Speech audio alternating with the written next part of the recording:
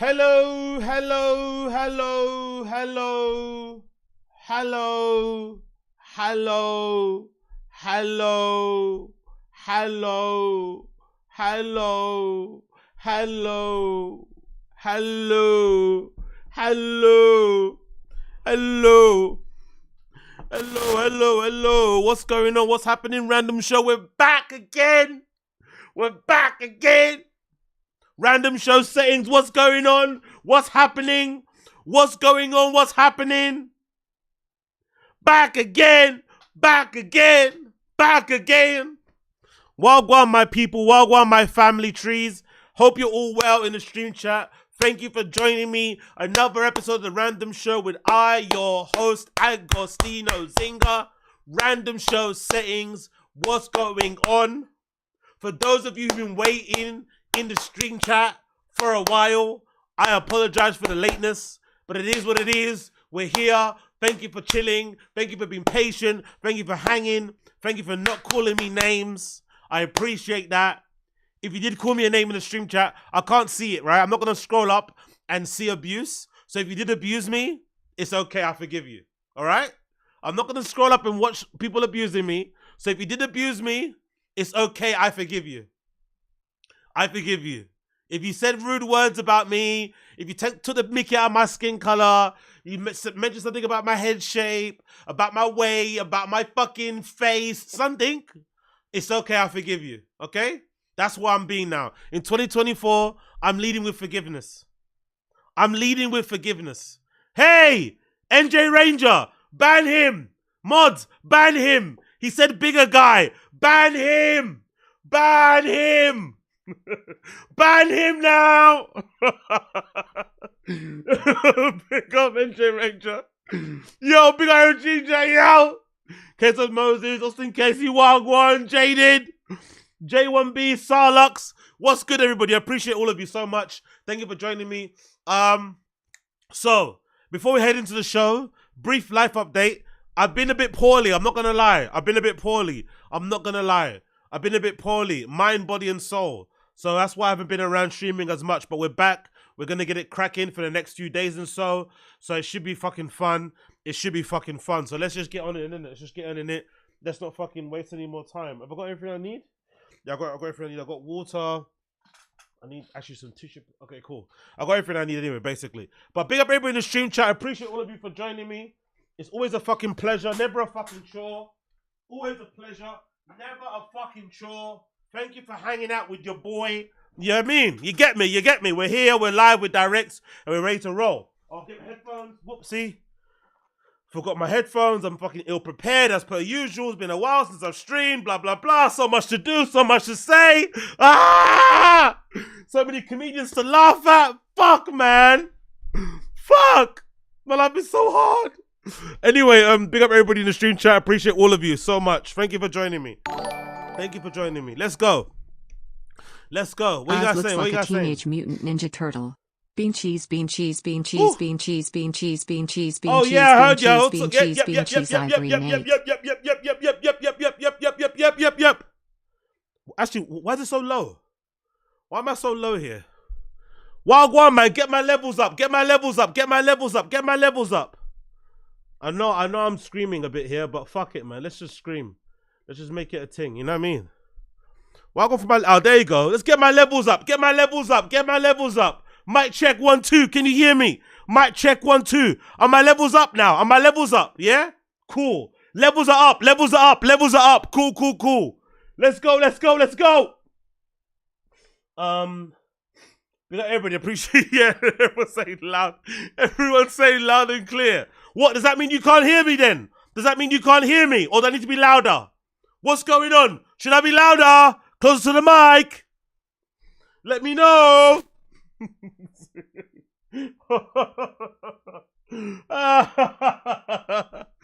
Oh, big up everybody. Appreciate you all. Anyway, cool. Yeah, big up El Paso. Big up El Paso, Texas. Big up all my niggas out in Paso, Texas. Big up all my chicos and chicas in El Paso, Texas. Wagwan. Let's go, let's go, let's go. Yo, big up Bobby! Bobby Long in the street chat. Woo, woo, woo, woo. Big up my guy Bobby. Big up my guy Bobby. What's going on, brother? What's going on, brother? What? Shane Gillis? Nah, I didn't see that, man. I didn't see that. Man might need to react to that later. I might have to react to that. React to that later. Big up for letting me know, though. I didn't know about that still. Let's go. Paracetamol hitting right now. Anyway, let's go. Fuck it. Rolling. So, too much to talk about, too much to go on. Let's not waste any more time. Apologies for the delay. You know how it is, but we're here, we're queer, and we're ready to fucking rock, all right? Cool. I'm actually sweating in this, actually. I'm not going to lie. I'm kind of sweating, but this is kind of good. I need this almost punishment to do what I'm going to do now, right? Cool. So let's just crack on. Let's crack on. No fucking delay. Let's fucking crack on, all right? Cool. Let's crack on. Crack on time. Number one. Let's check out Podcast Cringe. Podcast Cringe's got a new video out. It's called Joe Rogan Gets Trolled by a Comedy Legend. Let's check it out here and see Wagwan. Big up, what's his name? Something Harlan, right? I'm a big fan of his. Let's see how this guy reacts. Let's see how Rogan reacts to him. You know how Rogan is, isn't it? Rogan hates when comedians come on his podcast and try and be funny, which is really, you know, weird because he's a comedian himself. But anyway, let's watch the video itself. Podcast Cringe, Wagwan. Oh. Let's go. Bobbity. Top of the morning. Yeah, big up Asad Aziz. What's good, my guy? Hope you're well, brother. Big up Asad Aziz too. Hope you're chill, family. Hope you're chill. Do you mind if I just dip into Oh, I'm fucking sweating. I brought a little something. I have to do it about every 20 minutes. I do apologize. What is it? I have an eating thing I have to do. Really? Well, if you don't mind. No, not at all. No. Thank you. What is your eating thing? I have a tapeworm. For real? Yeah. It's about almost 4 feet. Have you ever had one? You really do? Yeah. I never know with you, you know? I don't know if I should feel bad or start mocking you. Well, you can do whatever. I didn't even want to bring it up. I feel bad if it's true. You have a real tapeworm? I do. How'd you get it? So Harlan Williams just made... Fucking hell, Joe Rogan. Fucking hell. The king of fucking literally. The king of not understanding fucking jokes. This feels like the same thing happened with Theo. When Theo first went on Joe Rogan, this is exactly the same thing that happened. Joe he had no idea how to respond. He had no idea how to fucking handle him. He's like, bro, don't you hang around with comedians? Don't you talk about being in the green room all the time? In the green room, laughing around, the best place to be. Comedians are the most funny people in the world. Blah, blah, blah, blah, blah. If that's the truth, then why are you not able to fucking react to this dude? Come on, man. Made his first appearance on JRE. You may remember him from such movies as Rocket Man, Half Baked, and There's Something About Mary. For me, though, I'll always remember him from his feature film debut in Dumb and Dumber as the cop who drank the piss out of the beer bottle on the side of the road. As for his conversation with Rogan, it was in his characteristically offbeat style. He reminds me a lot of his fellow Canadian actor turned podcaster Tom Green. They both have a very similar style where you don't know where the trolling ends and the real conversation begins. But at their essence, they're pure comedians. Tom Green, pure, that's what they are. They're pure comedians. They're larkers. They're the definition of silly gooses. Remember that Brian Cannon thing, silly goose time? They are the definition of it. Similar to Will Sasso. Isn't Will Sasso Canadian too? They have that bit about them. It's always a fucking joke. Because why? Because they're fucking comedians. That's why. That's what makes it funny. They're always on. Always a bit. Always making jokes.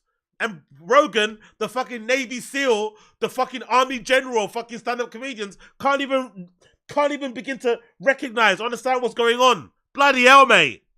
Luckily for Rogan, though, eventually their hydrogen cells began to harmonize through the DNA synchronization process, and they ended up vibrating at the same frequency. But we'll get to that in a little bit because Harlan pulled off one of the best trolls in JRE history. As you saw in the introduction, he convinced Rogan that he had a 4-foot tapeworm growing inside him that he discovered after a trip to the Galapagos Islands. He tells the story about this completely made-up species called the Bermuda eel rat, which evolved through Darwin's theory of evolution in Bermuda, and that's what gave him the tapeworm. But the gag isn't just that he has this fake tapeworm growing inside him, it's that he's become so attached to it and he doesn't want to kill it because it feels like his very own baby growing inside him. Now, I'm going to play for you guys the best bits from this epic troll on Rogan, but stick around because this whole episode of JRE was full of shit talking all the way through, and I've also managed to pull out a few more gags to show you guys where he tries to convince Rogan that he was attacked by a bear and a mountain lion, as well as a little compilation of Harlan's jokes going over Rogan's head. Also, if you're new here and you ended up enjoying this breakdown, don't forget to become a subscriber. And if you're interested in seeing more of my videos without any copyright restrictions or censorship, you can check out the link in the description to my Patreon. Now, let's get back to this tapeworm, which he named Dimitri. This is, I don't even know if I should talk about this, but it's a little odd. I sort of got attached to the little fella.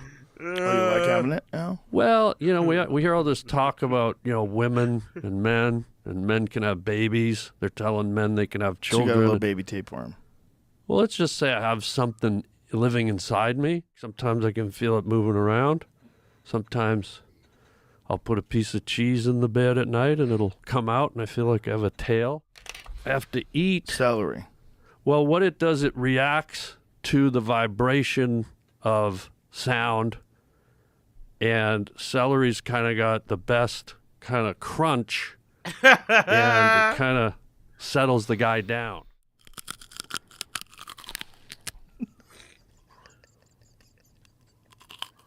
Well, if you're going to laugh.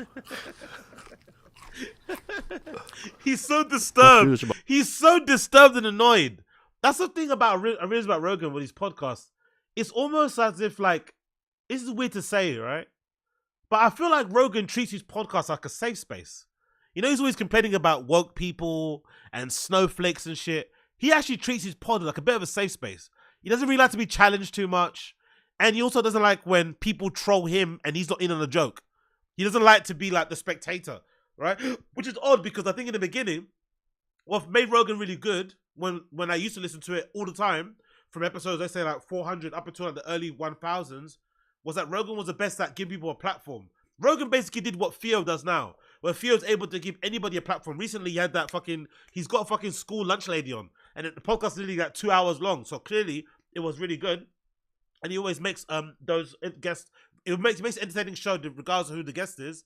Rogan used to be able to do that, but nowadays, he seems to want to be as much as part of the conversation as the guest is.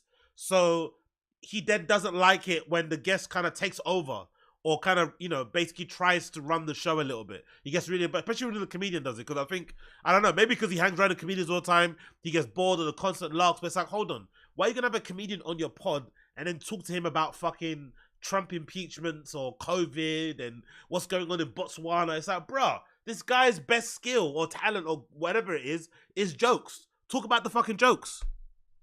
About every 20 minutes. I think you're going to a bad doctor. I think you're getting bad advice.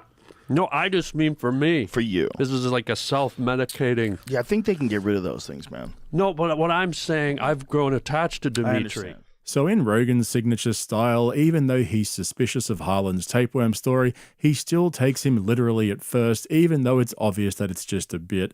And Harlan keeps up the gag throughout the whole 2.5-hour episode. He kept offering Rogan celery on several occasions. The best... To be fair, that's a long troll. That's a long troll, boy. He was trolling for 2.5 hours.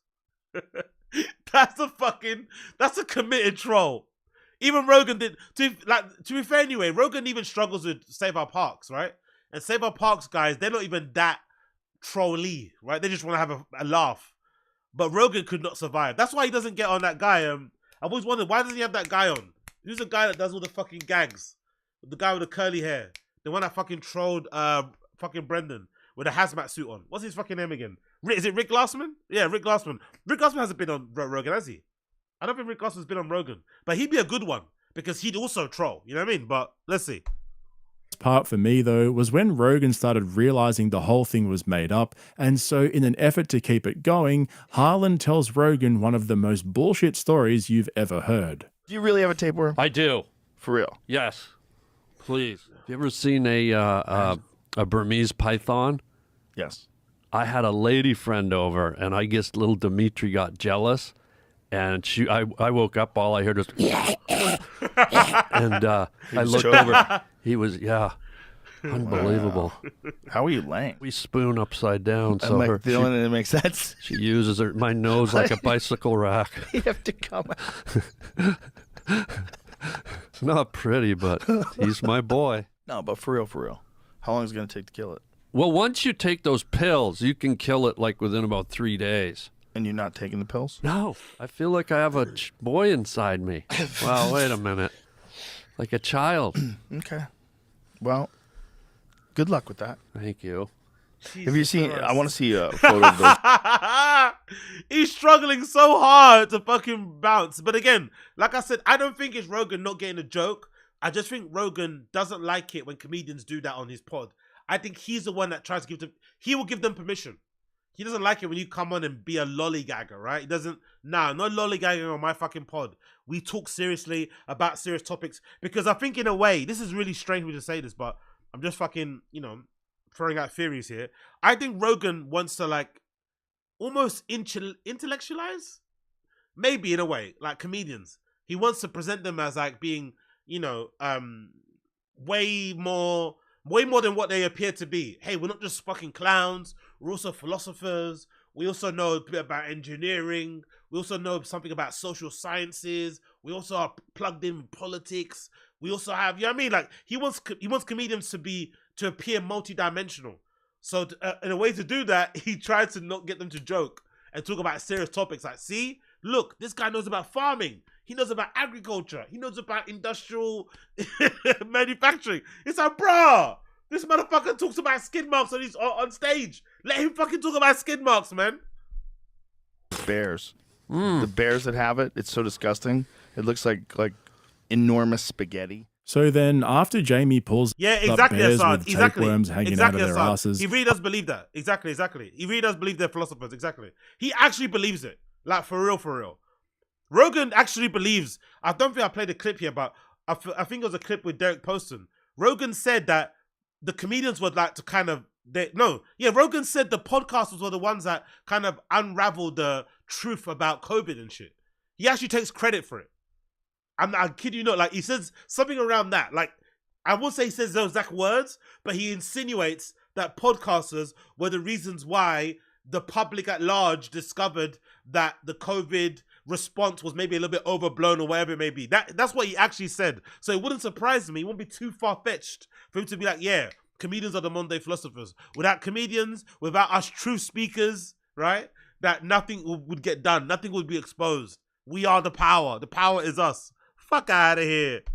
Harlan moves on to his next gag, which was trying to convince Rogan that he was attacked by a grizzly bear. He clearly did his research on Joe. They've also known each other for a long time, so he knew that Rogan... Hey, yo, big up Engine Ranger.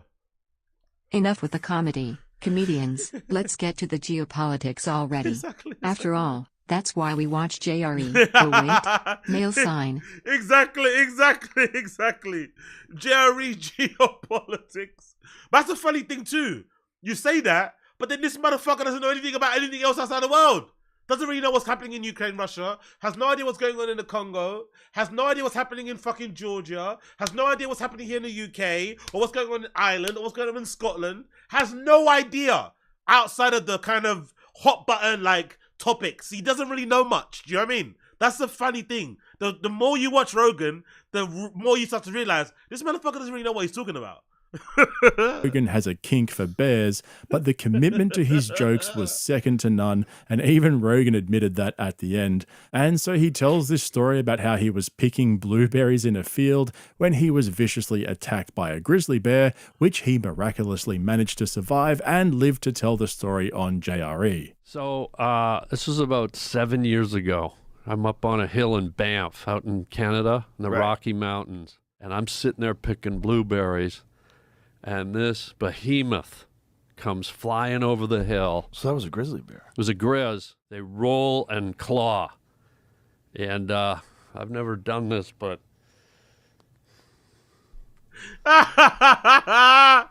You're What do you mean? At least Jamie laughed. At least fucking Jamie laughed, didn't it? Fucking hell.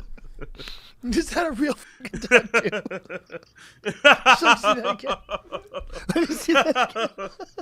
Fucking hell. The bear came a lolloping over the mountain. And that tattoo belongs to a mechanic in Idaho, and you need to give it back to him. Is that the longest anyone's ever gone for a gag? That's the furthest anyone's ever gone. You actually got it tattooed on your chest. well, hang on, guy. I'm trying to tell you, I got attacked by a grizz. Hey, yo, big up Fyodor. Rogan's worries and woes correlate almost exactly with my delusional uncle on Facebook. 100%. But you know what's sad about this, though, right? You say this. You know what's sad about this, though? Your delusional uncle on Facebook was always like that. Rogan wasn't. That's a sad thing. Rogan wasn't always like this. He was cool. We all know, like, let's not all lie. Rogan was good before, and we've all seen him in real time turn into our uncles. It's like, no! And I wonder, is it inevitable for us too? Will we all turn out like this too? Is that what happens to us? When you're severely online, do we all turn out this way? Is that what I'm saying to you guys? What do you think? Because Rogan wasn't always like this. Over time, he's like, oh. I'm worried, man. Maybe we're all going to be Rogan. We're all going to start believing like Facebook AI videos and shit. Do you know what I mean? Nonsense articles. We're going to start reading them and thinking they're real. Like anything with bold font on it, we just take it as fucking gospel. Damn it. Yeah, I doubt he actually thought that was going to fly with Joe. He was clearly just trolling him for a laugh. But yeah, big up Rodeo. Exactly, big up Rodeo. We're going to boom like a boomer. Exactly. We're going to be far worse. We're going to be so bad. Oh my God. We're going to be so fucking bad. We're going to be espousing and repeating some nonsense that we saw online with no verification, no double checking, no nothing.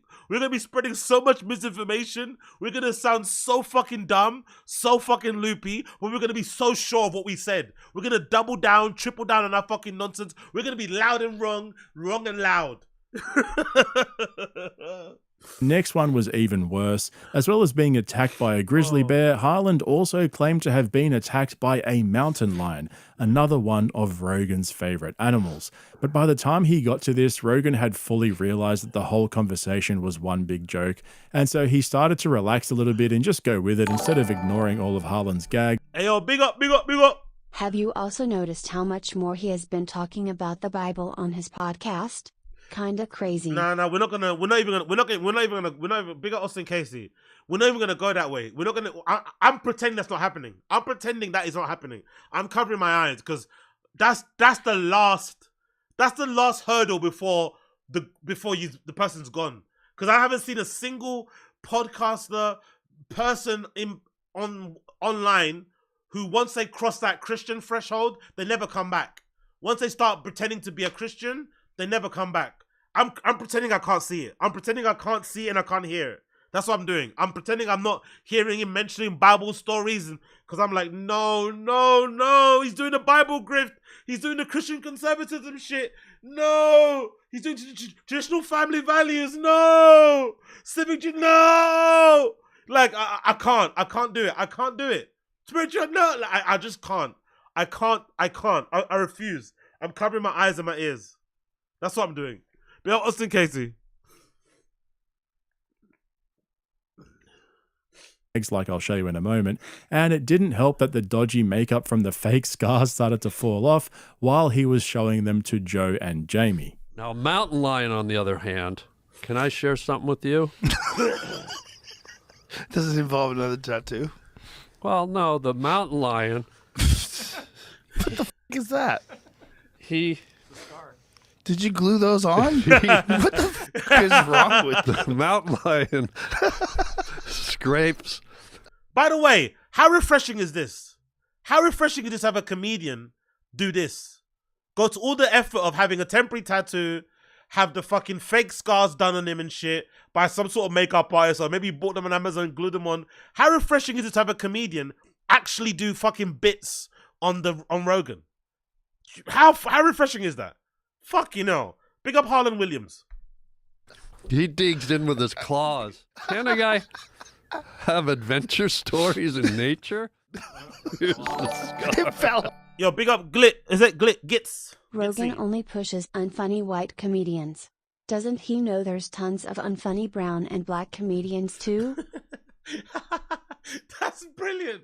I never thought about that. That's actually a good observation. That's actually a good observation, isn't it? That's actually a very good observation. What happened to all the unfunny? To be fair, you know what, right? That's my problem overall with like entertainment, especially like the DJ world. I've got no problem with like shitty, crappy, you know, predominantly Caucasian DJs making it, right? When they're horrible. But give everybody a chance, especially us fucking straight males. What happened to the fucking straight males? What happened to the heteros? But because I don't paint my nails and I don't have fucking, you know, what you call it, glitter on my face, I don't get a gig. Episode 10,000, Joe Rogan with Michael Knowles from the compound in Jerusalem. Yeah, exactly. Oh my God. Don't say that, man. Don't say that. Don't say that. Don't say that, man. Because that's going to happen. We're going to see, we're going to see Rogan. We're going to see Rogan on that wall. What's that wall everyone goes to and fucking comes at? What's that wall? He's going to be on that wall crying. We're going to see Rogan's head on that wall. Rogan's head with that fucking massive scar on that fucking wall. Right? Just pose it. Oh, holy shit. He's going to be on that. He's going to do like the AOC version. The AOC one where she was at that fucking fake immigration place wearing all white crying for the aliens, all right? It's going to be Rogan on the wall crying for the fucking COVID victims who didn't take ivermectin. Oh, fucking hell, legend. Big up Theodore. Hey, you're healing. You're healing. Yeah. Helping. But here's where I talked to you earlier about learning Mandarin. Seriously, this whole episode was almost completely devoid of segues. Anyway, you got the gist of it. Big up Today's to Try. No, Podcast Cringe, sorry, not Today's to Try. I appreciate the guy. One of the best podcast channels out there. Make sure you check him out. Does really great work. Really great pause, really great observations. And I love the shit that he does. So big up Podcast Motherfucking Cringe. Big up Podcast Motherfucking Cringe. Moving on. Let's continue on.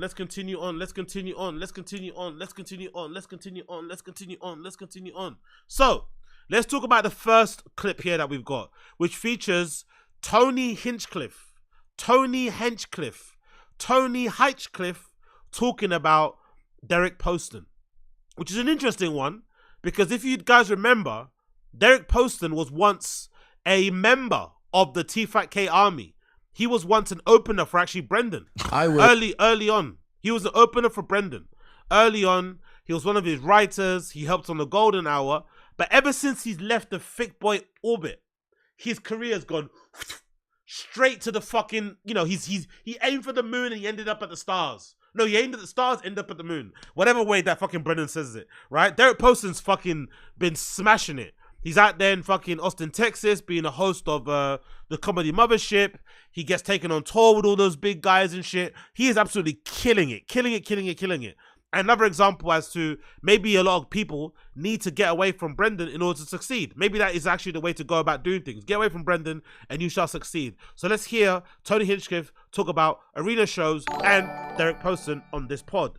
Big up Assad. Imagine how pissed Jesus would be if he found out his greatest warriors are Rogan and George Janko. Yeah, exactly. Yeah, exactly. What's it called?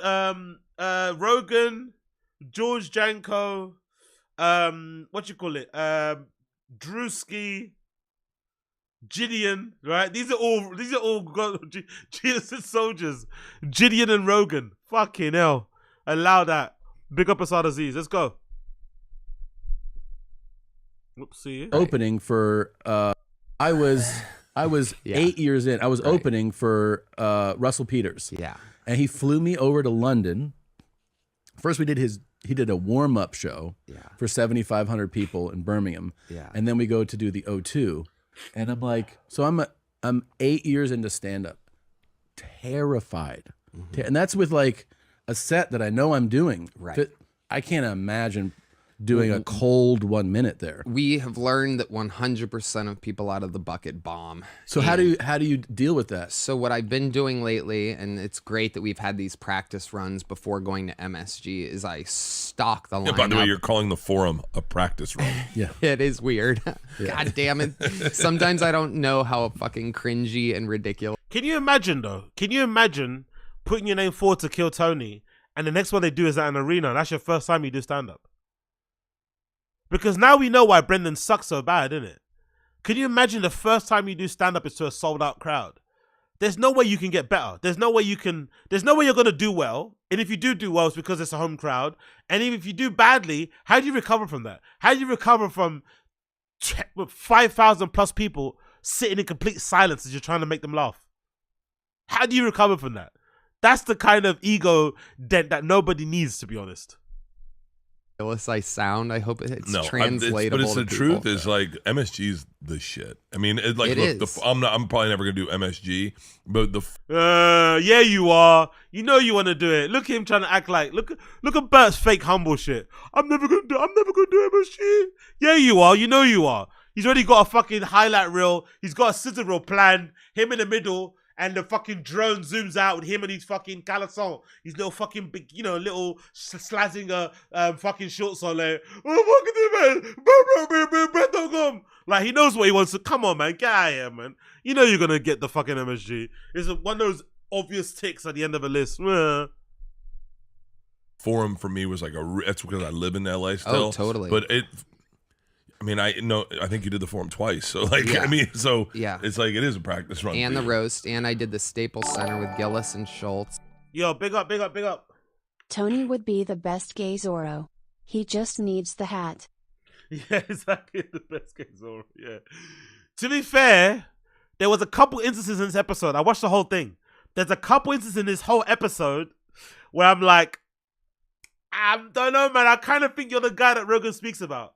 Because Rogan always does this thing where he likes to mention, without mentioning the name, of a comedian in his circle who allegedly is gay but is afraid of coming out. And they all know it. And everyone always assumes it's Tony Hinchcliffe. I've always thought not the case, but he said some things in this pod that just made me feel like only a gay guy would say that. You know, it sounds a little, why would you go, only a closeted, gay person would say something like that. And if you know what I mean. I might find them on this clip, but there's some particular things that says like, why is he overcompensating? Why is he like, But yeah, we'll see it. Big up Austin Casey.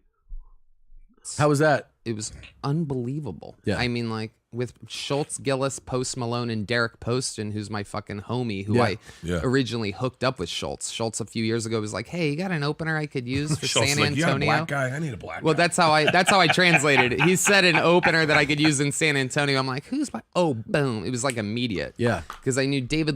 Don't you find it interesting how Derek gets all these opening gigs, but Brendan doesn't? Outside of Rogan, who actually took Brendan as an opener? You know what? To be funny though, now that I'm saying it out loud, most likely what happened, Brendan probably didn't want to be an opener for anybody. He's probably such a fucking egomaniac, so delusional, so delulu. He probably thought he's better than being an opener, so he probably rejected it. But I find it incredible how all these people around him are like the go-to people for comedians to use as openers, because in the comedy world, from what I've been able to hear, somebody ringing you up and wanting you to be their opener for a show is a big like stamp of approval, because it means you're also like a cool person to hang out with. You're not too needy. You don't try and overtake the show. You know how to play the role as an opener, as the kind of warm-up person. All these type of things. You know how to lick ass. The standard shit. But if you don't get the cool, either you're already too big, or you're just not a cool hang. And obviously Brendan, he's not big enough, and obviously he's not a cool hang, so he was already out of the fucking community. So must be a pretty devastating to kind of see how everybody around him has completely gone choop. Lucas was kind of more independent. I don't know how to describe it. Like, he's more like an independent creature. Yeah. But Derek is just such a fun hang and Derek's so a great funny, and fucking he's hang. a rising stock like crazy. I work with him 4 nights a week at the mothership. He brings me up there regularly. So to get to do the Staples Center with Derek cold opening, who who opens almost all the shows at the mothership. I mean, he's being built like fucking Darth Vader. Yeah. No one spoke about Brendan like this, by the way. No one ever spoke about Brendan in these glowing terms. Don't get me wrong. He's also doing it because he's a friend. You want to gas them up and shit. But no one's ever spoken about Brendan when he was doing comedy in these glowing terms. No one ever did it. And so for it to go him, me, Gillis, who is literally my favorite fucking drinking buddy. Him and I were just at Texas Stadium doing this fucking Texas Longhorn fundraising thing for billionaires the other day, and we had the best time. I don't think. By the way, here's the thing. This is one of the reasons. Don't kill me for this. But this is one of the reasons why I thought, maybe there's some truth to this Tony Hinchcliffe gay rumors. Because look at how he says this sentence. How he says this story about hanging out with Shane Gillis. Listen to how he describes hanging out with Shane Gillis. People realize, like, me and Shane, like, hang. Yeah. And I'm whiskey cokes and he's beers. So by the time he hits, you know, his 15 Bud Lights where he starts showing some sign of intoxication. Smacking your dick. Yeah, exactly. I'm 7 whiskey and cokes in and we're having the time of our lives, man. We went up at Texas Stadium and smoked a fucking blunt by ourselves, like just him, me, him, and Lemaire and his little crew, and fucking we're just having the best time here in Austin. So it's, you know what? Do you get what I mean? You know what I mean? Man, I was out with Tony Hinchcliffe. We were fucking all the chicks. We fucked this one chick so hard, man. She was like dripping all over the floor and like she was screaming and you could hear the screams from like outside the building and like her tits were like this big. It's like, bro, like smoking a fat blunt with Shane Gillis. Like, safe to say Tony got whiskey dicked? Exactly, yeah. Exactly. It's a bit like, oh, I get drunk with my boys. People don't know that I'm actually good friends with Shane. Shane's really straight. Look, Shane's my straight friend. Look, Shane, you know Shane, he likes girls, right? So if I'm friends with Shane and I'm drinking with him, that means I'm straight. Get it? Me and Shane together, straight boys, fuck girls. That's how it kind of, I don't know, maybe I'm being a little bit, maybe I'm looking at it too deep. But I was like, why would you describe hanging out with your friend like that? Oh yeah, no one knows, but me and Shane, we're like best buddies. No one knows, but like me and Drake, we hang out all the time and we fuck all the bitches. It's like, what? Huh? Again, I could be wrong. It's funny because it like translates. Derek moved. He's a Comedy Store guy, moved to Austin, one of the first guys to move here. Derek, then me, then Gillis, then Schultz, who blew my mind watching his stand-up. Like, he's talking about his actual life and having his first kid, and it's so much smarter, and it made me feel like a kind of a hack because I'm up there talking about trans school shooters and fucking did the sub that went down to the Titanic and all this fucking, I'm like reaching for anything in the world that I find dark and funny, and he's up there talking about his actual life killing, and I'm cracking up to where like, holy shit, that's awesome. It's hard for me to laugh at comedians talking about raising a kid and this and that and what about the wife and da. But it's a really good. And oh, you find it hard to laugh when comedians make jokes about raising the kids and having a wife? Is it because you can't have kids or you don't want them and you don't want a wife, you want a fella? Is that the reason why you can't laugh at family-based jokes? And then he brought up Post Malone, and the whole time you're what looking Post at this. talk about. Oh, you know, the crowd went ballistic, and he fucking smashed. And then we brought up his dad, who Post it Malone's was his dad? birthday, yeah. And I got a few roast jokes off on him, and it was just so much fun, man. But so jealous, he wants to hang out. I want to hang out Post Malone's dad, Post Malone's dad, and drink the beer with him. But so jealous, isn't it? Oh, I wish I could hang out with Post Malone's dad. Oh yeah, really? Post Malone's dad. Fuck off. Anyway, that was the clip. That was the fucking clip. Moving on. Next clip here to talk about. We have to talk about the one where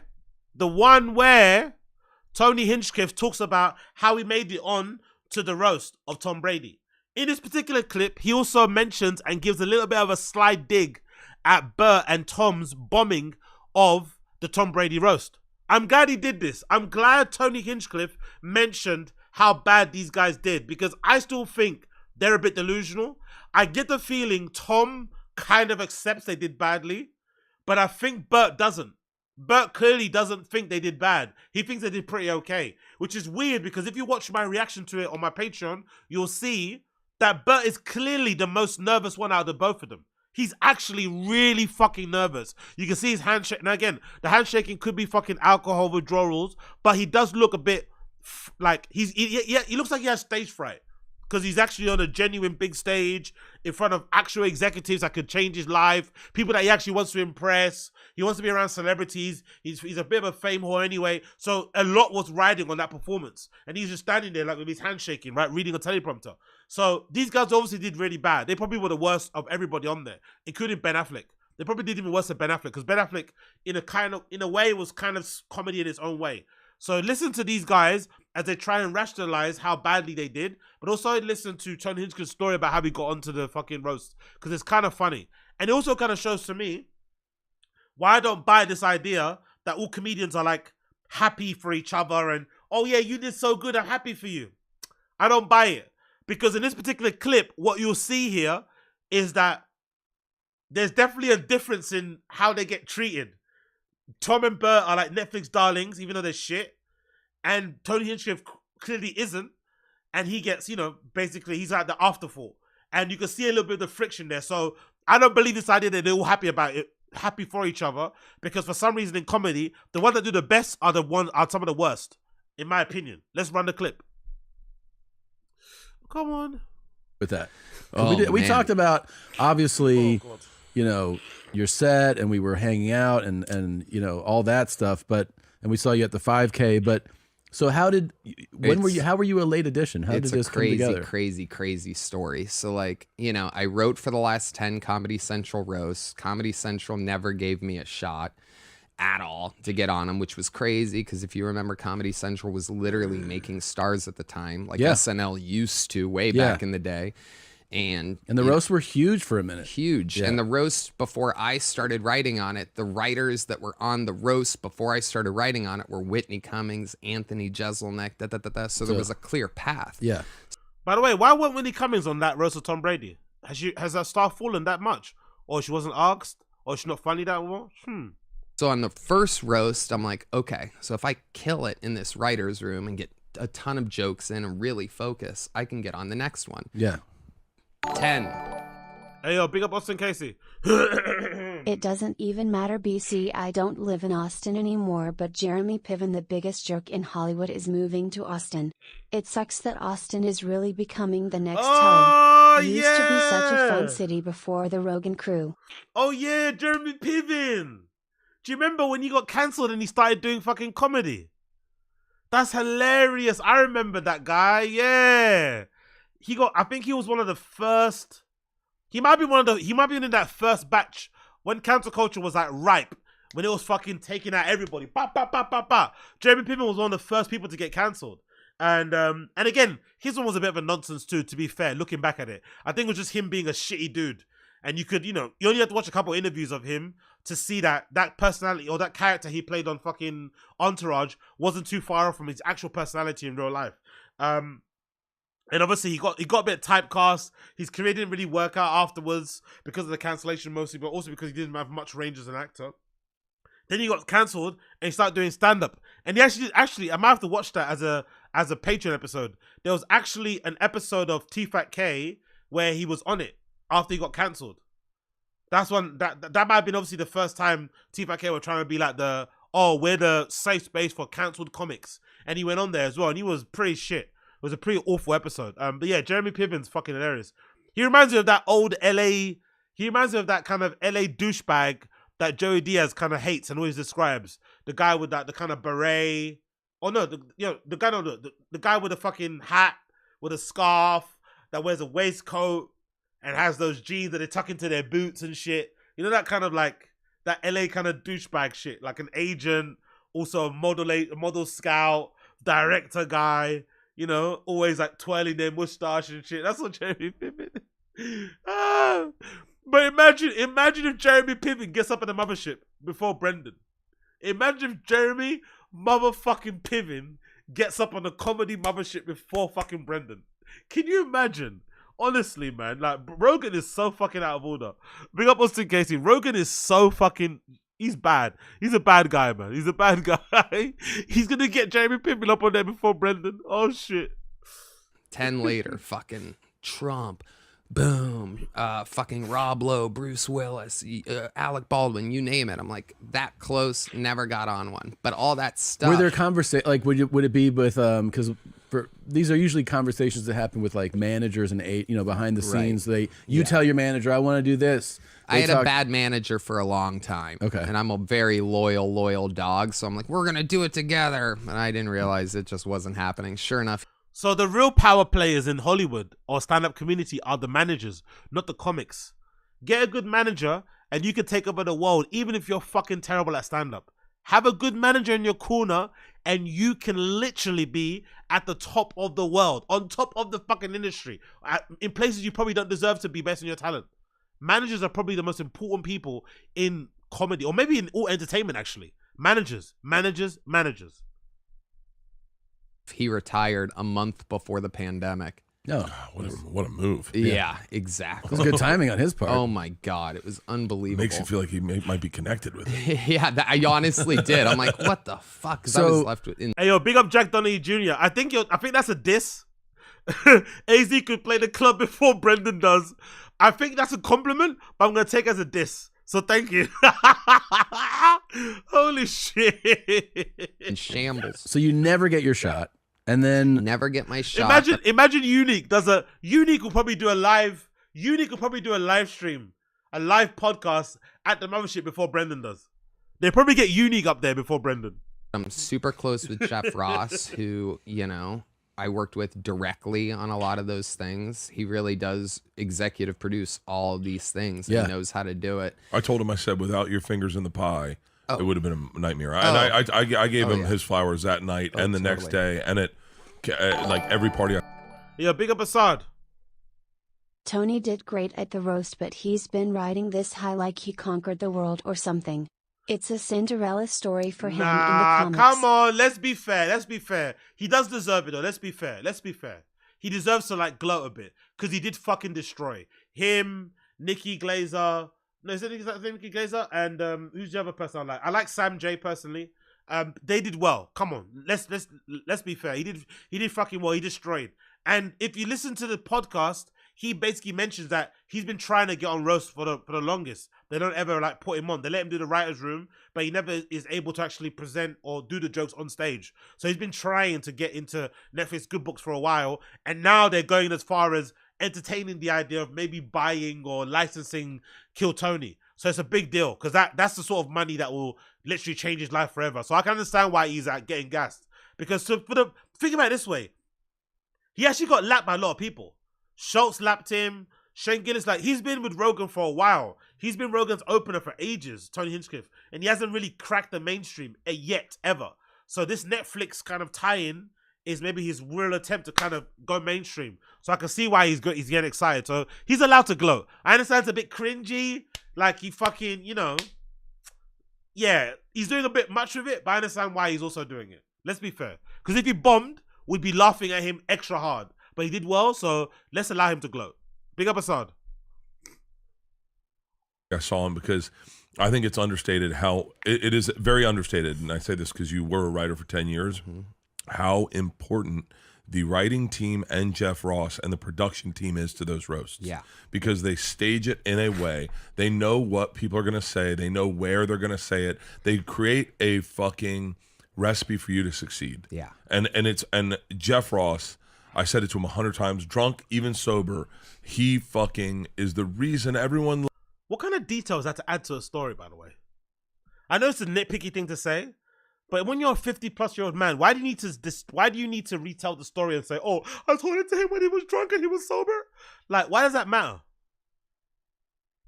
It's almost as if drinking's your whole personality, isn't it? Like, what?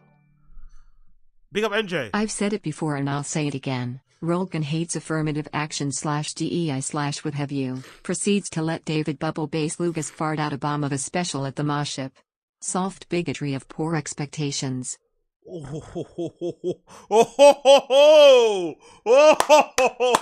Fucking bars! Bars! One more time. NJ Ranger with a bomb. What the fuck? Bars! One more time.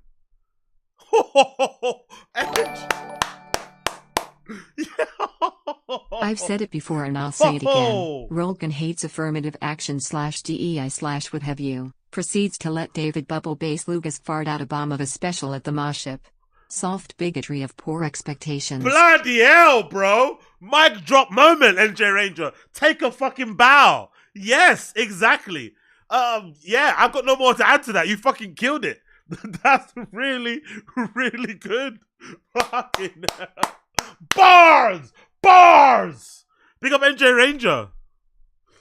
Loving that roast. Oh yeah, it's to a large part, Jeff. Oh, absolutely. And every single one of the roasts that have ever happened before it, he's the reason why. I'm not kidding you. We are such big roast guys, him and I, that roasting wasn't like a common term, believe it or not. It seems like it is now, but it wasn't like in the zeitgeist 10 years ago. And so like when we would see a headline on the internet, like, you name it, like fucking Joan Rivers roast Kim Kardashian on The View or something like that. When we would see the word roast, we'd be like, hey, that's fucking cool. Yeah, like, yeah. People are using that word. Like, All right, Tony Hinchcliffe, relax. You trying to claim the word roast now? You trying to claim the word roasting? Now I understand what Assad means. Now I get what Assad means. Now, you need to relax. Now I understand what Assad was going, like, what? What? it was such a old art form. Did you ever see Jeff? I don't want to interrupt. I want you to keep talking about this going forward with this. But did you ever see Jeff? Did you ever see You Jeff? don't want to interrupt? I don't No, know. go ahead. Seems like you kind of do, dude. I've been really good at this fucking conversation. You're my partner. I've been really good. Very proud of you. I can't imagine how many times you've wanted to interrupt if you think you've been really good. Damn, your crew is cracking up right now. You must. You know what's really odd about this? Look at Bert's eyes. Bert's kind of pissed. Who's laughing? I pay your fucking bills. Don't laugh. You know what's interesting about this interaction? You can tell these guys don't hang around with people who bust their balls. That's a weird thing. Whenever they get like East Coast guys, East Coast kind of guys, or guys that aren't like LA bubble dudes, just normal dudes, right? And they kind of bust their balls a bit, they're really kind of squeamish around it. Which is odd because they act like comedians are. Remember, that's something that Rogan always says. We're in a green room. We're always razzing each other. We're comedians. Ba, ba, ba, ba, ba. It's like a Spartan fight. But then when somebody does actually give them a bit of like, a little bit of a jabbing, a little bit of a ribbing, they almost like, they don't know what to do with their hands. Oh, my feelings. Yo, big up Omar Ramos. Appreciate you, brother. Thank you for the super chat. No comment on there, but appreciate you, brother. Appreciate you. Don't you understand? Don't you get what I mean? Like, they don't actually like, yeah, man. I find that interesting. And I wonder if there's a correlation between comedians who don't put themselves in the line of fire of getting insulted by their friends on pods for the laugh of it, and then not being funny on stage. I wonder if there's a correlation between that. There's some sort of, correlation between, hey, how often do you get ribbed on your podcast by your fucking co-host or by your guest, and are you funny on stage? I wonder. Interrupt a lot, huh? You were saying? No, go ahead. You already interrupted. You might as well follow through now. Nope. Go ahead. Come on. You already did it. You said, did Technically, you you ever already see- interrupted. Just ask it. Finish it. I forgot what I was going to say. Yeah.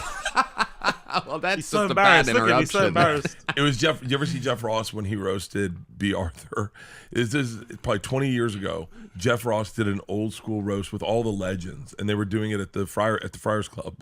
And he said, God, well, she's so ugly, I wouldn't fuck her with B. Arthur's dick. And then the camera cuts to B. Arthur, and he goes, is she still alive? I mean, he did you ever see his roast of Shaq, the Shaq roast? Oh, yeah. Shaq and amazing. Hold on, let me fast forward a bit so it gets to the Tom And story. you can't do that. And if you know what I mean, you 1 second. can't go too much one extreme. So, there was cuts I was making. Well, first of all, Well, yeah. So wait, if you want to get into it, How did this come about? Kind of crazy because this is kind of like a hot scoop. Yeah. Let's. All right, so let's get. Okay, this is a long story, long version of how Tony Hinchcliffe got the comedy roast, the Tom Brady story. I know some of you won't like it, but I thought it was an interesting story regardless because it did show the difference in treatment between him and Brendan and Bert and Tom. So let's just watch it anyway. Apologies if you hate Tony Hinchcliffe. It's going to be a bit of a long one, but about 10 minutes. Get into it. First of all, I've never been a Netflix darling. The special that I was lucky to get to make with a Steadicam in 2015, 7 years into my career, was a miracle. They were looking for something different with continuity, and it was like a year after Birdman came out. So I'm like, what if somebody shot a special like that in one take? Yeah. And all I had was one show at the Ice House. I wasn't that good. The difference between a 7 or 8 year comedian doing an hour special and 15 years, right? It's light years. But I was lucky to get it at the time, and it worked. And then once that 2-year licensing deal was up and gone, I'm like, fuck this special, get it out of here. I'm so much better. I don't want anybody to see it, right? So, and it seemed like they weren't knocking at the door anyway. You know, I think they have a thing with likable people, or a thing that they can see, or something that tests well, or whatever. And so they didn't want me on this thing to start. And I knew that. Like, this was clear. I'm just not an industry guy. I mean, clearly, I've my hit show is on YouTube. Yeah, and you don't see me much more other than that. Oh, you see? Look at how disparaging. Big up fucking Red Bar. Big up fucking motherfucking Red Bar. Red Bar made this point before. I just thought about it right now. Where he was watching a clip of Kill Tony, I think in an arena, and he mentioned how annoyed Tony Hinchcliffe got at the audience when they kind of booed, because he said, oh, Netflix in the house, and they booed. And he was like, what? Why are they booing about Netflix? And Redbar made a great point. He's like, these comedians are dickheads because they've trained and they've brainwashed their audience into believing that Netflix, all these big streaming platforms are the enemy because they couldn't get on them. Because they couldn't get on these platforms, they're like, yeah, like Andrew Schultz, yeah, they're the enemy. We're gonna be for the people. We're for the creators. We're for the fucking comedy fans. I'm gonna put my pod or my show or my special up on YouTube for free. Blah blah blah blah blah. But then as soon as they got into the good books of Netflix, guess what they did? Like Schultzy, they pulled a fast one, and now they're on fucking Netflix and they're fucking cheering and they're at the fucking comedy festival doing all the shucking and jiving. And Tony Hinchcliffe, on an episode of Kill Tony, he was kind of annoyed. He looked really pissed off that the crowd were booing Netflix. Then he went on to name all the other streaming platforms. Then when he got to YouTube, the crowd cheered again. So, there might be a bit of Tony that's super frustrated with his audience. Because if you see on the Tony Hinchcliffe, on the Kill Tony Reddit, a bunch of people were asking for codes and illegal streams to watch the fucking pay-per-view things because they're really expensive. Even the one previously, I was going to do it myself, but it was like $45. Like, fuck that shit. But a lot of actual Kill Tony fans hate the pay-per-view shit. And they just wait a week, 2 weeks, however long it takes for it to get on YouTube. So I think the majority of the Kill Tony fan base only like Kill Tony because they're used to it on YouTube. And they've been kind of championing this kind of renegade, outsider, underground type of thing, right? But obviously, Tony Hinchcliffe has always wanted to be a media darling. He's been trying. He's been fucking knocking on the proverbial Netflix door, but they've been saying, no entry, not tonight, on some Berghain thing. And now that he's finally there, we're going to see some issues. Watch. I think it's going to end up the same way. You remember when Luis J. Gomez tried to put everything on fucking Gas Digital and the fans revolted? Yeah, it's going to end up like that. I think we're going to see a real tension, a real battle between these Kill Tony fans and Hinchcliffe's ambitions of wanting to be like a big star, because he doesn't want to be this underground guy. He wants to be on that stage, which is fine, but his fan base are used to this underground, we're fucking for the people, on YouTube, free to air, blah, blah, blah. But he wants pay-per-view, he wants big productions, he wants fucking glitzy guests and shit. Let's see what happens. Let's see how it plays out. So... But I have a great team, a great agent, a great manager for the first time ever. And so I hit them up and I'm like, hey, I'm making you guys all this money. I want you to do something for me. Shit. I want to get on this thing, which is crazy because in the beginning, when they first announced it, I'm like, oh, that's cool. They're going to do a roast to Tom Brady. That's great. But as it got closer and I'm like, live, Tom Brady, dude, I have a feeling this might be the biggest comedy event ever. In this period, are you at all hitting up Ross because he's your friend? I did hit up Ross when they first announced it to congratulate him. And I feel like he thought that I was going to ask to get on it. But honestly, at the time, again, this was like 2 months before, I was just like, oh, that's cool. Congrats. This could be the start of a cool era of roasting on Netflix. But then as it got closer, I realized like, no, this could be like the biggest, coolest, craziest thing ever. Like so my tone on it just changed. And I didn't just want to hit up Ross and be like, hey, get me on this thing. He knew that, you know, I'm a great guy for the job. If it's live on Netflix, who better than the guy that roasts people live every week on a big ass show in front of a big ass audience. By the way, let's see how long that friendship with Jeff Ross lasts when Tony Hinchcliffe starts to do real big numbers and starts to become the quote unquote live comedy darling. Let's see how long that bromance, that mentor, that almost mentor and mentoree fucking relationship lasts. Let's see how long that shit lasts. That happens to do arenas, which is where this is being shot a few days before I do it anyway. Plus, I've written on the last 10 Comedy Central roasts. Plus, I've done crazy roasts myself. And so it was kind of like all that mixed together. And then I was mentioning it to Joe that Netflix is doing this Tom Brady roast. And he goes, I'll message Tom Brady. You know, Joe. Really? Joe's like, I'll message Tom Brady for you. Look at Bert's face. Yo, big up, big up. Big up, boss. Get a pint on me, brother. Yes, brother. Big up Omar Ramos. I definitely will. When the stream is finished and I finish my run, I definitely will fucking chug one at the end for fucking brevity. Big up Omar Ramos. Appreciate you, my guy. Appreciate ya. Look at Bert's face, though, when they mentioned that Joe Rogan texts Tom Brady about being involved in the fucking roast. I want to text Tom Brady. Yeah, I'm like, really? You do that? And sure enough, he does. And big up Joe Leon as well, bro. It's an honor to have you here as well, brother. Big up everybody watching or from around the world, wherever you fucking are, under someone's bed, on someone's roof, in someone's basement, wherever you're fucking doing. Make sure you like the stream. Appreciate you. Cool. And he says, Tony's the best. He sent me a screenshot of it. Tony's the best roaster in the world. You got to have Tony Hinchcliffe. Check out this clip of Tony Hinchcliffe. He sent him to me roasting Snoop Dogg. It's a good one. And he sent me the picture, the screen grab, and Brady goes, I'm going to send this right along. Looks great. And still nothing. Still they weren't budging. Damn. Yep. And yeah, guys. People hate you. I know. It's not as easy. I know. Not all of us are fucking darlings like you fucking chubby-headed fucks. Anyway, so... We should tell you our story. I think it'll really frustrate you. By the way, that's a real moment. That's a real moment. There's always a bit of realness involved in those type of jokes. Like, looking at those guys thinking, like, look at these guys. They're fucking fat. They're ugly. They don't even look after themselves. One guy broke his arm and nearly his back doing a layup. The other one looks permanently red and he's gonna die anytime soon. How are these guys getting Netflix and I can't? I'm a fucking LGBTQ person as well. I think you hate our story. Oh, well. No, I'll tell you when we're done. I'll tell you if it's anything like the set, I probably would hate it. No, I'm kidding. You guys phoned it in like an Israeli airstrike. I'm joking. Anyway. Look at that. Look at how nervous they were there. They know the truth, innit? They know the truth. They bombed. They know the truth. I think it'll really frustrate you. I think you hate our story. Oh, well. No, I'll tell you when we're done. I'll tell you if it's anything like the set, I probably would hate it. No, I'm kidding. Oh. You guys phoned it in like an Israeli airstrike. That's the thing that I didn't really think of until he said it.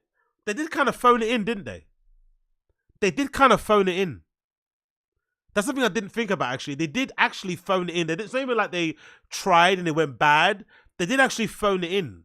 Could you imagine being at a stage of your career like Bert, and could you imagine being at such a stage in your career where you can get to phone in not Netflix events? Because surely a Netflix event is like the pinnacle of your year. It's like, you know, that's a big thing. They give you a lot of money. It's a big platform, a lot of prestige, whatever. You can get a lot of deals off the back of that one thing. Imagine having so much money. Imagine having so many opportunities that you're like, Netflix, who cares? And you phone it in. Imagine doing the least preparation for the biggest opportunity, because it doesn't really matter, because you already, took as much as you can out of it anyway. It doesn't really gonna, Netflix ain't gonna really change your life.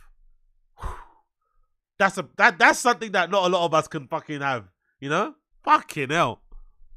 I'm joking. Anyway. No, Bert was lip syncing my set and his set at the same time. Tell me. Okay, anyway. Wait. So this is by the way, huge. You don't notice that until you watch it again. If you watch it again, you'll see Bert in the behind watching, when the camera pans and it kind of shows his section. You see him kind of mouthing the words of the other people's set. That's how nervous he was. He was so nervous he couldn't just sit and watch the show. He was like, and also, as a final aside, I don't think Tom didn't tell the comedian not to joke about him. I just think Tom is so irrelevant they forgot, or they just didn't bother. That's actually a worse crime. I don't actually think Tom said, "Hey, don't say anything about me because I'm getting railed on social media." I think most people just ignored him. That's actually kind of sad. The fact that the guy who is the roast is about, happens to be one of the most powerful, most famous people, is like, I like this guy, and still nothing. Right. Which for everybody, there's no way anybody could possibly know. What they do on these things is they tell you, because Comedy Central did this forever to me. They go, look, we're not the ones booking it. It's the person who's being honored is booking it. Right. So, if Rob Lowe or Justin Bieber or Alec Baldwin or you name it doesn't, right, which they're not going to say yes. Yeah. Because they want their favorite comedians that they've seen on the Roast, big, on the big thing. Anyway, so still nothing. Now we're a few weeks out, but so they want Dana White for the thing because Tom loves Dana White. So Dana White hits me up right before we tape a random Monday Kill Tony. And he goes, hey, they want me to do this Tom Brady roast. Can you help me? You're my head roast advisor. I've worked with him before on something where he had to do comedy. And I go, Dana, I'm going to be honest with you, bro. I'm trying to get on this thing. It would be huge for me, but I'll help you out any way we can. Like if you want to figure something out. Yeah. But as of right now, I'm still trying to get on it, but I'll still help you. But I kind of this is like a big one for me. Yeah. And I haven't wanted anything forever. Literally, when I moved to Texas, I'm like, fuck all of everything. Fuck everything. I've got everything I wanted now. I can make money and have a blast doing my own YouTube show that I have 100% control of. No network notes.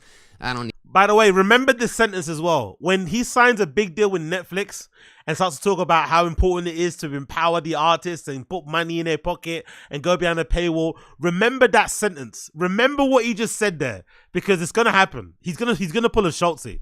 Remember what he said right here. Just remember it. Remember what he said here. Kind of like this is like a big one for me. Yeah. And I haven't wanted anything forever.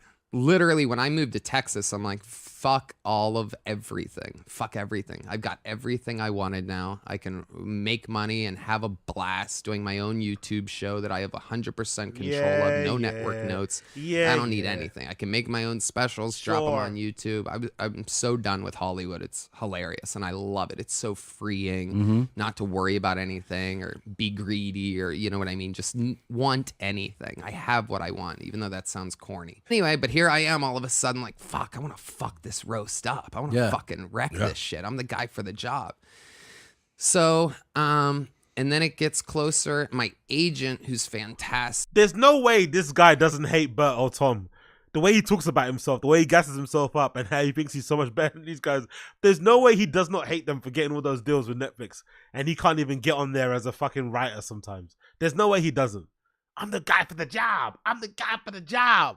I am the GOAT. I am Gay Zorro.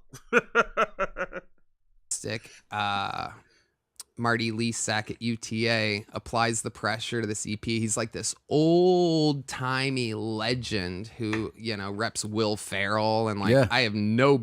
I'm like these agents and managers, naughty youngest kid. They all rep like the cleanest people: Seinfeld, Gaffigan, Nate Bargatze, like all these people that wear suits and like only talk about having grandchildren or whatever.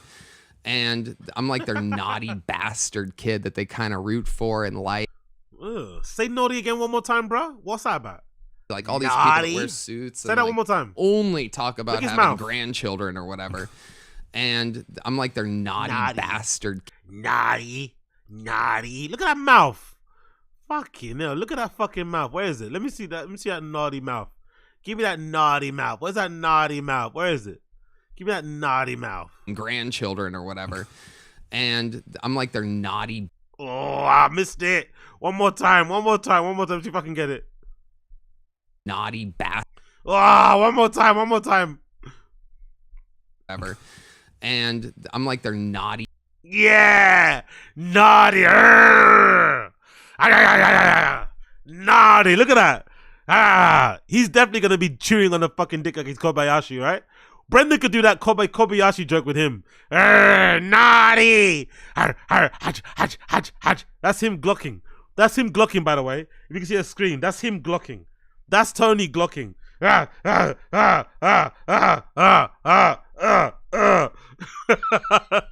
Anyway, let's continue.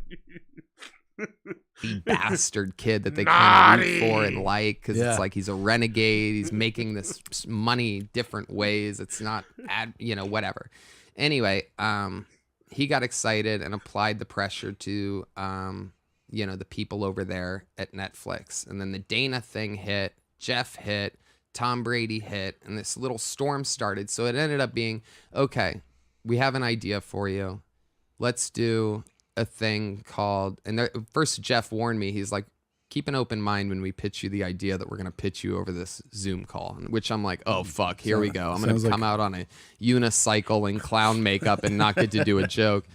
And they're like, we want you to do a thing called Kill Tommy. And I'm like, what? And I'm like trying to play it cool because I'm like, are you guys going to let me brand my podcast on this fucking diabolically huge comedy event? Like, this is what I'm thinking. They're like, yeah, and you pull a name out of a bucket and it's going to be Dana White sitting next to you, and it's good for Dana because he'll only have to do a minute and da-da-da-da. And I'm like, this is fucking crazy. And I go and I get to roast, and they're like, well, there's the people at your table that you can make fun of. I go, you guys want me to make fun of the greatest fighters in the world that haven't been set up or made fun of, and Dana White, who runs the only sport that I like sitting next to the octagon for? You're gonna fuck up. The only sport you like to watch is the UFC, huh? The only sport you like to watch is the UFC, huh? I wonder why. The only existing good relationship that I love in the world. You want me to just light up people at my table? They're like, yeah, well, you get a minute. You can get like a minute. Like, so Dana gets a minute and I get a minute? I'm like, eh. So, I had to fight the entire time up until rehearsal 24 hours before, which a rehearsal was just like a blocking. They're just seeing how everything looks on camera, and me and Dana are sitting there.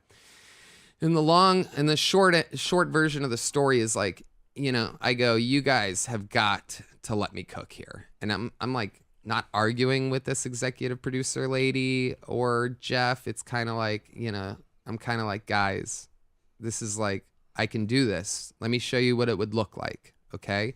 And one person's like, we see it as a desk piece. Stay at the table. I'm like, I hear ya, but maybe I'm crazy here. This is literally what I said. And I saw my boys, Jerron Horton and Benji Aflalo, who are two writers for the roast, that I got into writing roast jokes, again, a fucking decade ago. So these are like it seems like they're working for them, but they're kind of like my fucking like interior soldiers that, are, not owe me anything, but we're all. I can't, honestly. I know Tony, he seems like a decent enough guy, but this guy must hate the Netflix comedian guys. Because if what he's saying is true, he got his friends writing gigs at Netflix that he couldn't get himself. There's comedians such as Bert and Tom who he thinks is funnier than, getting multiple comedy specials on Netflix, and he can't get one. There's no way he doesn't hate these guys. No way he doesn't hate these guys. Fucking homies. Yeah. Anyway, they walk into this blocking rehearsal. So now I have like numbers a little bit, right? And there's all these stand-ins. Exactly. Big up Kurt Browning. Interior soldiers. Who else do you hear mentioning interior design? What type of person have you heard mentioning stuff like interior? Soldier, huh? Huh? Who else does that? Who else is into interior design? Who else is into interior soldiers? Who else likes playing soldier?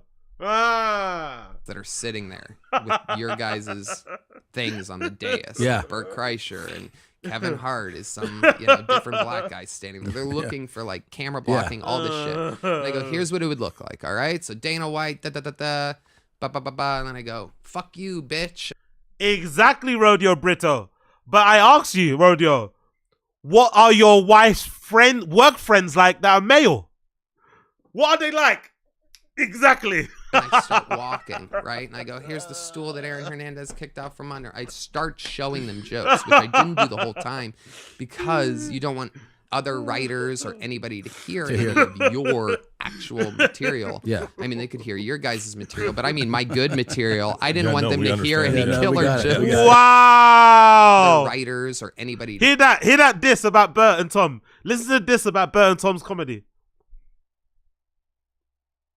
Hear any of your actual material. Yeah. I mean, they could hear your guys' material, but I mean, my good material. I didn't want them to hear any killer jokes that I had written. Yes.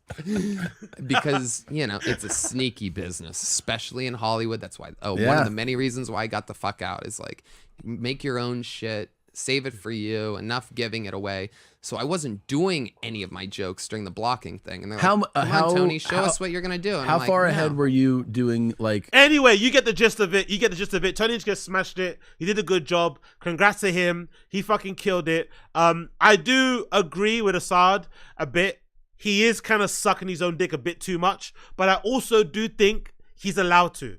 Very rarely do these guys win on stage. We watch a lot of their specials. Some of us watch too many. And we complain. These comedians aren't that funny. They're fucking shit. They're only good live when you're drunk or you're high or when you're in the place and you're fucking got the whole dopamine going. So when they do a good job, especially at a live event, we should let them gloat a bit. Because more often than not, they don't. Especially when they're playing in front of a crowd that isn't their own. So full credit to Tony Hinchcliffe for fucking knocking that one out the park. But as others have mentioned, I'm bored of the roast of Tom Brady already. It's finished. It's over. Please, let's move on. Please, let's move on. Talking about moving on. There's this current narrative going on over at No Jumper, which I'm not too sure if I agree with, but I think this is true. It seems as if RYLEE G, who is Yuri's girlfriend, has left and gone back home. I think her family are from like San Francisco or somewhere like that, right?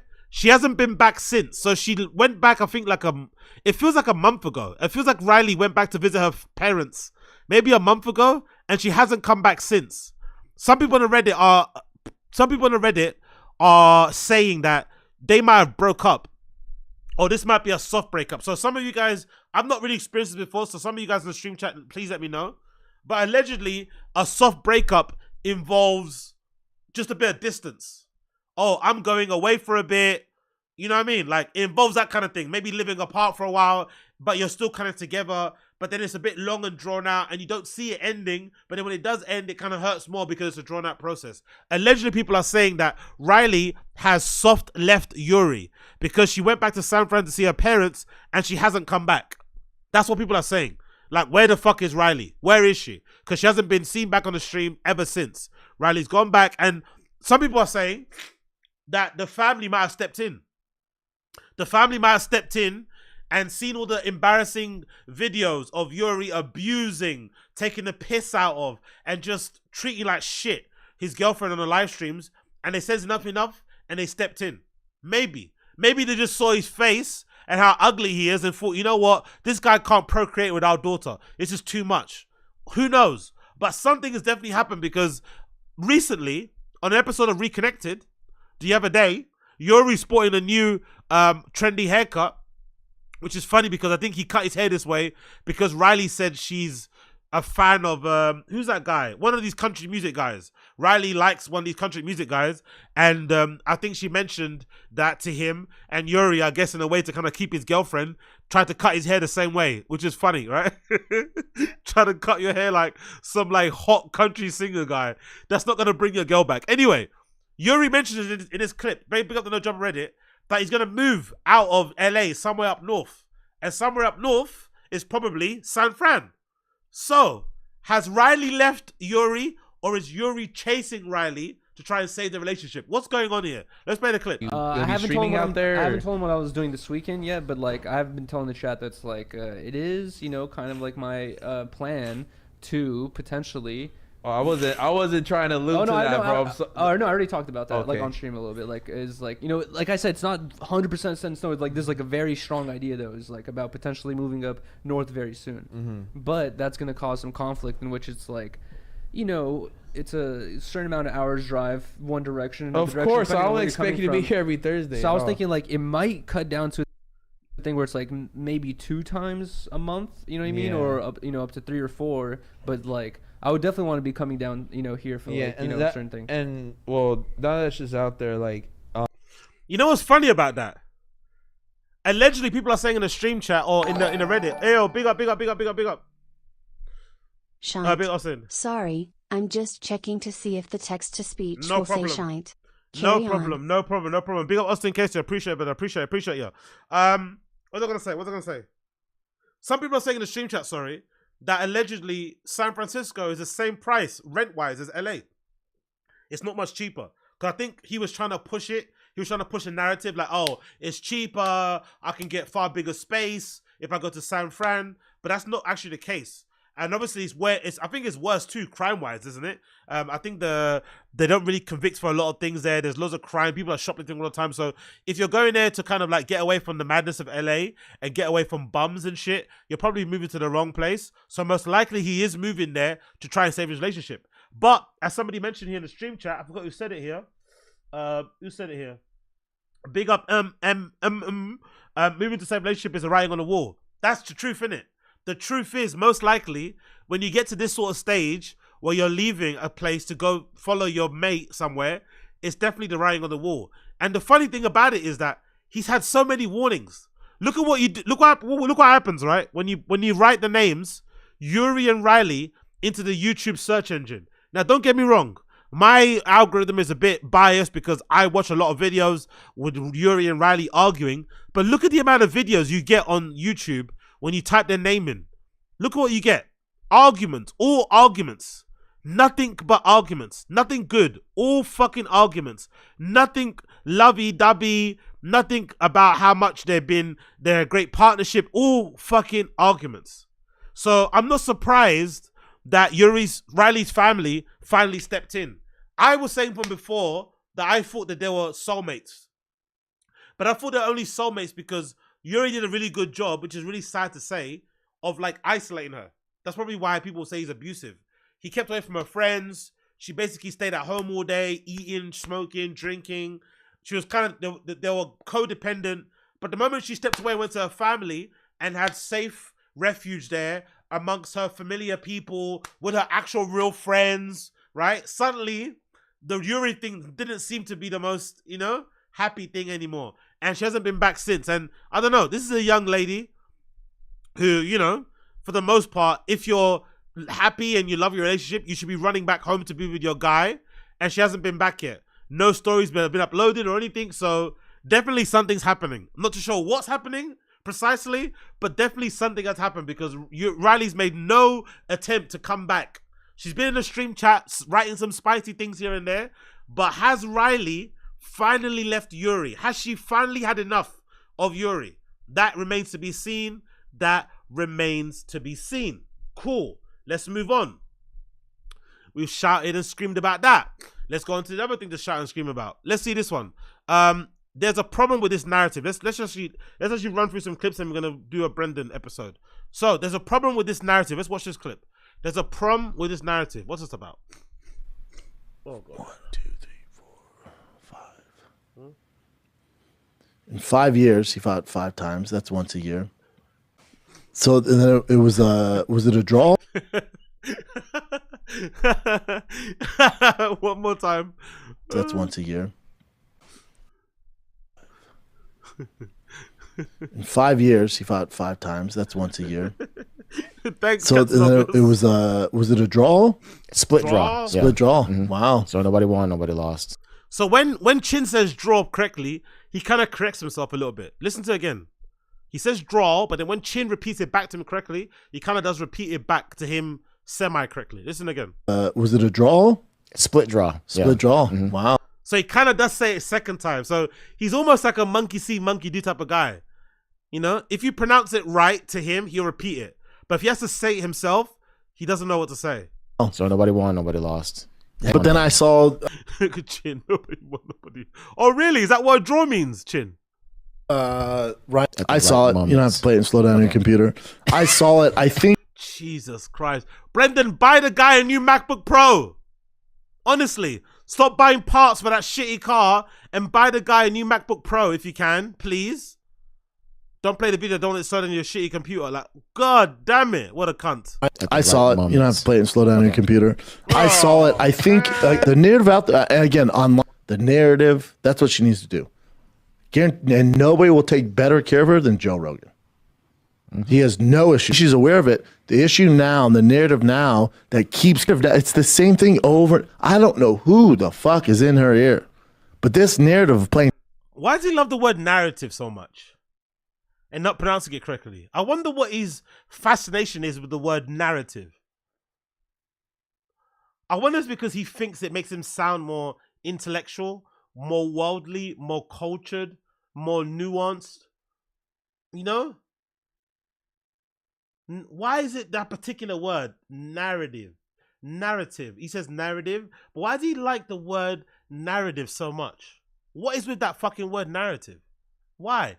Why narrative? Is it because all he sees around the world, in every situation, there's a narrative? Narrative, narrative, narrative, right? It's like, it's almost like his version of synesthesia. Like, he sees words in different, like, every scenario, I see words. What? He loves that fucking word. Victim, and I can walk in, I'd be booed. The fuck? No, you are paid to help her control this narrative, and you're mentioning the narrative going on. Go, ooh, I know we told you keep doing this. You know what? Let me call Joe Rogan.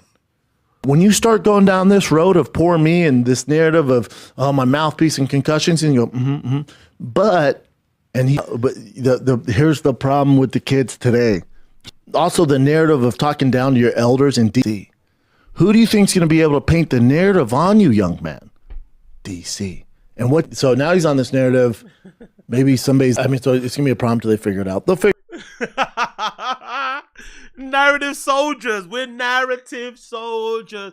Everything we see is a narrative. In every situation, there's a narrative. We have to fucking call out, place, comment on, extrapolate, dissect, break down. Everything is a narrative. Yo, big up NJ. MacBook Pro only when Chin does at least a long weekend of Apple Camp for pod production with young Jamie. Rogan and Bappa owe him that. It's a prom. He needs a MacBook Prom. Exactly. He needs MacBook Prom. Honestly, I feel so bad for Chin, man. Justice for Chin. We need to start a GoFundMe for Chin's MacBook. Honestly, imagine how furious you'd be turning up to a fucking podcast studio and you've got an older MacBook than I have. I have a better computer than he has. How is that possible? How is my computer better than yours? How? You're pulling up to a fucking TFATK studio in your Prius and he's coming up in a fucking Porsche, a TRX, a Ferrari, and you've got no MacBook. How is that possible? How, Sway? How? Anyway, big up the prom. Moving on. We got another clip here, an old clip. Dicks. Big up the Find a Kid Reddit. Let's play. Dude, I used to go to this Bible study, and I was talking to someone, and I went, so you're telling me if you're gay, you go to hell? And he goes, I'm telling you. Pretty much. Fuck Not you. only hell. Never went back. It's not only hell, gay hell. Gay hell. And that's worse than regular It's hell. sodomite? I'll tell you that much. It's in the Bible. Read Yeah. it. These are demons. By the way, the Bible study thing is because of that player, right? That football player. He doesn't talk about him anymore. I wonder why. What's his name again? Brendan was actually friends with him at one point.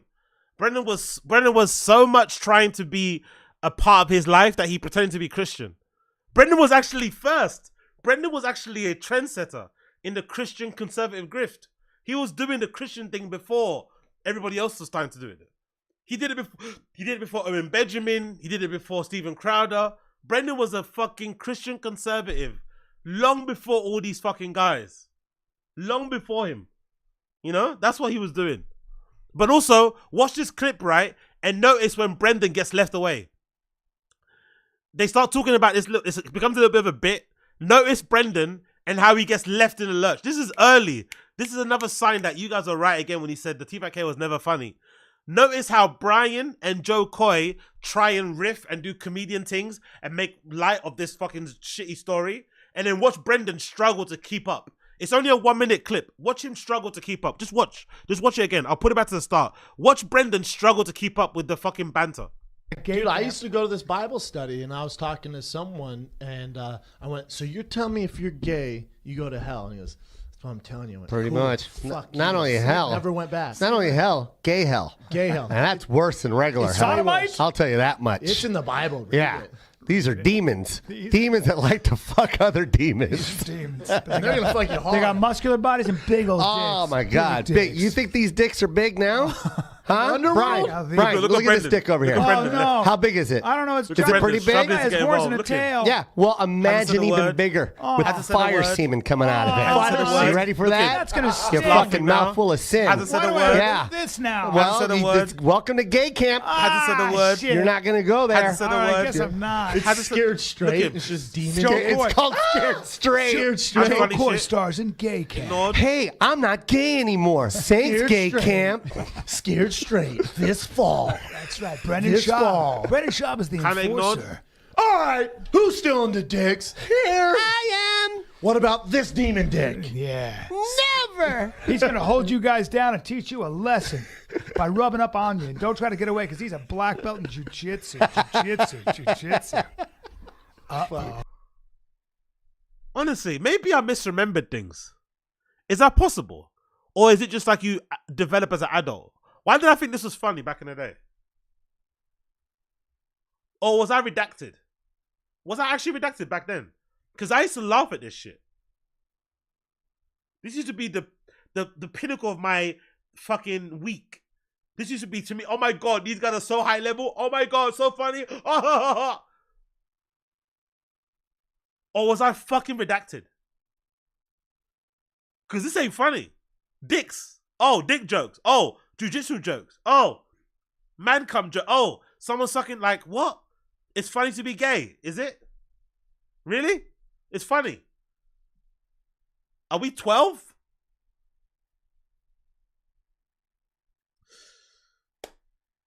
I don't know. Maybe I was just a young man. But regardless, notice how Brendan was struggling to keep up. Even back then. This is probably why it was maybe the best decision Brendan's ever made in his entire life was to quit stand-up comedy. When you look at him and laugh, you're a quitter, you're a loser, you never deserved that position in the first place. Rogan made your career, now Rogan's moved away, everything's kind of, falling away, falling down, you're gonna explode, blah, blah, blah. But actually the best decision this guy ever made, probably number one best decision he made was starting a podcast. Because he started one before he was friends with Rogan. So about when you're friends, then it kind of pushes your podcast up and you go places. And number two, the other best decision he ever made was quitting stand-up comedy. Because even back then, even here, this is I would say this is kind of like his peak, I think, around his peak.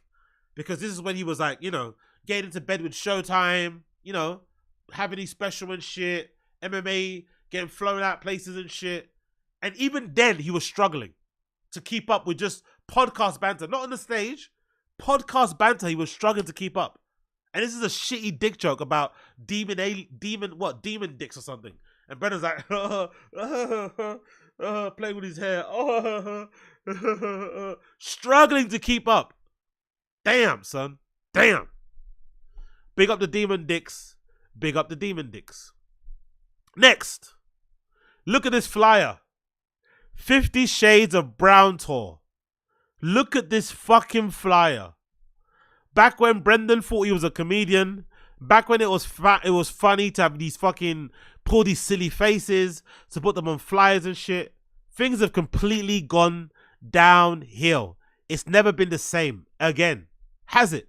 Huh? It hasn't been the same. Why is that? Someone explain why it hasn't been the same again. But we've got another post here. Because of the Final Kid Reddit. How many tours has Papa had? And honestly, I forgot how gaudy and how awful some of these flyers looked. And the fact that they never represent the comedy on stage. Because I don't really mind flyer design to kind of get people intrigued on the show. But why is it all these comedians, when they design flyers, the flyers are way more interesting than the actual show itself. And they're never themed. So you'd always think if someone did a show like a flyer like this, right? That says the Keep on Trucking tour, you'd imagine that maybe the stand-up show would be about, I don't know, trucks. Maybe he'd get on stage with a hat. Maybe he'd look like a cowboy. But it's not. He just goes on and does the exact same content he does anywhere else. It's not anything different. That's the only thing I think is a bit of a, a bit of a honey dicking.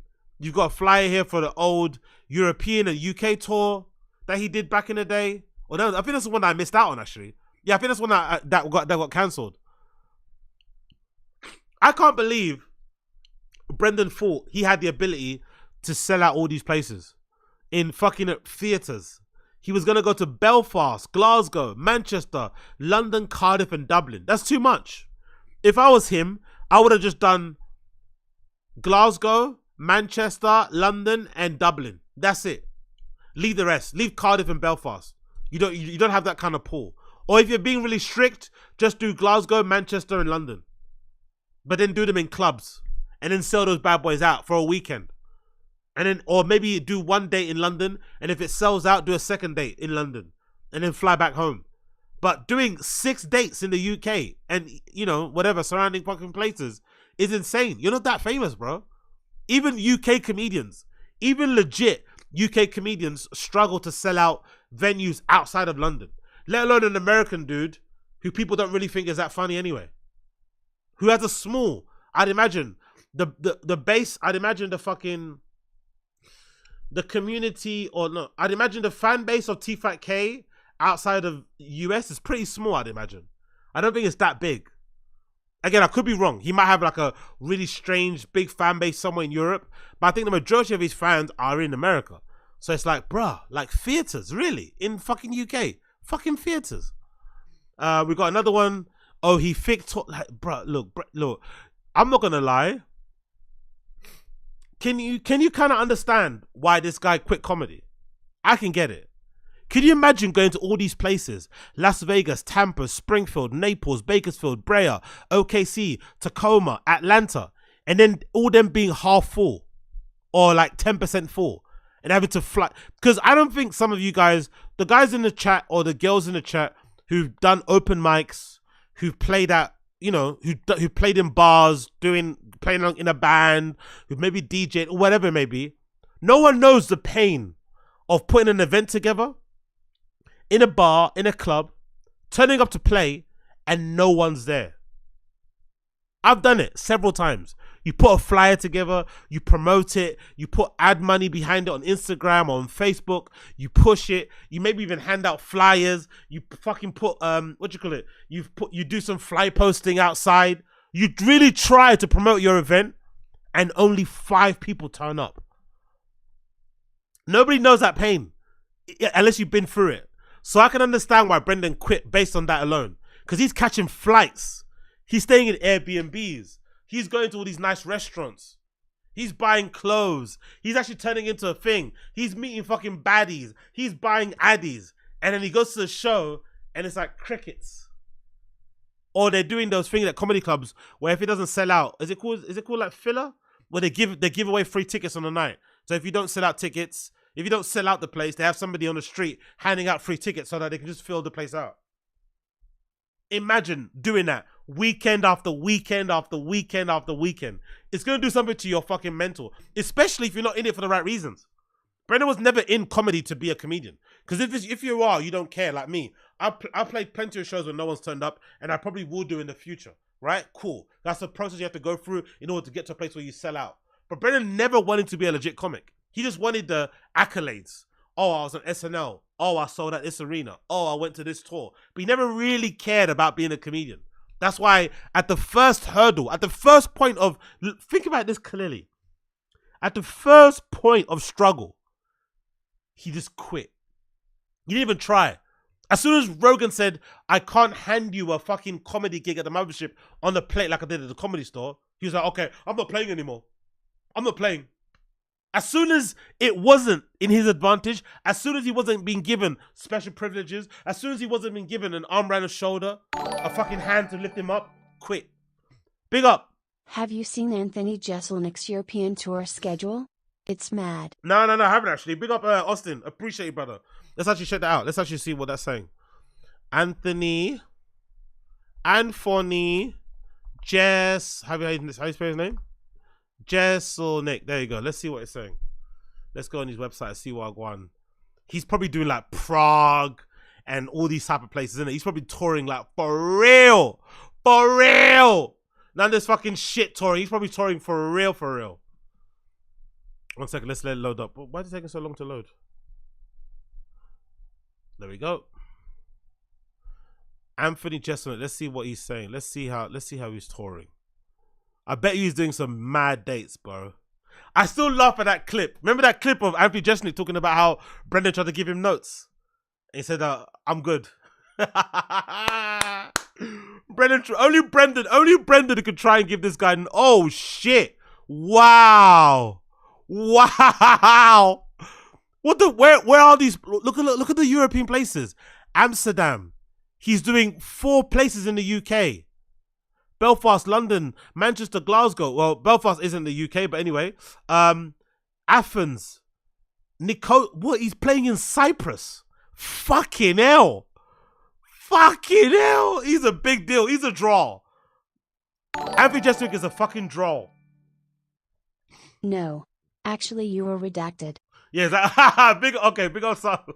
Is that Sarlux? Of course it's Sarlux. Of course it's Sarlux. Had to be Sarlux. Yeah, big old Sarlux. Sarlux was always on my bumper when I kept saying, oh, Brendan's actually funny, TFATK was actually good. He was like, bro, you're misremembering things. You have comedy CTE. You have comedy CTE, brother. He was never funny. And guess what? The more videos I keep watching, Sarlux was right. Fuck! Anyway, big up Sarlux. Bucharest, Turkey, Switzerland, Berlin. He's going to 2 places in Germany. People only go to fucking Berlin. He's going to Munich and Berlin. Barcelona, Gothenburg. Fucking hell, bro.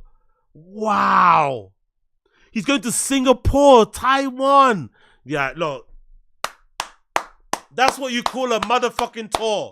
That's what you call a motherfucking tour. All right? None of that other shit that we're seeing with fucking Brendan. God damn. God damn. That's a tour. Big up. Anyway, continuing on. More flyers here. Calgary. I assume we're going to see these get deleted soon as well, by the way. Because Brendan did delete a lot of the Green Room Diary fucking flyers. I assume we're going to see... Jesus Christ, what the fuck is this flyer? Yiza. What is the fuck is this? Is this like his gay cowboy shit? Is he meant to be like Woody from Toy Story? Why is he dressed like that? This is so hacky, innit? I'm playing in Texas. Howdy, y'all. Like, why do you have to do that immediately? I'm in Texas. I'm a cowboy. It's like, what? Just, okay, I guess so. BDE tour. What's that? Is that like, what? Why is he piss radioactive? Big dick energy, I guess, right? Okay, I guess. That's fucking scary. Stay in your lane. Stay in your lane tour. What the fuck does that mean? Another one. Brendan Schaub, end of the year tour. comedians with their tour names. End of the year tour. What? What does that even mean? Just say you're going on to end of the year tour. End of the year tour. Oh God. Fucking hell. Look at that awful flyer. The Money Fight tour. The biggest fight ever. Leicester Square. Oh, this is the one I didn't watch, actually. I didn't go to this one, but this, I think a few people that I know went to this one, actually. Leicester Square 2017. That's an awful fucking flyer, boy. God damn. Brendan Schaub, summer 2000. Yo. God, he added a show in Sydney. Actually, you know what? I could see him being funny in Australia. I could see Australian guys liking Brendan unironically. Like, you know what I mean? Because he's a bit of a lad, right? I could see them liking him like that, in that respect. I can see them having a weird affinity to. Do you know what I mean? I don't know if you guys can see that. I can see him being big in Australia. Not to say Australians don't know comedy, but I can see them liking him as a person and liking his come up. The Big Brown Breakdown tour. Cool. What's it? Bigger, Badder, Browner tour. Cool. The Pacific Northwest tour. Cool. All right. Whatever. That's Brendan tour-wise. It's all kind of gone kaput anyway. It doesn't fucking exist anymore. We don't have any more tours because Bappa has quit stand-up comedy. Bappa has quit stand-up comedy. Let's move on. Okay, cool. Have you guys seen this? Have you guys seen this? Have you guys seen this? I'm sure some of you have seen it, but have you guys seen this? If some of you guys wondered, why the fuck is SANAZ on this show? What does she add to it?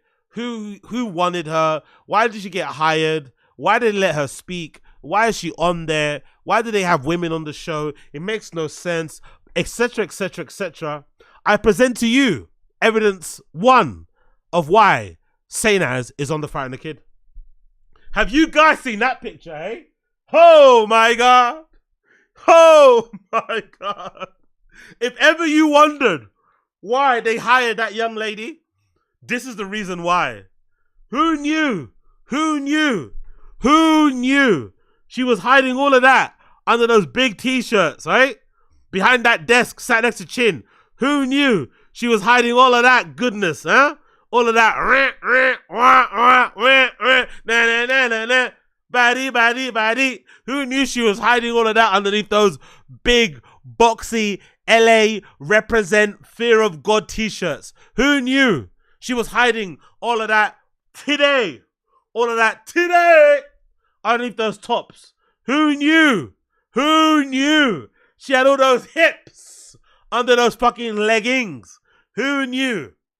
Now we know why Brian Cannon's always doing this. When he's making a joke, why Brian Cannon's always glancing across the room to see if SANAZ listened or heard his joke, right? Now we know why Brendan let SANAZ talk back to him. Now we know why she's allowed to talk back.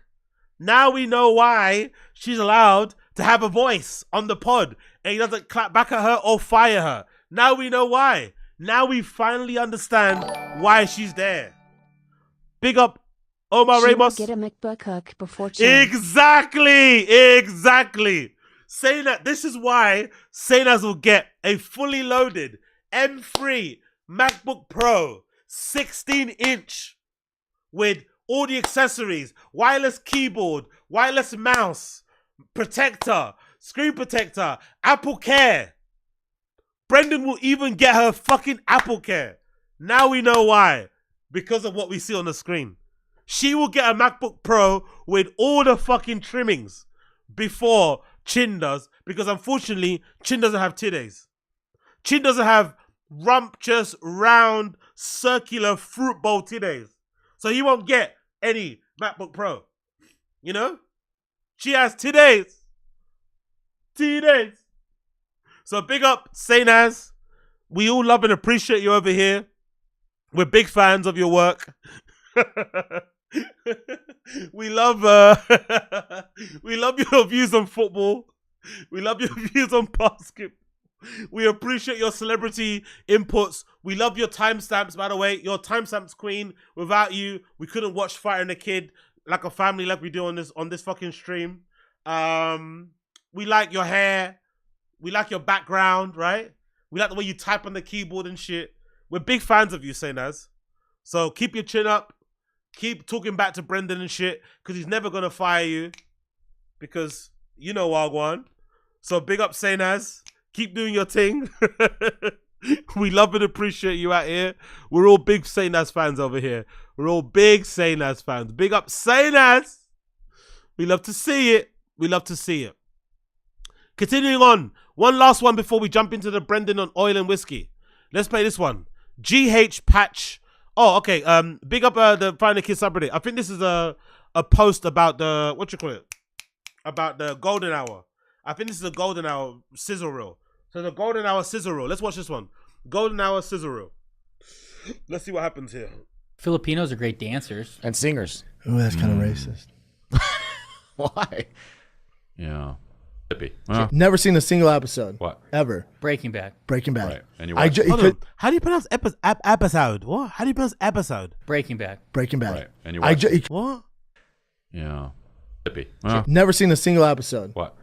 Yeah. Episode. Never. How do you pronounce episode like that? Episode. What? What do you say? Never seen a single episode. What?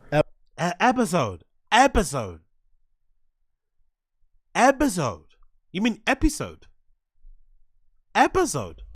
Never seen a single episode. What? Ever. Episode. Breaking Bad. Breaking Bad. Right. And you watch it's on Netflix now. Now I get why they regurgitate the series, because I go, where the fuck we find fucking Breaking Bad? My girl goes, I think it's on Netflix. I went, no. Boom. Season 1, episode 1 started last night. Fire. Two episodes in. You're 2 episodes in. Oh. Fire. Okay. Well, yeah. Of course, Brendan's going to be gassing up Breaking Bad in 2024. Because you refuse to watch it because it's good and because it requires a bit of your attention and it requires a little bit of fucking discernment, a little bit of understanding, a little bit of critical thinking, just a little bit of your brain power, right? It's not as dead and as mindless all the other stuff that he watches, so he doesn't watch it. And he's also the same person who said Sopranos was overrated. Okay. Don't spoil it. No, I won't. But don't you spoil it. No, I won't. I would never. But it's great. It's great. And 2 episodes in, you don't know what the fuck you're talking about, dude. Yeah. just wait, dude. Fucking pussy. You're all over the place, though, right? Because they're all different genres. As you should be. Jesus Christ, man.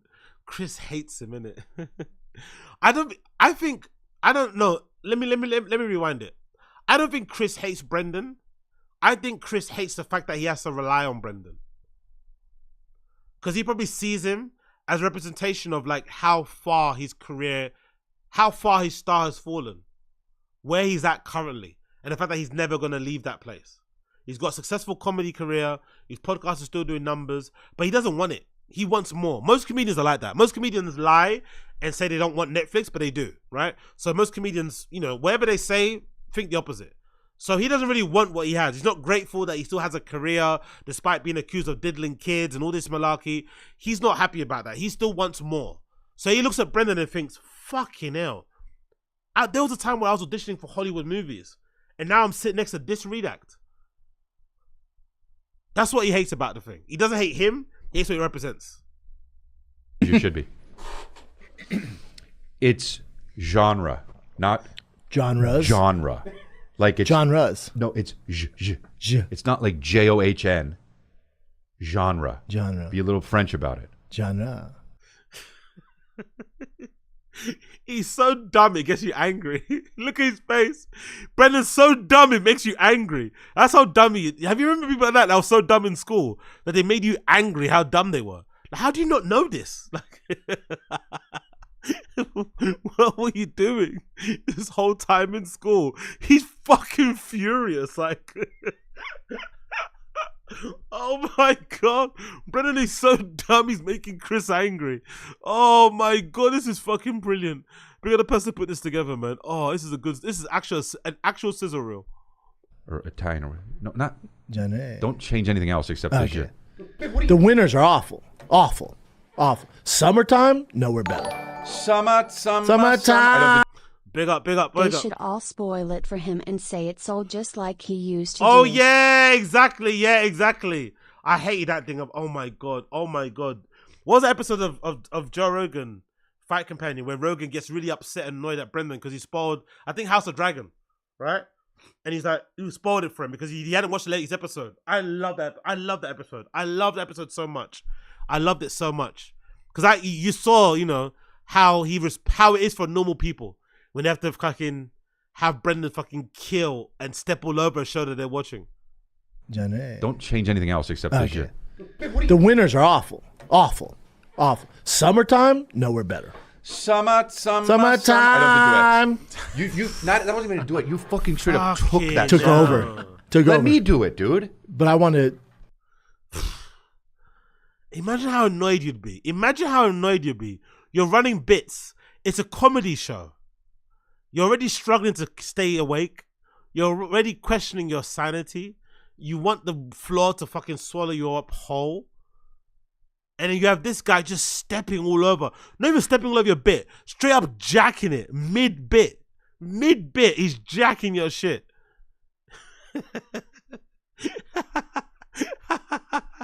One more time. Winners are awful. Summertime, nowhere better. Summertime. I don't do it. That wasn't even to do it. You fucking straight up took that. Took over. Let me do it, dude. But I want to. Flex my pipes. But I want it. I know. But I started singing it. And then I wanted to sing it. I'm the backup vocals. You didn't chime in. You fucking took it. Summertime. That's different. Also, you're a worse singer, dude. Ever. Touching your frenulum tip? What'd you say? You're not secretly touching your frenulum gland, you know? Yeah, I know. Wow, whatever. Wow, weird. Your friend's weird. Yeah. And I know him? Mm-hmm. That's disappointing. I'll tell you after the thing. Weird. What else? Fucking hell, bro. They are so bored. They hate being on this show. By the way, where's Eric Griffin? Has Eric Griffin already outgrown this show? All it took for him to do was get on the Comedy Mothership a few times, and suddenly he's seen his career prospects blossom. He's like, you know what? I'm good on Chris and Brendan. Has Eric already got bored of this show? Eric started off as like the intern. Eric was kind of the assistant. They didn't really give him any, and now his star is already blossoming. He's already becoming such a big deal in comedy that he's already outgrown Brendan and Chris. That's gotta hurt. That's gotta fucking hurt. The guy you didn't really regard, you kind of took for granted. You kind of had him on because Eric was so desperate to be involved with them and be their friend that he's willing just to kind of sit on the outskirts or sit on the other bench and just, you know, sit on the couch, or just play kind of fill-in. But now Eric has actually done what comedians are meant to do, which is be funny on stage, earning stripes that way. That now he's in demand and he's probably touring. He's probably doing other shows, maybe working on other things, and he doesn't have time for the golden hour. I love it. Born in the U.S. She had that remix, though, that slap. The video and her politics are terrible. Born in the U.S. I have a question. You know how, like, The Rock, or no, not even The Rock, just like anybody, like how people curate their, like, they'll have camera guys following them, like really famous people. Yeah, Rock's a good example. Keep going. I guess The Rock does do that, but he also does what I'm going to also explain, because there are people who just do that. Jesus Christ, bro. Why is he talking like that for? Is that Adderall? How's that your way of like telling a story? Meandering, never actually getting to the point of it, almost like Adderall laden brain. Like, what the fuck was that? Born in the USA. I have a question. You know how, like, The Rock, or no, not even The Rock, just like anybody, like how people curate their, like, they'll have camera guys following them, like really famous people. Yeah, Rock's a good example. Keep going. I guess The Rock does do that, but he also does what I'm going to also explain, because there are people who just do that. And The Rock doesn't. He'll put.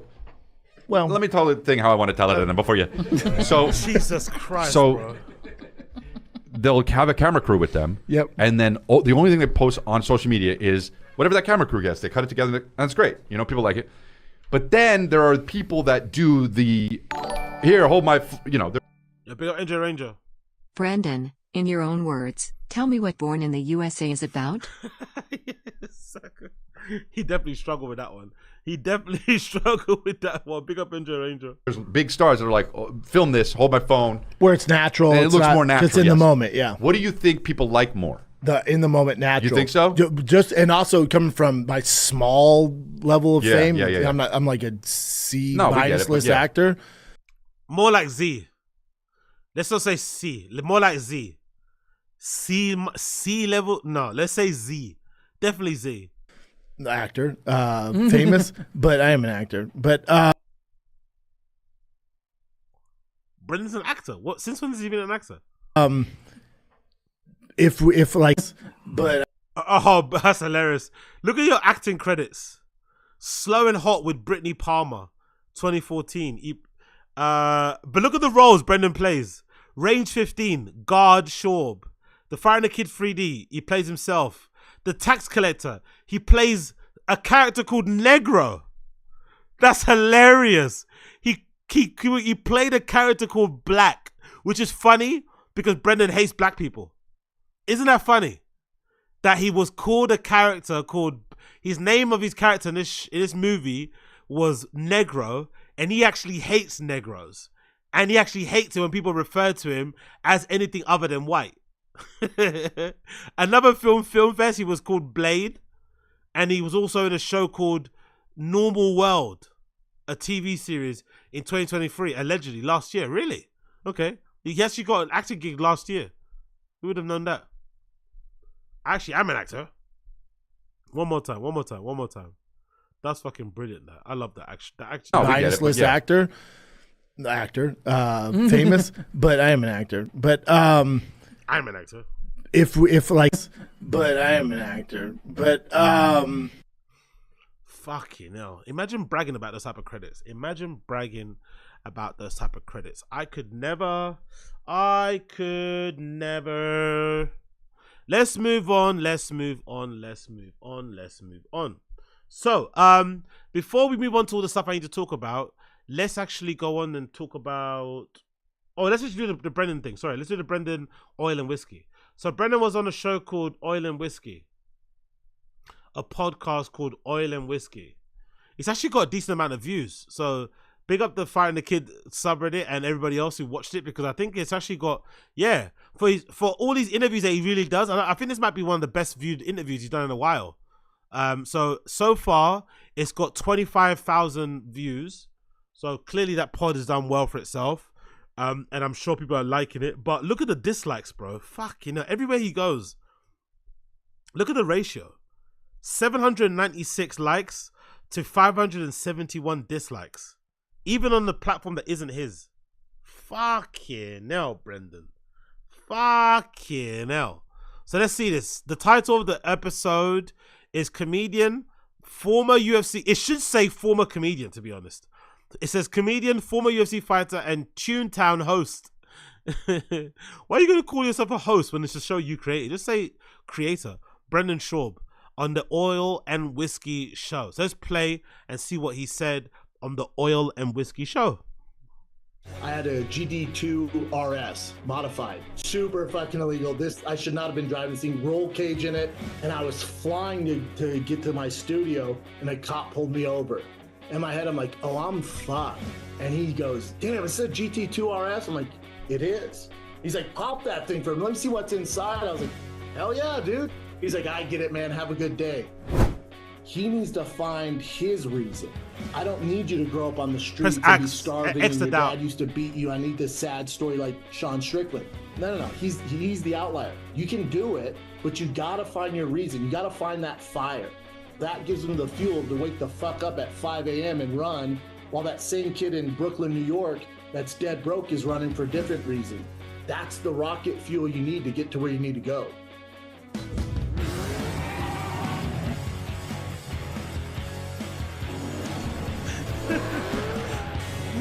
He was so proud of that sentence, isn't it? He was so proud of that little motivational speech. He was so proud of it at the end. Look at the little face he does. That's dead broke is running for different reasons. Look at the little face he makes. That's the rocket fuel you need to get to where you need to go. Look at him. He was so proud of that little motivational thing he said, innit? And that's when I became Brendan Schaub. Dun, dun, dun, dun, dun, dun, dun, dun, dun. Land of the free, home of the brave. We are comedians and we say what we want. We do what we say and we do what we want. We kick ass and cringe and we kick ass and shows and we set out all day and we drive fast cars and we don't stay with our kids and we fuck with the bartenders and we do all the things. We are the hard body crew. We got black belts in jiu-jitsu even though we don't roll. We're the fucking fighter and the kid. Like, fuck off, mate, man. Fuck off. Fuck off. We're the hard boys. We do what we want. We fuck what we want. We say what we say. We drink whiskey and we drive the fast cars every day. Fuck off. Fuck Brendan, off. Welcome to Oil and Whiskey, man. Thank you. Appreciate you guys having me on. Appreciate you doing it. It's going to be fucking cool. It'll be all right. Let's not get crazy. So you've seen this before, then? All that equipment, right? All that equipment in the camera. I bet you the reason why he doesn't do it is because Chin isn't there. I think he films these episodes, these interview things, when Chin is at home by himself. But he can't even set up the cameras. They have like 7 SLRs and shit. They have really good cameras. Not just webcams that I have. He's just using the webcam on his laptop. Doesn't even have the fucking... He can't even set up a fucking... Come on, bro. Or put a prop... Like, he's using the laptop mic, not a proper mic. Like, he's got all the equipment in the podcast studio to have a really good stream, a really good interview with these guys. And he's just doing it from the laptop because that's all he knows how to use. Come on, man. Bare minimum, boys. It'll be all right. Let's not get crazy. So you've seen this before, then? We never know, you know? Yeah. I know you guys. Oh no, I have to wear my trucker hat too. I got to be one of the boys as well. I have to fucking get into character. I have to be one of the lads. I've got to wear a fucking trucker hat. I've got to wear one too. I have to fucking wear a trucker hat. I have to be like bad. I'm the bad boy. We're doing bad things. It's the fucking American dream.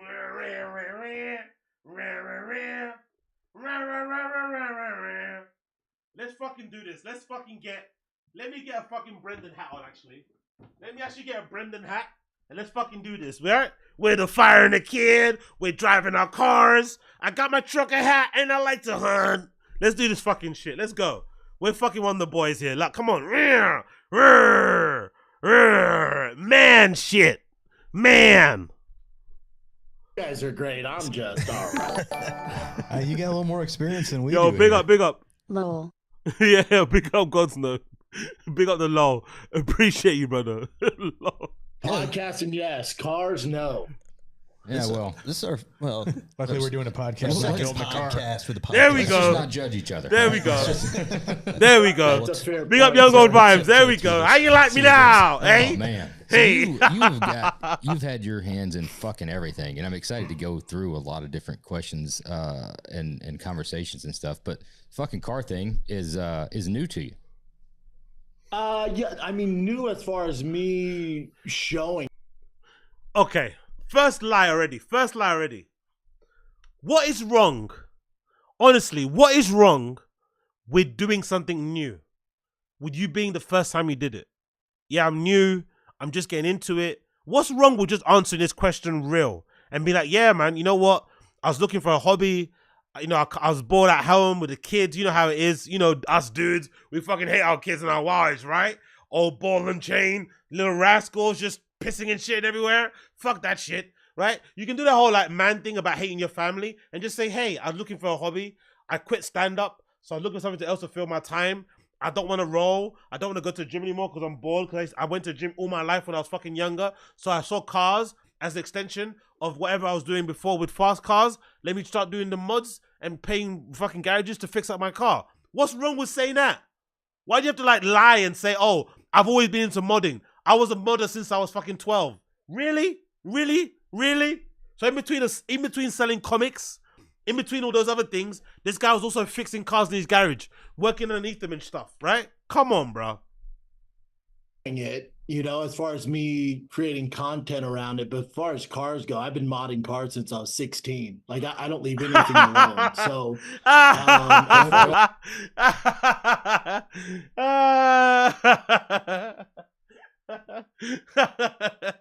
modding cars since I was 16. Come on, man. Come on. It's perfectly okay to have money and then get into things. I think that's normal. It's like dudes who get into golf. You don't get into golf usually when you're younger. You usually get into it when you're a little bit older. Maybe you don't want to play basketball. Maybe your knees are short. And maybe you're just looking for just a different type of pace of a sport to play. And guess what? You have a bit more, disposable income. You can afford a golf membership thing, whatever it may be. You can afford the clubs now. You get into golf. There's nothing wrong with that. You don't have to lie and say, yeah, man, I was into golf since I was 2. No, you weren't. You were playing football your whole time. And now you're a bit older and you want to fucking slow down a bit, or you want a different type of game, or you want to do different things. Suddenly you're playing golf now. It's okay to say that. There's no why should you feel insecure about getting into stuff later on in your life? That's what a long life is for, to get into many things as you fucking progress through life and before the end of your life, because you've only got one life. This whole fucking trying to rewrite the narrative and, and fucking retcon your fucking past is so bizarre to me, especially with this guy, because everything is fucking documented. He's such a fucking social media whore. He's such an attention seeker. He puts everything up on social media anyway. So if he was into cars when he was 16, we would have saw some evidence of it already on his fucking social media. We haven't, so it didn't happen. Don't tell us your first fucking car, because that comes at the end. We've got to fucking guess. Oh, you got it. All right. You got it. So don't ruin it with the story. I won't.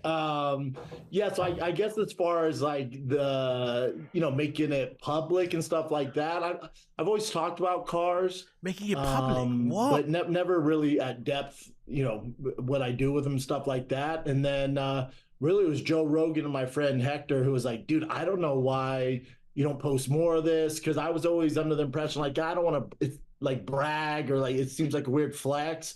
He's like, no. What? So he was worried about flexing his car mods, but then he's okay. He's okay doing this. Is this guy fucking for real? Is this motherfucker for real? I'm not too sure. It might be flexing. I might be doing too much. I might be bragging. But you're okay posting yourself in a fucking Ferrari, which you're right to do. It's your car. Do what you want to do. Enjoy yourself. Enjoy your wealth. But how can the person that's afraid of showing car mods also be the same person that posts HD pictures of themselves in front of a fucking Ferrari that they leased allegedly, or maybe bought and then sold? Really? Really? You're worried about how you may look. A guy that had a fucking Ferrari birthday cake. Where is it here? Look at that. Let's scroll down here. There's a fucking Ferrari birthday cake somewhere around here too. There's a fucking Ferrari birthday cake somewhere around here too. Look at that. Do you see it there? A Ferrari birthday cake. Do you see that there? Right there. A Ferrari fucking birthday cake. But I'm afraid of showing my stuff. I don't want people to think anything. I don't want people to think badly of me. I don't want to brag too much. But I've got a Ferrari birthday cake. Really, my nigga? Really? Huh? Really? Ferrari birthday cake, but you're afraid to fucking brag? Really? Is that what we're trying to say here? Come on, man. Come on. Come on. Oh, for fuck's sake. Jesus Christ. The lies just don't stop, do they? They really fucking don't stop.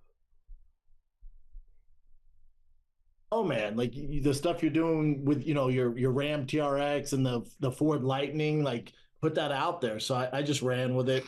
To be fair, it was their ideas. I'm usually kind of shy about that stuff. Oh, you're doing a fucking killer job on it, and running in some cool fucking circles and the off-road shit and stuff like that. So anxious to see where that goes. I do have it's an interesting. Anxious to see where that goes. You're fucking killing it. Really, dude? Come on. Segue. I do have a question. We're just gonna get fucking deep right out of the bat. Oh, yeah, right off the bat. Dive into it. Yeah, get into it. So you have been successful in a lot of different fields. I did some reading beforehand. I know you had a football career and did some college football and played. You've done a lot of different shit. And it seems as though all the different things, specifically UFC fighting, comedian, and podcast, you put yourself out there on a stage, and I don't have to tell you this. Everybody's got an opinion, and they love to be able to tell you what their opinion about you is, right? And it can be flat out fucking hurtful at times. You have to have the thickest fucking skin out there, and we'll get into a lot of that. But have you seen a difference in the car community on just overall acceptance and being like, oh, that's fucking cool, versus being like, you're a fucking tool bag? Yeah, you nailed it. I don't know. I've seen the opposite. Actually, I think from what I've been able to observe and the things I've been talking about with some people, I've seen in the car mod world, they're very welcoming as long as you come into it with a bit of humility. If you try and act like you know-it-all, you get fucking ran out. But for the most part, there is an abundance, an overabundance of good content out there. There's guys out there with one camera by themselves on a tripod after work, filming some great content on the YouTube channel, getting barely 1,000 views. So there's too much content out there probably. There's probably the car mod world is probably oversaturated in a way. So if you actually do want to come in and do something, it has to be kind of special, has to have high production value, has to have a different angle. You know what I mean? You can't just come in doing the same old shit. But if you do come into it with a bit of humility, with a bit of kind of, you know, just a good cool attitude, laid back type of thing, they kind of like it. But I've seen with Brendan, they've not really liked the kind of know-it-all attitude he's had. They've not liked the fact that he doesn't really do the mods. And he kind of pretends that he does. Basically, he just takes his credit card and his car to a garage and tells them to fucking do it. And then he leaves or he sits down on his chair on his phone while they do the work. And from what I understand, the car mod world is kind of about making mistakes. It's kind of about fucking up, making some, you know, buying some wrong pieces for your car and kind of doing it yourself. That's kind of how you do it. And if you can't do it yourself, then begrudgingly taking it to a garage to kind of help you out. But it's not just about, oh, let me just have my bank card and go to a garage and let them fix. It's not really compelling viewing. It's not that interesting. It's more interesting you having to try and, you know, and fix the fucking calipers, fix the fucking disc brakes, install new suspension, you know, change up the fucking interior trim. You doing that yourself is actually way more interesting and coming at it from a humble point of view. Brendan doesn't, so people kind of hate him for it. That's what I've seen. I could be wrong.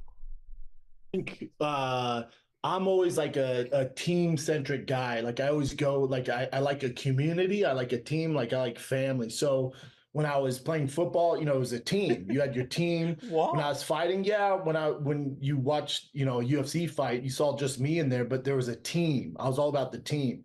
In comedy, before COVID hit, and so he basically saying that he always needs help. In a way, he can't do anything by himself. He always needs help. Which is similar, right? He always needs like a bring-in. Like football, Kloppenstein. Comedy, Rogan and Callan. Podcasting, Rogan. Like he can't do anything on his own. With the car thing, all those garages, Kibitech, all those like well-known established people, he had to kind of like clout chase. That's what he's basically saying. I can't do anything on my own. I always need people to help me do something. Fucking wild thing to admit. Destroyed LA because of Newsom. There was a team, you know, I had a core. And then as I got in the car, I think Brendan might hate Gavin Newsom more than Unique. I think he might think Gavin Newsom is more responsible for his career going the way it has, more so than Unique.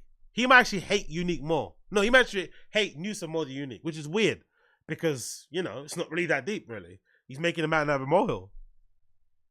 Community, you know, I come from, when it comes to, you know, mixed martial arts, the UFC, you know, that's probably one of the harshest communities you can come from. It's very toxic. It's just the nature of the beast. You know, it's a newer sport. There's a lot of opinions. It's very, very toxic. There's the best fans. A lot of opinions. I hate opinions.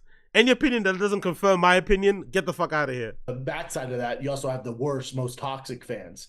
Well, the only people that compete with a MMA audience would be comedy. So it's very... But the funny thing is about Brendan, I don't remember who said it. Someone, I think the Friday Kid subreddit said it. Allegedly, if you go back into the archives of Sherdog forums, the Sherdog MMA forums, allegedly, there's posts on there, even when Brendan was starting off, where people hated him. So he says comedy fanbase, MMA fanbase are very toxic. I agree with him to a certain extent. But he's been hated on. People have not liked him from the minute he became like a public figure. People have disliked him from minute one. Before he even became successful, from minute one, people always hated him. So are those fan bases toxic, or can they just call out shit quickly? Can they identify douchebag, good guy, douchebag, good guy? Are they just able to suss out douchebags quicker and you can't hide, or is that what's really going on? Very toxic. Again, some great people out there, but for the most part, it's very toxic. So I'm used to that. So I'm used to, you know, catching strays and dealing with the hate. And so when I got in the car coming, I thought, you know, I'm built for it. You know, I have big shoulders for a reason. So I was like, all right, let's do it. Oh, fucking hell. Big shoulders for a reason. 8 inches. LA being North Korea. Gavin Newsom fucked up fucking comedy. What else are zingers that he's got? He loves those one word. Like, God almighty. Don't you get tired of these fucking jokes? I got big shoulders for a reason. Like, oh my God, Brendan. Come on. New ones, please. It, man.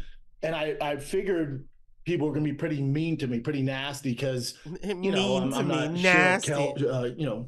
Carol Shelby, or, you know, I don't have a background in this, or, you know, I can't build the motors myself. So I was like, all right, here we go. But again, you see, he loves an extreme. Brendan loves an extreme. That's a narcissist thing, right? Oh, unless you're like Francis Ngannou or Tyson Fury, I'm going to fuck you up. It's like, bro, so you think only the best of the best can beat you up? So that means what? You're like second from the best. Huh? What? And in this regard, people are criticizing me, because I can't build motors. No one's saying you need to fucking build an engine from scratch. But maybe try to install the suspension by yourself. Is that not possible? Can't you get underneath your car and maybe change? Can this guy even change the wheels in his car? I'm going to say no. Can Brendan change the wheels of his fucking car? Can he install new fucking Can he do that? I doubt it very much. This guy can fucking change the tire. I doubt it. Doubt it. Can he change the fucking seats? Install new ones? Can he change the fucking seat belts? The steering wheel? The dash? Can he install a new dash? Doubtful. That's what people are saying. No one's saying you should fucking build an engine from scratch. No one's saying that. But come on. Do some of the modding yourself that doesn't just include spray painting the grill with fucking house spray paint, or fucking, you know, putting some decals on the fucking car while wearing... This guy put decals on his fucking truck, I think, wearing fucking mechanic gloves. This guy put a decal on the side of his car wearing mechanic gloves. Come on, man. What a fucking poser.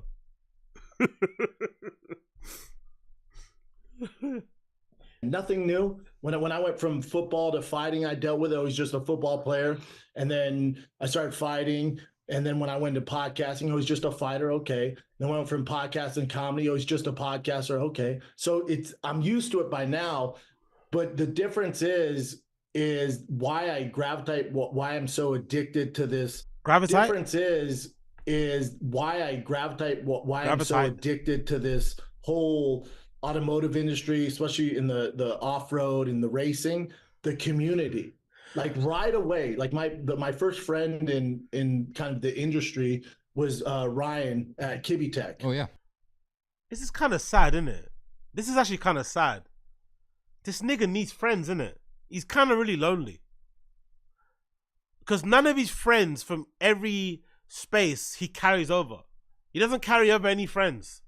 So he doesn't share any interest with any friends in the areas that he used to do, or the areas that he does, you know, in the other aspects of his life.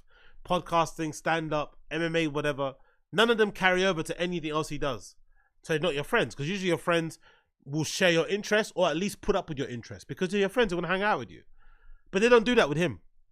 So every place he goes, he has to try and make new friends by running a grift that he's supposed to be into, the thing that he's supposed to be is trying to pretend that he's into. Kind of sad, I'm not gonna lie. Yeah, we had Ryan on here. Yeah, and Ryan's my boy, and we just hit it off right away. And I couldn't understand, because remember where I come from, especially in entertainment. I've been in Hollywood now 12 years, maybe 13 years. In Hollywood? Podcasting counts as Hollywood. Having a podcast in LA counts as being in Hollywood.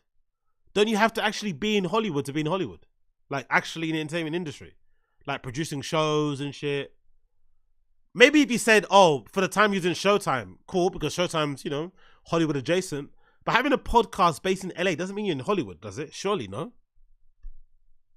if somebody wants something from you, they want something back. Like nobody's doing it pro bono. Nobody's doing it because they're a good person. Dude, I keep hearing about that on the fucking news with like Diddy. It seems like everybody wants something. Like, Yeah, I think is that where we're going? Where are we going with this? Yeah, exactly. So when Ryan, Look at that. Look who makes the joke to break up some of the fucking, nonsense coming to America nonsense story that we get here. The other podcast host is not a comedian. It's always the non-comedians that make the jokes to kind of break up the fucking tension and to get away from this sort of like, whatever this rags to riches story thing that he's trying to fucking push. Big up that host. Thank you for lightening the mood a little bit. Because what the fuck is this? was like, yeah, dude, I'll hook up your TRX. I'll put, this, suspension on it or this. I was like, oh man, he's probably gonna want to see my dick or something. Sure, dude. For some big ass King shocks, fuck yeah, I'll show you my dick. Oh, dude, whatever it takes. For King shocks, I'll show you my asshole. Those are great shots. For Fox, not so much. But with that, yeah. So I was always hesitant. Like I'm like that wounded, shelter animal you get from the shelter. Like I was always kind of like, oh, he's gonna ask me to, who knows, co-host a podcast, do a set at his shop. Like I figured it was coming. It just never came. And then Well, because you do the same thing to people, no? Isn't he kind of telling on himself? He expected him to he expected the Kibitek guy to want something back. If anything, if we're being really serious and really honest here, Kibitek is actually doing him a favor by endorsing him, giving him free stuff, discount stuff, putting him on his Instagram. Kibitek is actually legitimizing Brendan, not the other way around. Kibitek doesn't need him. He's in his own little niche, his own little, that scene of people that do mods. That Kibitek guy is the fucking guy. Whoever the other guy is that does the other mods, all those garages, they're the fucking kings. They're the fucking Billy Big Balls of their little scene. They don't need his cosign. So I find it funny that he's trying to frame it in a way of like, he's like the big dog coming, like, what? Like, they don't need you. You need them more than they need you. And I wonder what Kibitek thinks of him nowadays. Now that the podcast or Toontown, I think the latest episode has like 5,000 views or something. Come on, bro. Come on.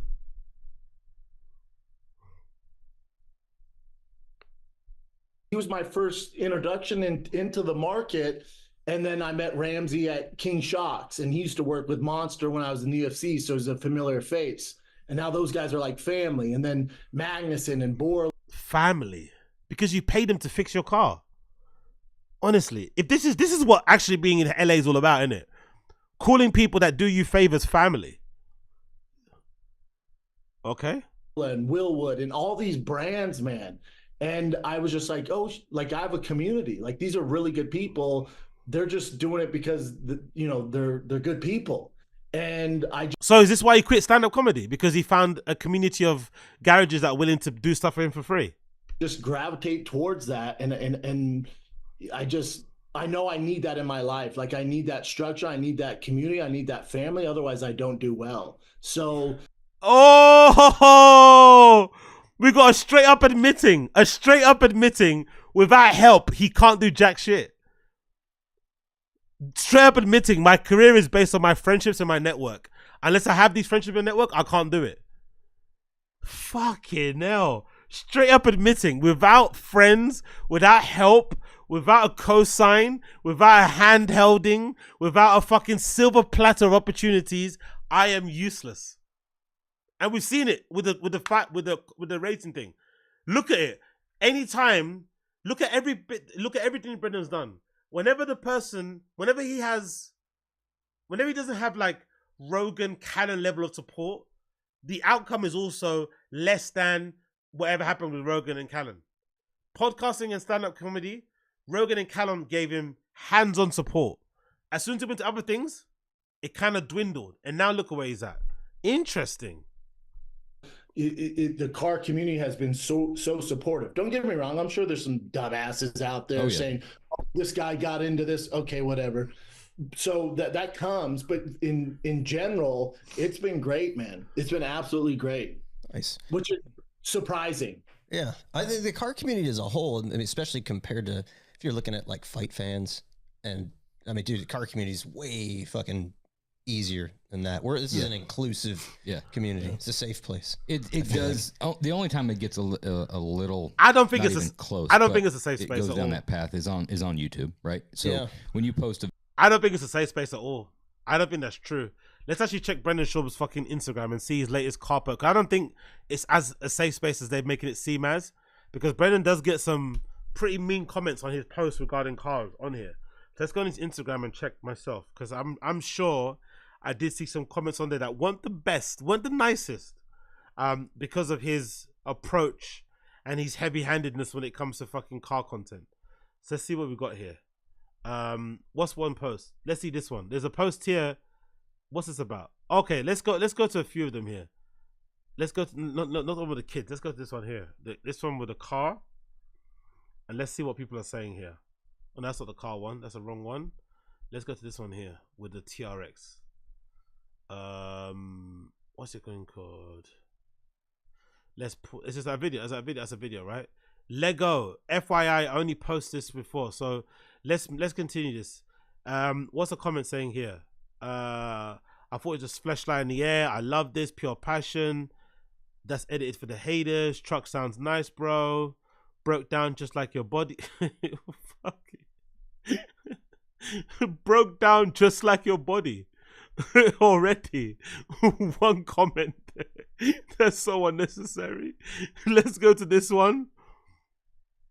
Giveaway in a rap. What's going on here then? Is he getting paid by these people? Like, what's this about? A giveaway. Raptor truck coming together from Roche Performance. Who's doing this giveaway? It's not Brendan, right? It's whoever this company is called Roche. And I guess they're paying Brendan to put this on his Instagram. What the fuck is this about? Ain't this illegal? Do we need this much power? Mirrors, does it come delivered upside down? Just kidding, big dog. 4 doors and it's my dream truck. It's in the shop more than you drive it. It looks good. What's actually happening here? Is this like a bit of a scam? What is all this stuff about? Giving away don't you need a TRX yourself? Why are you giving one away if you need one yourself? Didn't he crash his own? Why is he giving this one away? Okay, let's go back to the video. The video about something, that's when, but it's generally like, you're an idiot, wear your seatbelt. I can't believe you're not wearing your seatbelt, or I don't like the wheels, or you should have been lower, should have been higher, whatever. But it's just opinions, but they're not super hurtful. Well, I think here's the reason that I've figured this out. Like, we're in a sweet spot where we have like virtually zero fame, right? He's in a different spot. So the people commenting our shit are like loyal fans, customer base. Okay. So they're not going to say something hurtful. Right. You don't have that, dude. Like, we don't have the reach where some guy's just going to be like, I fucking hate your face. Other than you. Or you. But it's just... There's a competitive... Sorry to interrupt you. There's a competitive nature, you know, where... Brendan was getting bored. If you're using, you know, Magnuson compared to Whipple, like some of that... like so there's juggling that kind of side of things, which I feel like I do a pretty good job at. But outside that, there's not a ton of it, you know, because it's... I also think... like what you guys do, especially the guys that build engines. Like, I'm not talking about throwing a bolt on or throwing some mod on. Like, people that actually build the engines, talking about the pistons, the camshaft, like the builders, man. It's such a unique trait. Pistons, camshaft. And to me, like, it's no different than a doctor. It's just an engine. So it's just a unique trait. And the way the world's... What? What? Look at the way he's describing. What? What are you talking about? Okay. Going with electric, which we can get into if you want to get me riled up. Let's do it. That'll piss some people off. Dude, I fucking hate electric. So the issue is like the people that build motors, like combustion engines, you have such a special trait that's dying. That's dying. And the young... How's the building of motors dying when the majority of the cars that are driven out there are not fucking electric? They're just regular gas guzzling cars with regular fucking engines in them. How is that whole thing dying? engines don't only go in cars. They also, by the way, if you don't know this, big up SMB. THX for the lunchtime entertainment. Yeah, no problem, brother. Thank you for joining. Thank you for joining. Everybody tuning in that's enjoying the show, make sure you're liking the stream down below. But big up SMB, I appreciate you. But LOL, him thinking engines only exist in cars, and somehow people who build engines are a dying breed. It's like, really? Younger generation's not learning it, and it gives me anxiety. And to be honest, that's how like my path towards whatever I'm doing now and the stuff I have going on in the car world, it all started from my anxiety because I live in California, and people go, man, you. So he's trying to say he got into cars based on altruism. Good guy Schaub, huh? Good car guy Schaub got into modding trucks, flipping trucks, starting a YouTube channel about trucks, begging for free parts and wanting stuff to get done for free from big garages because he wanted to what? Inspire kids to build engines and go to what? What? Like study automobile design and be like when he's not handsy himself. He wants to inspire the new generation to be more handsy and more practical than he is. When he just sends them the car details. It's like, what? You hate Teslas and you hate electric cars. I'm like, you don't understand. I'm in California, so I have Newsom as my dictator, and he's telling me that by 2035 I can't drive a gas-powered vehicle. So I'm an American. It's in my genetics. It's in my fucking DNA to resist that. For you guys going along with this is insane to me. So I got this anxiety, like, oh my God. Freedom fighter Schaub, man. Freedom fighter Schaub. I have to drive electric, and I hate them with a passion. I hate them. So also, the electric thing is so dumb. Hating the electric thing, being that part of your personality, is so bizarre. Hating electric cars and making that your personality is just as lame as being a fucking Elon fanboy and thinking he is fucking Tony Stark. They're both two sides of the same coin, honestly. Like, please get a grip. Like when I get so upset at electric cars, it's because of that. I'm in California. We play by a different set of rules. So once I found that out, I couldn't sleep. And then it hit me. I've had exotics. I've had a bunch of cars. I've had a crazy ride, stuff like that. Exotics. And I started going educate myself on electric. And exotics is how he describes that one black guy he fucked in Miami, isn't it? Exotic. How they're built, and the cobalt, and what it takes to mine all that stuff, and how it's super clean, and that's very well, the whole good narrative for on it. The whole marketing on it is just trash, but people are buying into it. And so, and remember, I'm in California, aka North Korea, where when we locked down, the North Korea, LA being that North Korea joke again is like, oh my God, bro. If it's that bad, move, bro. If it's that bad, move. Why would you want to live in a state that's like fucking North Korea? If it's that bad, move. Really. Everyone else did. At least those guys that fucking complain about LA all the time, at least they actually fucking moved. This motherfucker still, he's like those guys. You remember in COVID when everyone was talking about leaving wherever they were during COVID and they never left? He's like one of those type of people. Down. Like we were the strictest community. We were the strictest out of all the states. So, so when I see that stuff and people go along with it, and people go along with this electric, like you got to research it. You got to look into it, man. So I looked into it more, and I created this hatred for it, and that's what fuels me. And so then I went, yo, I swear to God, replace his hate for electric trucks with like black people, and it sounds very sinister. Replace his hate for electric trucks with Mexicans, and it sounds fucking crazy. Just the way he said that. It's like, what? Exactly, big up pity, yeah, exactly. But he's got e-bike. Hates electric cars, but likes an e-bike. Cool, makes sense. All right, we're not going to do that. China has their hand involved this with the charging stations, which we can get into. If you want to head down the electric path, China's going to own all that shit. Okay, cool. I'm anti that. What's anti that? Anti-China, anti-Asian, has an Asian podcast producer and basically slave in Chin. Hates electric cars, but then doesn't ride a pedal bike unless it's an e-bike. Makes sense. And then Dodge started, it's not, obviously they're not marketing towards me, but they're speaking to my soul. They're making the Hellcats, and they're putting that Hellcat in everything. They're putting in fucking SUVs. I can't believe they didn't put it in a minivan. They put it in fucking everything. And then I saw a commercial for a Dodge Demon 170. And I thought, holy shit, they're allowed to make that in today's world? Oh, yeah, it's fucking America right there. The fastest production car of all time. Hold on, it comes with Mickey Thompson fucking slicks front and back. Hold up, I can put E85 in it, and it's over 1,000 horsepower. Dude, it's nuts. Fuck, I need that. Like, that's American. So that's fucking American. So you and Brian Callen went in together and each bought one, right? Because I'm sure that's right up his fucking alley. Dude, I wish he did. I wish he did. You know what? They fucking missed out big time on T-tops on that car. If you're talking fucking American and all that, they should have put T-tops on it. 1,000 horsepower main to get it. T-tops with fucking American flag, like removable American flag. T-tops. Yeah, fuck yeah. Dude, I'll storm the Capitol in my fucking Dodge team. I'll drive that. Brendan doesn't know what a T-top is. Brendan doesn't know what a T-top is.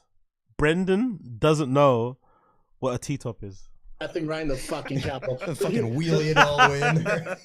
But the whole thing, I don't get the narrative around it, because obviously, I didn't want the podcast to go this angle, but whatever. But obviously, with the narrative around electric, how it's better for the environment and do this and do that, it's not real. It's no different than the agenda they're pushing with the vaccines and all this shit.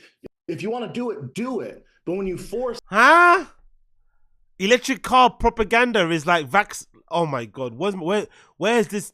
Brendan, big brain Brendan is like the best version. I love this version of Brendan. When he gets into things and he thinks because he got into something and he read a couple of articles that he's now the spokesperson for this and anti-establishment. Bro, just why can't you just be into this stuff because you're bored and it's fun and it's a good way to kind of make some friends? Like, what is all this other stuff you're talking about? Come on, brother. This is when you have my attention. That's why I'm going to fight back. So when it comes to the Hellcat and the V8s, there's clearly an audience for it. And I know Stellantis knows this. I know Dodge knows this. Ford sure as fuck knows this. I know Chevy knows this.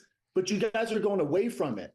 In the circles I'm in. And how many times do you think Brendan has tagged Chevrolet, Chevy, Dodge, and all these companies hoping that they would get in his DMs? Or how many DMs do you think he sent them? Proposals for some sponsorship or something. He has to have done it, innit? He has to have tried to got Chevrolet or some of the one. He has to have. He has to. Hey, I'm an American patriot, former UFC fighter. My dad was a Navy SEAL. But he's definitely tried. The places I go to Mid-America, I go all over. Nobody's fucking. Oh my god, he's doing the whole working class blue collar grift. I go to Middle America, bro. You live in fucking Calabasas. You live behind a gate with a security guard. Your kids go to a fucking school where their fucking with their classmates are fucking, are in fucking Coldplay and shit. Come on, man, Middle America. Oh my god. With electric, and there's a reason sales are down. So I just can't comprehend in those marketing meetings why they would get rid of the V8s and they're going hybrid and they're going electric. Because you got to read the room, man. Americans want that V8. There's a reason why Dodge, the 170s are going 100,000 over sticker price. There's a reason Hellcat's one of the best selling cars of all time.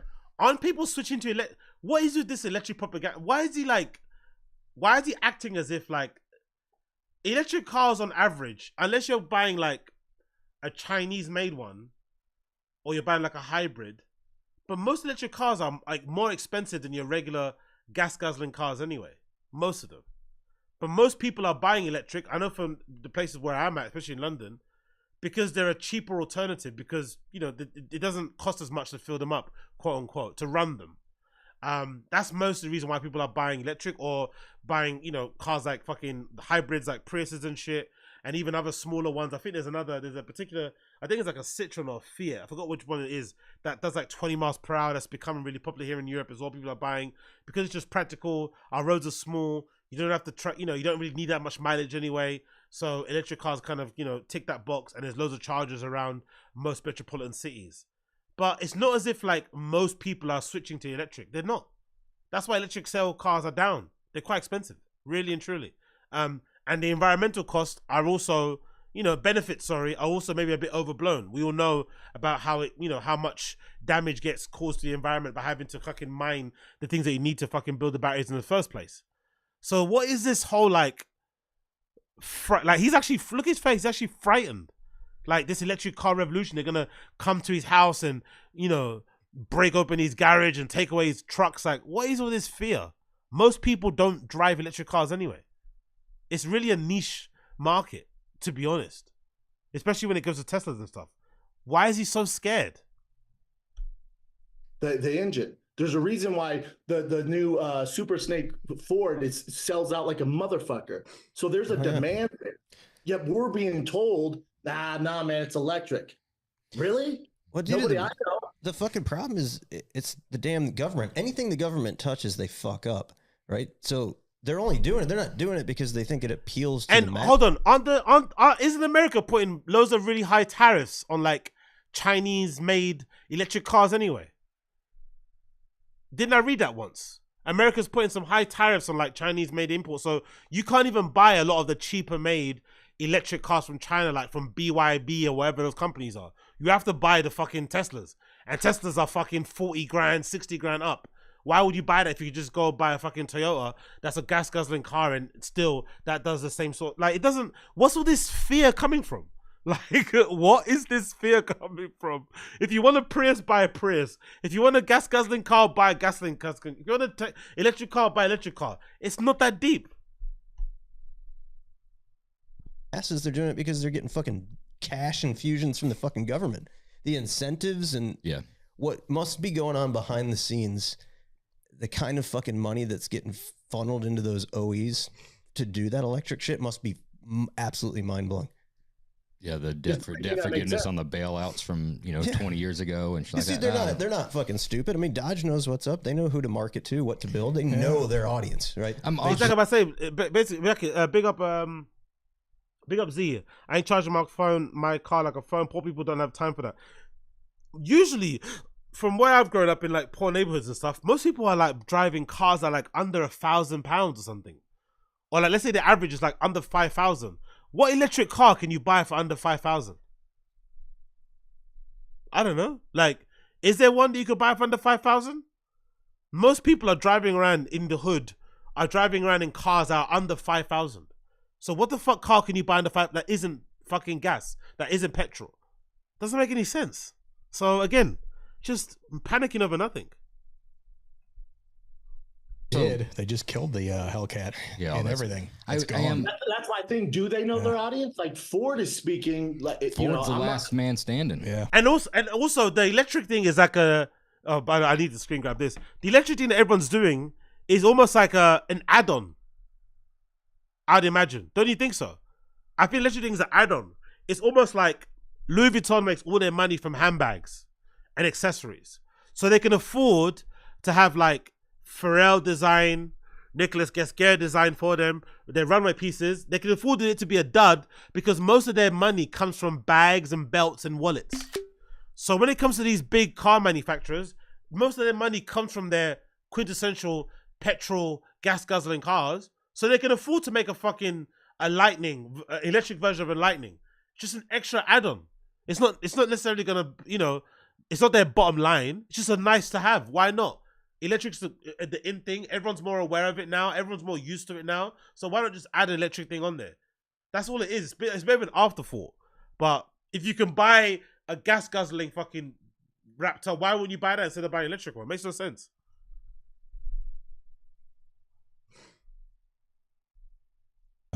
And then I love Ford came out and said, we will always offer a V8. Mm-hmm. I'm like, oh man, like I'm not the biggest Ford guy. I have a Ford Lightning, a 2024 Ford Lightning, or 2004 Ford Lightning, 20-year-old truck.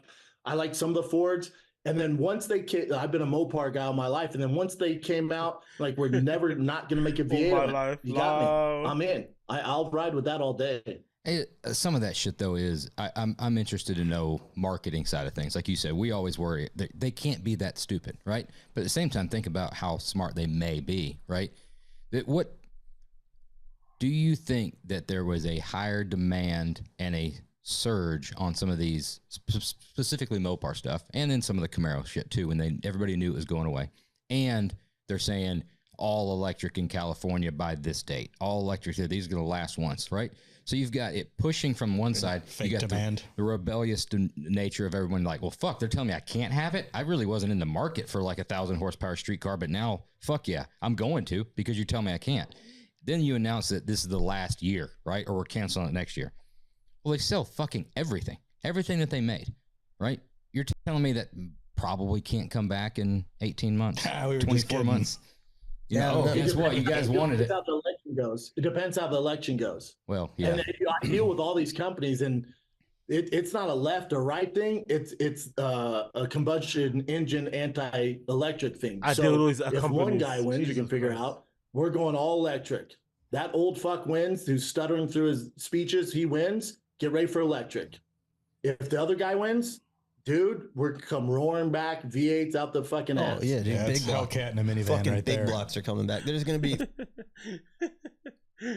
Honestly, only in America would your whole fucking personality, would your car choices, would your politics influence your fucking car choices. Honestly, man, this is fucking batshit. Honestly, like, what the fuck is this sort of brain? How does your brain function like this? Oh my God. Fuck the Gen 3 Hemi. That's going to be OG, like 528, huge fucking cubic inch. They'll have fucking all carbureted. Paint cans doing for away with pistons. bringing back the 6-pack on top. Hell yeah. I've got a problem just looking at this a little deeper on any, I've got a problem with government in general, but if you look at it from a president standpoint, from a president pushing the agenda with cars and cars production and the OEs and how they do things, a president shouldn't be able to do that, because the day he's elected president, he can no longer drive at all. I'm just being serious. They give up their license. From then on out, forever, he can never drive on a public road, right? So he knows right then he's never going to have any fucking joy unless he's going to be like LBJ or Reagan and drive his Lincoln around his ranch. But let's face it, that's not normal life anymore. So at that point, he has no say in what common folk like us do for a daily driver, a weekend toy, or whatever it is, because he no longer has a dog in the fight. He's not going to be driving anymore. So fuck off. So if you don't drive a car, what? Oh my God, my brain is hurting. So politicians shouldn't push for certain things if they're not doing it themselves. When's the last time you saw Trump drive a car? What the fuck does this even mean?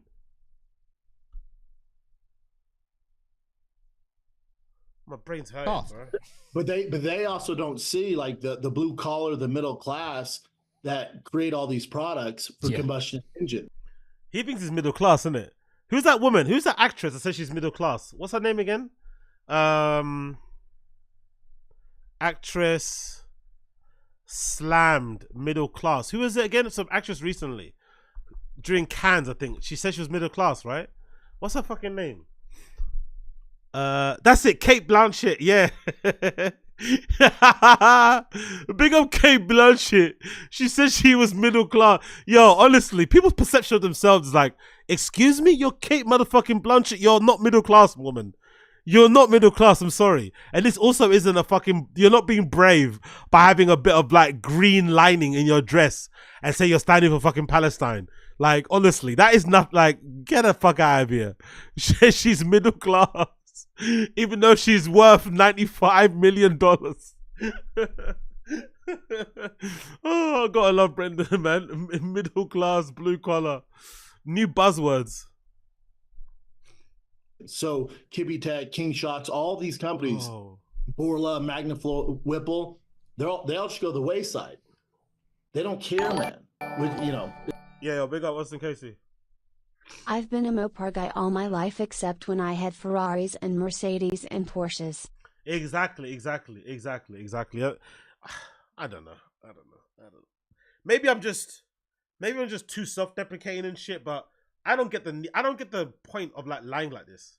And I've said from the beginning, it would have probably made more sense if you got into the car thing via the luxury car route and just kept buying. Because there's loads of guys that do that now, that buy like old school Ferraris, like vintage Ferraris, sorry, and you know whatever, and go race them on a track or try and fucking try and rebuild them and shit. Try and buy old parts, and the whole process of buying a part for it, blah blah blah, getting it shipped in from fucking Italy and whatever maybe. All those type of things are really interesting, and he probably will have a bit more passion, way more knowledge, because he's actually interested in that sort of stuff. He likes driving luxury sports cars, Ferraris, like this thing he actually enjoyed. So I think that would be a good way to go about it. But I guess he wanted to appear. I guess maybe it's affordability. I don't think it's affordable because I think buying 2 TRXs back to back isn't cheap. TRXs are not, they're not 30 grand cars. So you still need money to do what he does and to go get your car get done up by Kibby Tech and Shocks, all these type of places. So I don't know why he decided to go down that route. Maybe because it does look a little bit more country. It's more tied with Austin, Texas. I don't know. Maybe that was part of the grift. But I think if he would have just went the luxury car route, it probably would have done pretty well. Maybe. I don't know. Dude, I think I'm not trying to get crazy, but maybe we should all meet up and go to the DC, let our voices be heard. That happened once before. It didn't end well. Didn't go over well. Yeah. No, but maybe we'll get some hats so everybody will remember who we were. Yeah, you touch on a great point though, that it's always floating in the back of my mind when you talk about all these aftermarket manufacturers. The government, they could give a fuck about all of them. They don't realize if you pull the plug on just internal combustion shit. In this particular world, if you didn't have a bit of stubble, if you don't wear trucker hats, if you don't drink, and if you don't cheat on your wife, do they think you're gay? In this particular world, if you like spending time with your wife, you like hanging out with your kids, and you're just about to work, do they think you're a bit gay in this world?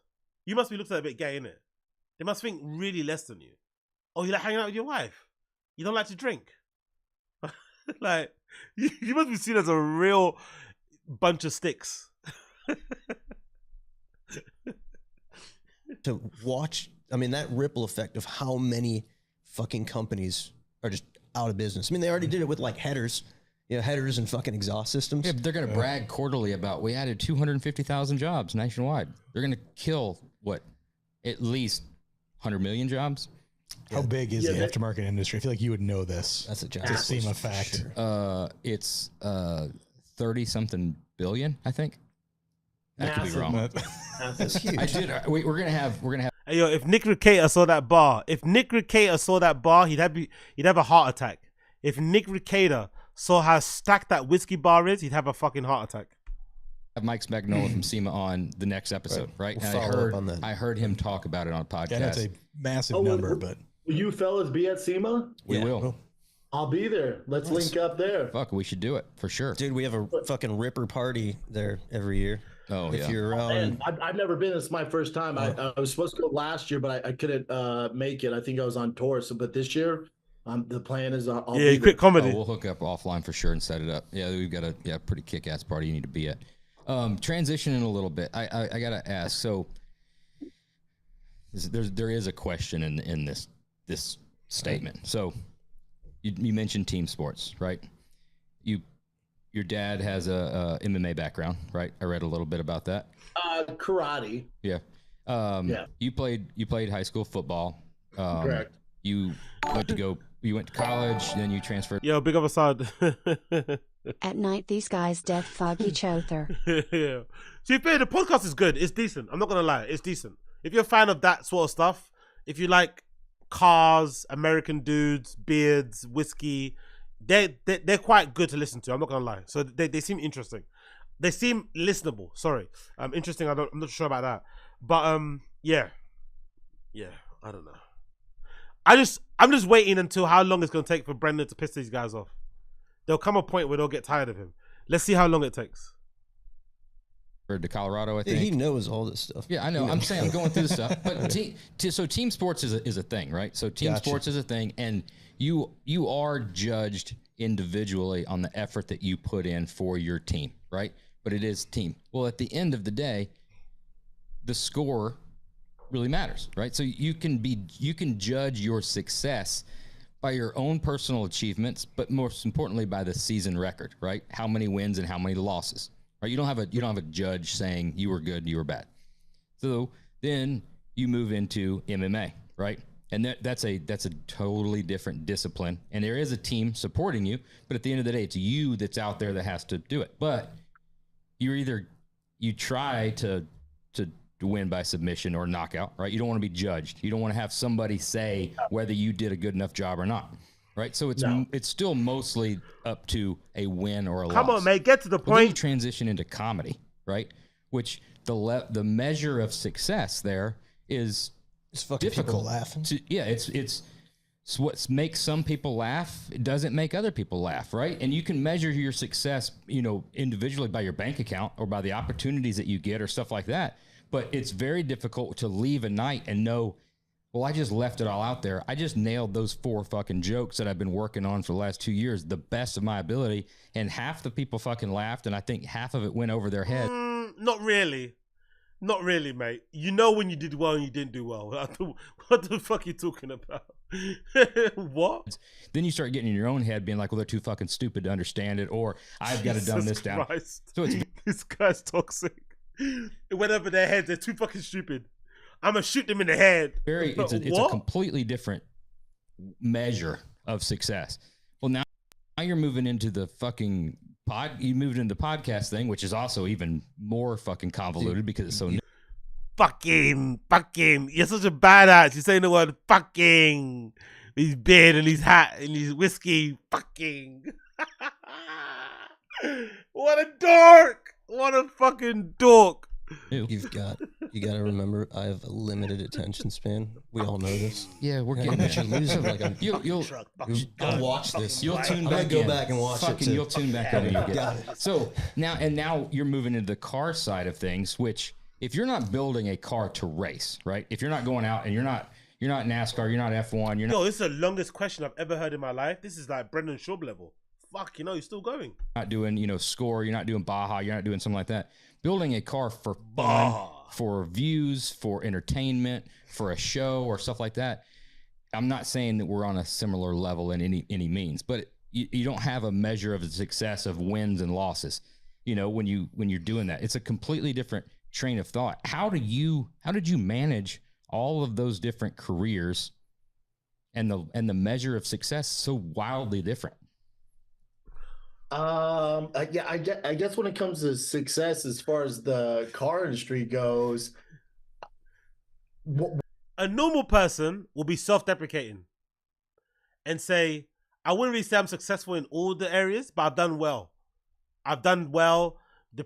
Given my skills, given my limited experience, given the time that I've been in, like a regular, well-adjusted person would be very self-deprecating here. Let's see how Brendan responds.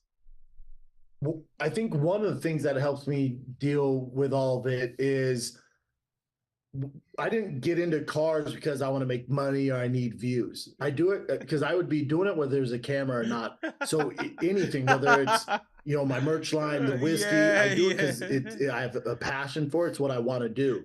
So for cars, if I got 1 view or 1 million, I would be doing it regardless. So it's a win for me because I love doing it because it's my passion.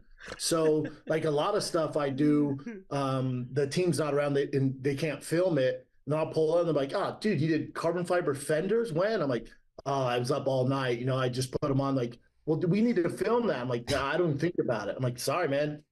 Sorry. So I don't know what success looks like as far as the automotive because it's not. I don't know what success looks like. True words have never been said. I don't view it as that. I'd be doing it, no matter what. So it's a little different. I don't view it as a job. Got you. I think that's a lie. And also, that's probably a bad way to look at it. It's probably reflective in the content. Because if the content was about being self-serving, was about just meeting your own self-interest, it would be far more interesting than what it is. It's clearly about making money. and it's still not making money or getting the views. So why does it exist? Most people in the automotive world don't know what success looks like either. It is a tough fucking career. Yeah, it's a completely. I just from all the different stuff. I think the one of the reasons, I'll work with all these companies and brands and shops and mechanics is I think because it's such an old trade. One of the number one things I find, especially in today's world, right? It's all about social media and marketing. They're really bad at that because maybe they don't have someone on staff who knows that stuff, or it's just not their forte, or they're not into it. What? Hold on. What do you say about marketing? What do you know about marketing? Because it's such an old trait, one of the number one things I find, especially in today's world, right? It's all about social media and marketing. They're really bad at that because maybe they don't have someone on staff who knows that stuff, or it's just not their forte, or they're not into it, which is to each its own. That's fine. But in the world we live in, if you want more sales, you want more attention, you have to give that some attention. And I don't like doing it either. If my whiskey company or somewhere to sell, you'll know I'm doing well because I don't have a cell phone. I hate cell phones. I hate social media. What is this new grift? What is this? What are these lies? What are these lies? What is this? Is this like a new persona he's trying to run with? Antisocial, hate electric. I just want to get my money. Like what? I don't get what's going on here. If I sell my whiskey company, you'll know because we'll know when you sell a whiskey company because you're gonna buy more cars and you're gonna show them off on social media like you do all the time. That guy got a PPP loan or PPE, whatever the fucking name of it was during COVID, and he immediately bought a fucking fender for his Porsche. He didn't get Chin a new MacBook Pro. He didn't buy new studio equipment to make the show better. He just went and improved his Porsche. So we know what he does when he gets money. When he got money from fucking Cast Media, allegedly, that's when he bought the TRX, I think, right? A few people are saying. And now he's got another one. So this idea that you're antisocial and you don't like social media, you don't like being on your phone, bro, you're addicted to your phone. You're on it all the time. Addies and baddies, remember? Come on, bro. What is this new? What is this fake persona he's trying to push? Such a strange thing to talk about. I'd be out, man, but I can't. It's like you're your own PR team, with social media. So I think because the car industry is so old school, a lot of them are really bad when it comes to marketing and reaching new people, and that's where I can help. Yeah, you got to feed. Oh, so he's trying to say. He's almost trying to say that he's doing it like as a form of charity. He's trying to give back. That's a weird thing to say because I swear most of these places, even like KiwiTech, they don't update their YouTube channel too often, but they have videos on there that have way more views than Brendan's videos have, especially without the TRX car flip. Because I think the most highest rated videos on Toontown is the I Flip My Truck video and the first episode. Other than that, they've all got like barely 10,000 views. KiwiTech has loads of videos above 10,000. So they're doing perfectly fine within their little niche. They're probably way more well known than him in the car world. Of course, you'd think so, being a fucking industry leader and people that people care about. So what are you actually giving to these people when they are bigger than you? You're going for like industry leaders, high quality manufacturers, garages that have names, that have reputations, that have cachet, that have clout. Why would they need you for marketing help? Especially when your videos are getting like 9,000 views. Come on, bro. Come on. And you're hiring a whole team to film you and shit. Like, come on. Come on. The machine, once that gets started. What do you think taught you, or how did you learn along the way, the fucking perseverance? Because I'm from a distance, a casual fan and enthusiast. How do you keep doing this when everyone keeps telling you to stop? How do you keep doing this when you keep getting so many L's? That's what it feels like he's trying. That's what he's kind of feels like he's saying to him. He's kind of dissing him in a way. Enthusiast and from your career, fucking A, dude, nothing's been easy. Like, I know you've had friends and I know you've had stuff helping, but I mean, I look back and you talk, I know I bring back the football thing, but you played football, you didn't get a scholarship, right? Then I was a walk-on, then earned a scholarship 2 years later. So I had a scholarship for 2 years. Yeah. So you had to work for that thing. It's not like after high school you're like, boom, I got 16 offers. I'm gonna choose which way. Blah blah. Then you didn't get drafted after college, right? So then you move on, and you're doing short of the MMA thing, which you had relatively quick fucking success. I mean, you're talking 6-7 months into it, you're getting fucking KOs, right? Yeah. Other than that, you move into podcast stuff. It's been fucking hard, and it doesn't from the outside looking in. This guy's dissing, bro. This guy's dissing. It's like, how do you keep doing this? It's been so fucking hard. How do you do this? Everywhere you go, every direction you turn into, the industry is telling you no, no, no. How do you keep going? How? I mean, we're not in your head. From the outside looking in, like you mentioned at the very beginning, broad shoulders. You fucking just like sweep it off and on to the fucking next thing. Let's keep fucking going. Unlike anybody I really have ever seen. Yeah, I appreciate it, brother. To be fair, even though this question sounds like a diss, this has to be one of Brendan's best and only good traits. The fact that he's probably so redacted, he doesn't actually ever consider how bad he is at things. He just keeps on going like that. That just go thing has actually been his blessing. It's actually been one of his best character traits, and it has been able to allow him to be quote unquote successful so far, so many years on. Because if you ever took time to just stop and consider the things that he's done, the mistakes he's made, like instantly done, it's finished. But the fact that he keeps moving and keeps going on to the next thing, keeps figuring out the next grift, the next hustle, the next people to fleece, the next people to take advantage of, it keeps on moving. Look at Brian Callen's the opposite. Brian Callen never gets anything done, and he kind of needs Brendan to help him do stuff, where Brendan needs other people to help him, and he gets, you know what I mean? Like, that's one of his only and best traits, the fact that he just keeps on going. But it's in all different directions, all at the same time, limited amount of skill, not amount of, it's all over the place, really, unfortunately. Yeah, it's my dad, just work ethic. So I hate, I'll have friends who will say, oh, whatever, Shaw brought a professional athlete's work ethic to podcasting or to stand-up, and now with the cars, like, watch out. It's like, no, that's not a professional athlete's work ethic. I've been with UFC fighters, NFL players, they have horrible work ethic. They're just so talented, they get away with it. So that doesn't work for me. The work ethic, why does he always get offended by that, by the way? He's always been annoyed when people refer to him as having a professional athlete work ethic. What's the bad thing about having that? They're basically trying to say, yeah, you basically have a work ethic of somebody that's a professional athlete because you just keep grinding. And that's how that's not a bad thing. But he's always hated that. It's always annoyed him when someone said that. But that is the truth. Part of the reason why he's successful is because he's able to just keep ignoring the obvious signs of him being bad at something and just keeps grinding. And eventually, if you just keep grinding at something, you're going to bump into a Rogan, you're going to bump into a Callen, and you're just going to luck out and you're going to make it. That's essentially it. And he's basically proof of it, but it's not a bad thing.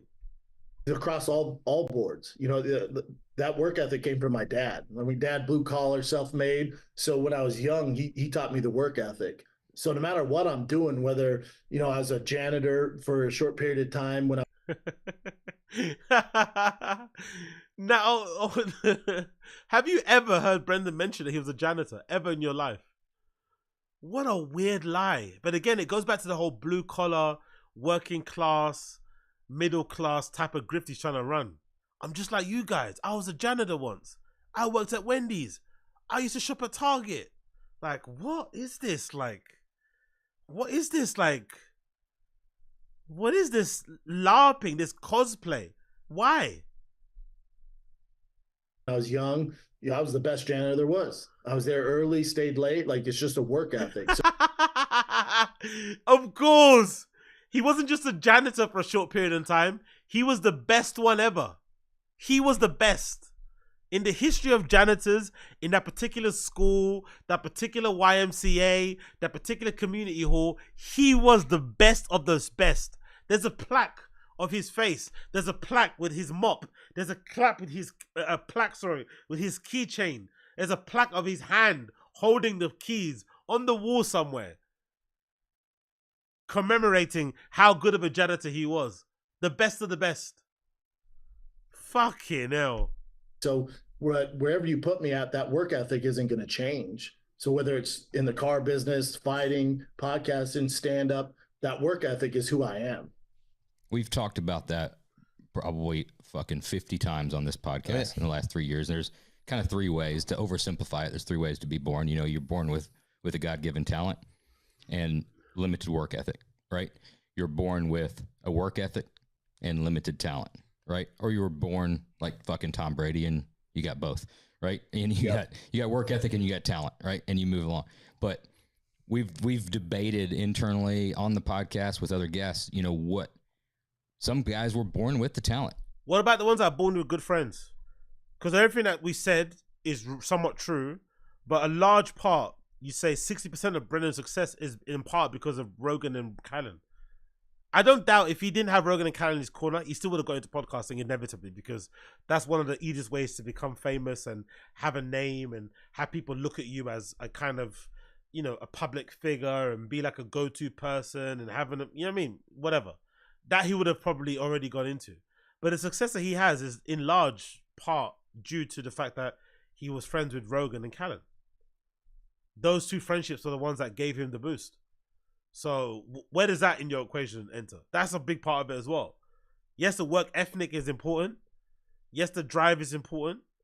But also having Rogan and Callan in your corner, especially Rogan, that's a game changer, mate. That completely changed everything. Look at some of the comedians he endorses. Look at their success. Would Bert be as successful as he is now without Rogan? Exactly. Right? And they don't have to work as hard and they can still be good. Yep. We pulled it a little bit, and the hard work, it definitely overshadows talent. It does. Because you could have a fucking shit ton of talent and not do anything with your life, you know? Well, and hard, I mean, he's the point of hard work will overcome it because you can pivot, right? If you're not going to be. They're basically saying he's not talented to his face. They're basically saying to him, we have no idea how you made it, but apart from your work ethic, that's the only way you could have made it. They're literally telling him to his face like, wow. Because if it was only based on your talent, there's no way you're making it. That's what they're basically saying to his face. Be talented in every single thing in life. You're not going to be born talented to do everything. You couldn't be the best pilot, the best heart surgeon, the best football player, the best baseball player, the best everything. So hard work will persevere. When one time or one season in your career comes to an end, the hard work allows you to pivot into something else and become great at that versus just dealing with a God-given talent or born with talent. It's fucking, I think a lot, like you'll see a lot of NFL players, even college, and a lot of UFC fighters too. They have the work ethic, but they identify as a UFC fighter or as an NFL football player, and they don't know how to get out of that. So then they get done, and they have the work ethic where if someone just direct them, or they'd have a passion, and they bring that work ethic, they're gonna do well, man. Come on, man, don't be so facetious, bro. You were on Rogan during your fight career. You were building your podcasting career during your time of your fighting. Not everybody has that benefit or has that fucking privilege or has that fucking opportunity. Plus, look at what it cost you. Because of that, because of having your attention being taken away from different places, maybe that's why you weren't that good of a fighter. Maybe that's why you got some of these horrible losses and knockouts, because your attention was on other things. And inevitably you had to quit. You can't begrudge a fighter who doesn't have... Come on, bro. Come on, man. Come on. You had Brian Callen and Rogan in your corner. That's completely different from a regular person. Come on. A lot of them can't find that passion or the direction to go. So you see a lot of UFC fighters, you know, they're working at the UFC gym holding mitts, or they open up a gym. But these guys, if they're able to...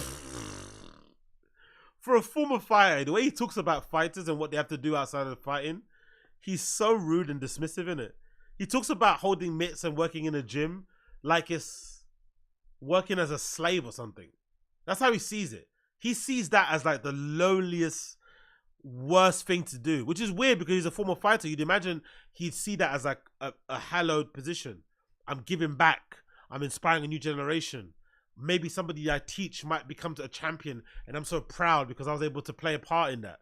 No, he sees holding mitts and working in a gym as almost as like the worst of the worst.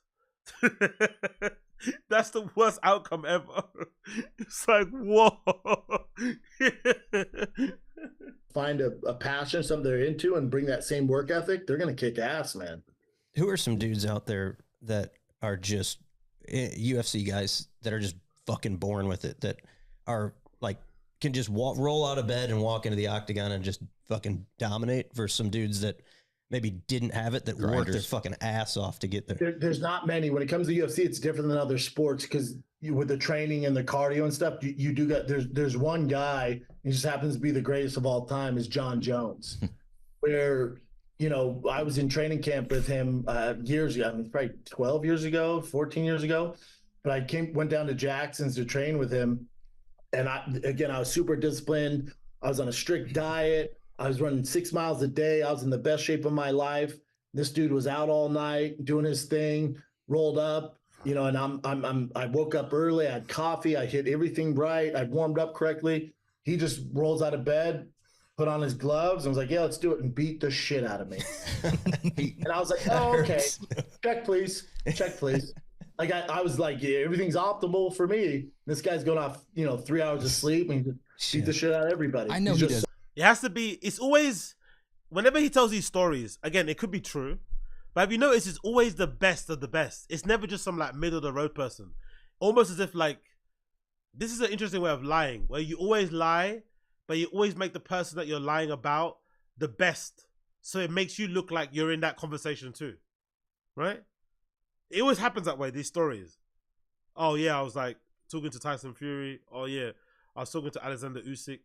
Oh yeah, me and Deontay Wilder were running miles. Like, he's always doing that. It's never like just some middle of the road person. Oh yeah, John Jones beat the shit. It's like, oh duh, it's John Jones. But you want to say that because you want to be seen as that level. It's an interesting way to lie. I've noticed this guy. Like, he loves lying like that. He's never going to mention to some guy who never made it. Because that's what most fighters do. Most fighters will say, oh my God, man, UFC is so humbling. There's this one guy in my gym, he never even made it. He's working now as a fucking car salesman. And one time I went to roll with him and he fucking kept choking me out. And it really humbled me because this guy wasn't even a professional. He never says that sort of thing. He always talks about, oh yeah, Conor McGregor, Edson Barboza. Like, that's who he fucking talks about. Do you know what I mean? High level people are only the ones that he talks about, like, that kind of put him in his place, because it makes him sound like he was also high level, when clearly his career shows that he wasn't high level. Whatever. Observation doesn't make sense, but let's continue. We'll do 10 more minutes of this and we'll move on to the next thing. Doesn't need it, but why don't his legs grow? Why has his legs never fucking put on any mass? He does. He works fucking at it. I hope he's watching this. Yeah. I hope he's not watching it too. Calves are hard to grow, my man, But, man, but I wish that was the least of my worries. He's a fucking beast. God, he's a fucking beast. But again, mentally stronger than anybody. Because if you gave me 4 hours of sleep and you didn't give me 8-week training camp and all the right coaches and the training and all that and check all the boxes, I'd be a disaster fight night. But I knew I had confidence going in fight night because I knew I did everything possible to get ready to win. With John, mentally, he can just go, nope, and he can just zone that out. And even though he hasn't put in the miles or whatever, the cardio like I did on the road, he just goes to a different zone and he can beat guys that did. I see what you're saying, but I disagree, dude. You're stronger mentally because you didn't have to make the choice to put in the fucking work. You could have obviously gone out and fucking partied, and you could gone out and hang out. You could do all the fucking thing that everybody else falls in the trap of, because especially after a couple fights, you get a couple fight win streak, right? And you realize, like, well, fuck, I won easily, but I just put myself through hell for camp for 6 months, right? I probably don't have to do that as much. I don't have to cancel every single night out, right? I could probably drink a couple of times, right? Depends how much you won by. That's where the mental fucking toughness is. And I'm not trying to pry too deep into your fucking life. The reason we talking about this shit is it's rare that we get an opportunity to talk to somebody has your background, that's persevered like you have, that's not been in the automotive industry. We have a common theme in this podcast, and it's came about organically because there's so many shops, big, small, been in it for 2 years, been in it for 30 years, right? If you haven't already figured out, you're going to figure out fucking soon. Luckily, you don't have to make a living doing the car thing, but they will suck your fucking life out, right? They will suck your soul out. There's been to doing it for a living. There, you can put your entire. I'm not trying to put us on the same level. What I would assume on the comedy side of things, where you put your entire soul out there for everybody into this vehicle, right? And you do everything that you know how to do, and you've done it 100 fucking times, but for some reason something doesn't go right, and it's at 3 o'clock in the morning, and you've missed your kid's birthday, or you done this, or you a part, nothing that you had anything to do with your skill level. A fucking part failed, right? And you've got the customer there driving it, and you're stuck on the side of the road, and you're looking at him like, I'm a complete fucking failure. And it's so interested from your side of things to go through the mental toughness. Like, we're doing cars, right? We're not fighting for a living, right? You're fighting the car though. You're fighting the fucking car. It's like a fight. Most of these cars, by the time you get them done, I feel like the visual would be like you're like the dude. Yo, these questions are long, innit? These questions are long. 5 more minutes, then we'll switch to something else, and I'll finish the other part in another episode, because these questions are long. Who's in the final round, whose fucking nose is laid over on the side of his face, his cheekbones are split open, he's covered in blood, and that's what it takes to get one of these things fucking done. It's crazy. Yeah, maybe because I fought in the UFC, but even with that stuff, like, I view it different. Like, I think we're on the same level. You know, I do think I would definitely argue against that statement or that perspective. You know, not that I'm, you know, I want to argue. No, but I think when it comes to that stuff, like, maybe it's because I was around it. I grew up around it. Whether it's football and you know, Division I football at University of Colorado, or in the NFL, or with the UFC, and I see those guys, and I view it as, when I was in the gym learning jiu-jitsu, you know, I'm a black belt, or boxing, you guys were, you know, working on cars. So I decided to go this route. You guys decided to go this route. I would assume we put in the same amount of time, maybe put in more hours. But I don't think I'm special because I decided to walk in a jiu-jitsu gym, and you decide to walk into to a car shop. So I think the work ethic and the mentality is similar. Maybe athletically it's different. I don't know. Maybe you guys are fucking fast, and I don't know. No, dude. But still, if you ever watch Josh try to jump, he's fucking not. So I don't view that stuff like that. That's also, like, I can go into a meeting. I don't care who it is, and I'm never in shock, or I'm never in awe, whether it's whoever it is, whatever high level they're at, because I know I have the confidence where, it's not this is where he's also special. He actually means all this stuff he's saying. This type of delulu that this guy has, he actually means it. He actually thinks he's a marketing god, branding genius, no sense of humility or anything. This is actually his real perspective. This is a rare insight into the brain of Brendan, but also a reason why he's successful. Because without this level of delulu, you don't make it in any aspect of life. Believing in yourself to this extent, when all evidence, you know, contradicts what your beliefs are, impeccable mental toughness or delusion. I don't want to seem like I have an ego or like I'm bragging. But my thing is, like, when I decided to go into the jiu-jitsu gym, he decided to, you know, go into a car shop. That's cool. Good for him. Yeah. Because I know stuff he doesn't know. He knows stuff that I don't know. Good. Let's talk about, you know, let's figure out what we're going to do. What kind of way to go into... So you go into a marketing meeting with somebody that's a marketing manager for a company that knows what they're talking about. And in order to make yourself not feel insecure, you basically say, because they went to school for marketing, that's like you going to do jiu-jitsu. Huh? But aren't they experts at what they're talking about? This is the thing I don't... So if the marketing guy tried to give Brendan advice on striking and grappling and wrestling and submissions, what would he say?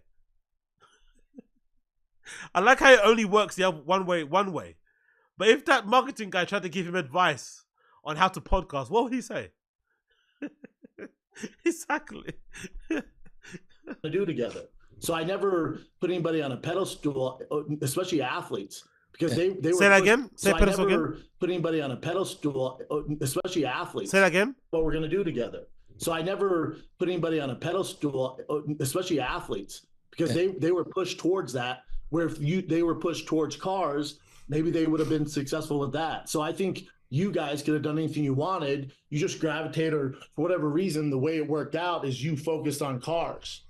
Yeah, that's a great fucking point. That is, dude. That's a great way to look at shit. Not really. I've done that sometimes because you're getting ready to like meet somebody you're a little intimidated by, or you're stepping into a fucking meeting, and I've done exactly what you say, that you have to like stop and think. You're like, well, dude, I've kind of done a lot of shit myself. Just different. It's just different, right? Yeah. So same amount of work, just different work. Yeah. And you busted your ass to get there. Everybody's a So black you're- belt in something. Everybody's up. You can. People could learn a shit ton from you. Like if you walked in, let's say Steve Jobs was alive today, he can't do what you can do. Right. You don't have a fucking chance to if you give him, you know. Fucking hell, man. I'm the Steve. So is it? You're the Steve Jobs of podcasting. Okay, man. I guess. But this is what's necessary to be successful. That's the truth of it. This level, like this is not him lying. He actually believes this in his fucking soul, in his core, in his entire being. You give him a car, you're like, all right, figure it out, dude. You don't know what the fuck's going on. Yeah, let's see, put it together, Steve. It's such a great point that you raised, and I think that it's important for everybody here, builders out there. I mean, home builders, enthusiasts, everybody that's listening and stuff. Because we've seen it so often. You see guys, right? And you've spoken about this in your comedy specials. So if you want to cut it out, just tell me you want to cut it out. But I'm not trying to be too personal. But I've seen guys go to a car show. They've been in the business a year and a half, 2 years, right? They build a car. They don't win the award. That's it. Whatever event, right? A Good Guys event or at SEMA or something like that. Somebody that's judging cars, that doesn't build cars possibly, doesn't pick their car. And they're devastated, right? They're, fuck this, I'm going to find another industry to get into. And they look at that as failure. Now, I'm going over to you. Back in the day, you were dating Ronda Rousey, right? Mm-hmm. There's some stuff come out. There's some rumors before a fight. And this was Matt Braun, right? Travis Brown. Travis Brown, sorry. There's some... Whoa. It took a left in there. Wow, what does Ronda Rousey have to go? Jesus Christ. These guys are not his friends. What the fuck is this about? Why are they talking about Ronda Rousey? Rumors about that. She shows up to the fight. It didn't go your way. Yeah. And that's not a judging thing, right? It didn't go at you. It's a definitive. It's a definitive thing. And that's not that's not I good. got beat up. That's not Good Guys Columbus, right? That didn't get a trophy. Yeah. That's on national fucking TV, right? And that's a wake up, a literal wake up. And you just I'm so intrigued by the mental dealing with that loss. And not there's a Jesus Christ, bro. You're reminding him of this loss and telling him to live and trying to like live through it again. How you got beat into a bloody pulp, face in the ground against his fucking ex-girlfriend's new boyfriend after he trashed her in the media. Fuck, bro. These guys aren't his friends, are they? Holy shit. A lot going in it emotionally and personally and shit like that. Fuck. Not for me. I think from the angle when you hear about that, like, oh my God, that's crazy. But it was the last thing on my mind. And then also, again, what helps me is I never identified as a UFC fighter. It was my job. I decided to focus on it. Happened to be pretty good at it. It worked out. I made some money, got some fame. Cool, man. He's finally admitting it. Now it all makes sense. It's all making sense now. He's finally admitting it. This also explains why the SCHAUB'S show is so shit. Because he sees it as a job. He's never really been into the UFC like that. You know? He's never really loved it. He's never really loved combat sports or fight. That's why he doesn't fight now. He doesn't really hold mitts. He doesn't really shadow box. He doesn't really try to learn new skills. Like the black belt he only got it because his son basically asked him why he doesn't have a black belt and he felt insecure and then he went and just got one from the gym he was at before. This explains so much about his attitude. about fighting, about fight cards, about breaking down fights, predictions. All are off because his heart's not really in it. Even then, even before that fight, I told my team this is the last one. So I didn't, it's not that I don't care. I wanted to win the fight, but I'm good. I believe in myself where if this chapter ends, I'll figure something else out. I always do. Dude, you're fucking built different. Fuck, you're built different. I'll figure it out. It's stressful, no doubt. You know, I'm not going to pretend that it's easy, but... I love how he doesn't mention Joe Rogan in this whole thing. This doesn't work out the way it does without Rogan and Callen. Please, why are we not mentioning this elephant in the room? The fucking fairy godmother. If you don't have Rogan and Callen in your corner, this doesn't work out this way anyway. Because he's not the most charismatic, likable person in the world. It wasn't like he was going to get lifted up by his fans into success like some fighters would. So without Rogan and Callen in your corner, especially Rogan putting you on the most famous, most popular fucking podcast in the world during your fighting career, having the most individual fucking appearances on there during your fighting career, while also building your own podcast during your fighting career with someone that was at that time Rogan's best friend in Callen. Of course that's why it worked out. That's why it made the transition easier. That's why it was easier not to go into fights that stressed because you knew you had other opportunities, you know, around the corner, for sure. Signed to CAA when you have no business being signed to them in the first place, acting in movies when you have no business acting, all these gigs you were getting because, you know, of the work you did and also the other stuff. But I love how he never mentions the Rogan thing. Rogan played a huge part in his success. No mention of it. It's all me. It's all me. It's all me. I believe in myself and my work ethic, so I'm like, I'll figure it out. But yeah, going to that fight, that was the last thing on my mind. I didn't care. And I think it's funny too, today, like kids, you'll see whatever it is. Recently for me, I flipped my TRX, right? I built this TRX, 1300 horsepower, I flipped it. Oh yeah, here comes this is the post I want to react to. So this is the clip I've seen already in Find a Kid Reddit, where he complains about the L's. So it seems like this is a weird transition, a weird intro, and we're gonna end it after this, and we're gonna change to a chin video. I find this interesting because it seems as if for a large part, or for a majority of the time, Brennan was trying to grift the TRX flip. Right? He flips his TRX truck, not grift it, sorry. He was basically using it as like a way to kind of get clout online and get attention. He almost was trying to lean into it, right? Doing it a bit too much from my personal, you know, viewpoint. Cool, whatever happens. He fucking, you know, rinses that shit dry, promotes it hard, probably buys views for the video. It's the most viewed video on Toontown. I think last time I checked it had like 160,000 plus views. He puts it on fucking social media. Everyone's fucking going crazy over his video. And it seemed like he was leaning into this whole idea about, oh my God, flip my truck. But I think he's so redacted, he didn't realize how it would be seen on the other way. Because if you watch the clip itself, they do a very good job of not showing you the outside of the truck when he flips it. You only see him on the inside. Then it flips and you see the car on his roof. But it looks more redacted when you actually think about it because he flipped the car stationary because he doesn't know how to drive. And he clearly put too much fucking, you know, throttle. He went too fast, turned very quickly in a stationary position, and clearly that's what made the truck flip over. And not anything else like, you know, him trying to be like a badass. So it would have shown him being a bad driver, so he didn't clip that. So I think he misread the situation, and he didn't anticipate people viewing the flip truck not as a funny little comedic thing, but viewing it as an illustration of how badly he drives. And now it's changed, and now people are poking fun and saying, oh my God, look at all the L's this guy keeps taking. Knocks out in, you know, losing in UFC, losing in podcasting, quit comedy, and now he can't even drive properly. He didn't anticipate that. So this is the clip where he starts to get a bit annoyed at this narrative. And I was on the fence about posting it.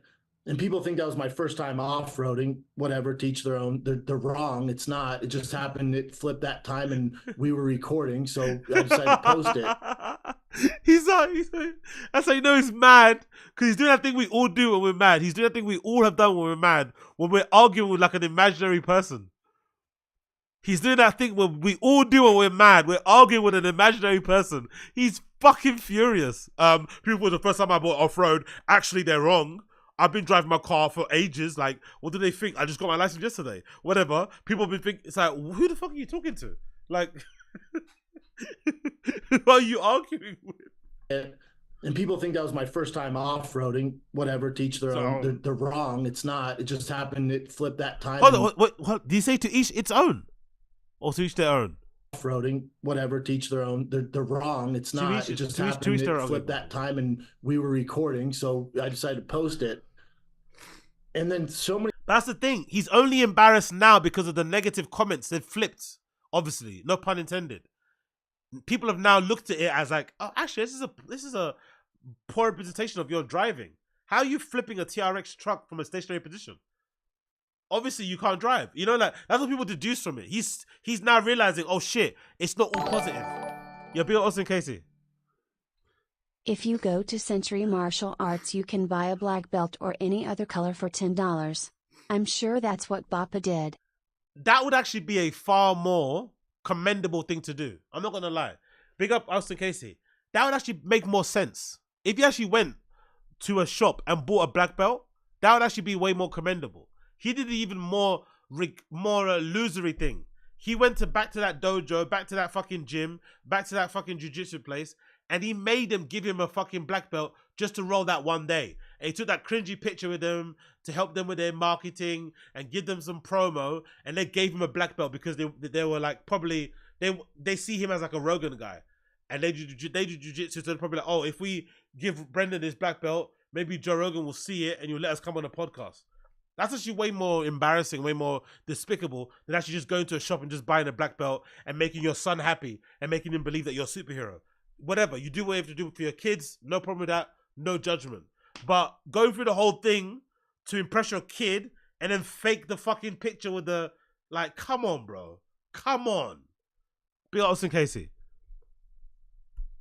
But let's go one more time. He's so mad, man. This is so interesting. The whole flipping the truck thing has been completely flipped on his head. He tried to use it as promo and tried to gloat and tried to, you know, rinse the fuck out of it. And now it's come back to bite him in the yards because people look at him as a shit driver. It's like, how can you flip a TRX?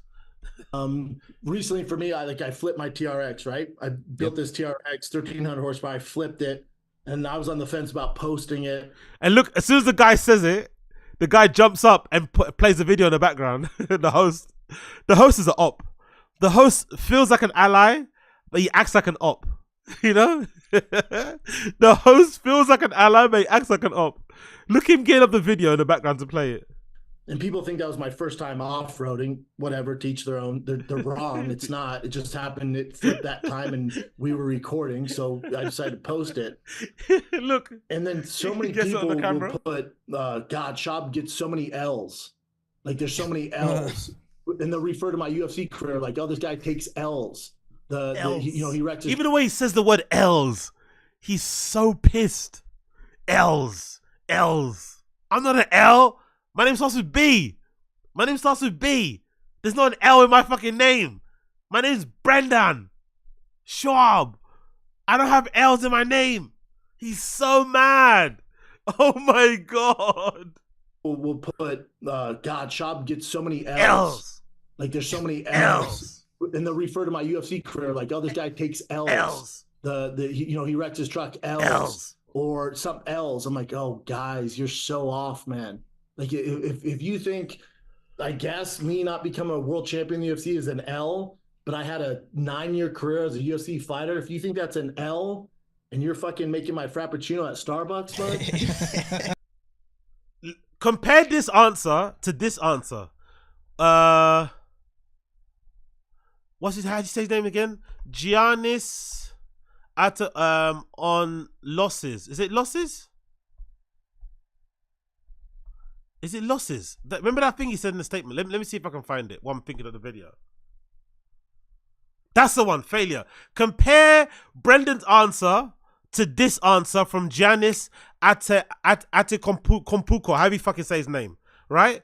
About failure, right? Listen to this. Listen to how he replies when asked about failure, right? Listen to how the difference in answers between Brendan saying, oh, you make my coffee in Starbucks. You can't tell me I have L's. I just asked Bud the exact same question, but I'm curious for you. Do you view this season as a failure? God. Okay, because I'm not that up. You asked me the same question last year, Eric. Okay. Do you get the promotion every year on your job? No, right? So every year you work is a failure. Yes or no? No. Every year you work towards something, towards a goal, right? Which is to get a promotion, to be able to take care of your family, to be able, I don't know, provide the house for them or take care of your parents. You work towards a goal. It's not a failure. It's steps to success, you know. And if you've never, I don't want to make it personal. So there's always steps to it, you know. Even in a moment where he can be a bit of a dick and be a bit of a cunt and kind of dunk on that guy, the reporter, no pun intended, he restrains himself. When he notices himself being a little bit petty, when he has every right to be, he pulls away. No, let's make this a teachable moment. Michael Jordan played 15 years, won 6 championships. The other 9 years was a failure? That's what you're telling me? No, I'm asking you a question. Yes or no? Okay, exactly. So exactly. So listen to how he responds to failures and L's. While Brendan, when somebody disagrees or somebody comments and says his career was a failure, the way that he tries to like make it make sense or tries to rationalize it in his head is to say, you serve drinks at Starbucks. You can't talk to me. It's like, what? Then nobody can talk to you then because there's very few of you around and more of us regular people. So regular folks can have nothing to say about you because you happen to be in the rare air, as he like to say, in a professional, ex-form professional fucking athlete fucking stratosphere. So regular people, fans and stuff, can't have a comment on your career and say whatever they need to say because they didn't walk in your shoes. They didn't do the sport that you did. What he actually should have said in this segment was, yes, I've had some failures on paper, but sport isn't just about your failures. It's about how you get up from them. And I've had quite a few. Ha, ha, ha, ha, ha. Right? That's a bit of a joke. But I've always got up from them. I always kind of dust myself off, and I go again. I just go. That's actually a good way to say about it. Without trying to like dunk and insult on the trolls. But because they hurt his feelings, because I bet he didn't, I bet he never even heard of that L's thing before. So he probably Googled it and found out what it meant. What does it mean, non-stop L's? And he read the description and he just pissed him off. You know what I mean? I think that's what happened. He didn't even know what it meant when someone says non-stop L's. This guy's like an L machine. All L's all day, L, L, L. He was like, what does this mean, L? What does it mean? And then Google gave him a definition. L's is when a person has non-stop failures in their personal, professional career. You know? And he got really fucking mad because he's pissed off. One more time, we'll go through the top again and we'll move on. But he was so angry. Everyone keeps saying L's. And my first time off-roading, whatever, teach their own. They're about see whatever it is. Recently for me, I flipped my TRX, right? I built this TRX, 1,300 horsepower. I flipped it, and I was on the fence about posting it. And people think that was my first time off-roading, whatever. By the way, he was on the fence about posting it because he was afraid he wouldn't get the insurance money. Because he knew it was his fault. And if the insurance saw out the video, most likely they wouldn't grant him maybe the full amount or whatever. That's why he didn't post it. Not because he was, no, because of the money thing. He wanted the insurance to cover him because he knew he fucked up, because he made the fucking mistake. And he fucking wrecked a TRX truck that he spent a lot of money on to get views. It didn't work and blah, blah, blah. And you feel him. That's why. So keep that in mind. Teach their own. They're wrong. It's not. It just happened. It flipped that time and we were recording. So I decided to post it. And then so many people will put, God, Schaub gets so many L's. Like there's so many L's. And they'll refer to my UFC career like, oh, this guy takes L's. He wrecks his truck, L's or some L's. I'm like, oh, guys, you're so off, man. Like, if you think, mad. I guess me not becoming a world champion in the UFC is an L.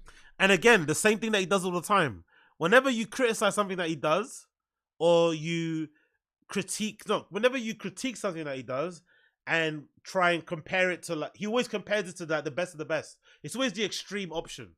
it's never just like, no, we're just saying you're not funny. No one's saying you have to be Kevin Hart funny. No one's saying you have to be Chappelle funny, Louis C.K. funny. No one's saying that. We're just saying that you're terrible at what you do.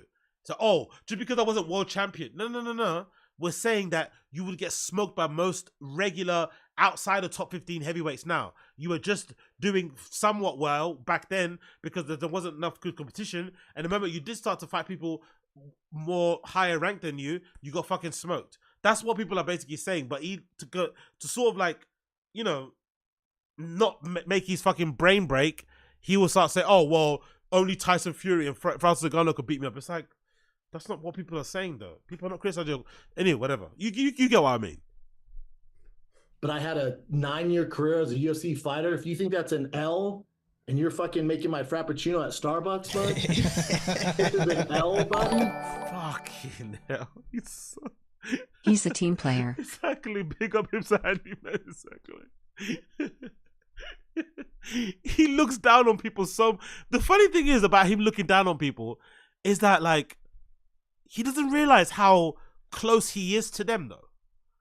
Like, your whole career relies on Starbucks workers, people that work in garages, people that work in like shops and shit. That's who his actual fan base is for the most part. You know what I mean? So he looks down on them, but then those are the people that legitimately fund his lifestyle. And he's also, in my opinion, not too far away from them. Because if Rogan, look what happened when Rogan stepped away. As Dana White said, Rogan stepped away and his whole career went choof. So clearly, you're not even there on your own merit. You're there because of your cosigns from your boys. And the moment they fucking take a step back or stop fucking endorsing you or stop fucking, you know, putting an arm around your shoulder and shit, suddenly it all falls down. And then you have to be the guy that holds mitts that you look down on, the guy that serves Starbucks coffee. It's like, bro, like, you know, let's have a bit of humbleness. Like, you want to be blue collar working class guy, but then you also want to take the piss out of people that work blue collar working class, middle class. Like, okay, whatever. That's a big W, dude. That's a fucking W. It depends how you look at it, right? Like, it's all perspective. It's all perspective. So even with my TRX, when I flipped it, I was off. I mean, I've been off-road a bunch. I grew up in Denver. So. Oh my God. Janitor. Former janitor. Best janitor in the world. He got awards for his janitorial work. He used to off-road, drive, race cars when he used to grow up in Denver. Because Denver's known for its off-road races, right? Denver's a world-renowned places where most RYLEE fucking drivers have come from, right? Yeah, cool. We know that for sure. Grown up modding cars since he was 16. Grew up selling comic books outside of his mother's wardrobe when he was like 10 or something. So he would let old, strange men come into his house, into his mum's room, and then sell comic books out of her wardrobe. All right, cool, whatever. What you call it? Played football for like wanted to be Jim Carrey, even though he played sports his entire career, and only going to comedy when the UFC and podcasting shit was UFC didn't work out, and when you started the podcasting. Like, how many things have you actually done, or is it all a lie? You know, I've been out there, Johnson Valley, which is a famous. You know, they have the big off-road stuff out there, and yeah, the one that you can't remember, right? So Denver's known for off-road stuff, but you can't remember the name of the off-road stuff that you did there. Balls deep in UFC, though. Balls deep in off-road. Johnson Valley.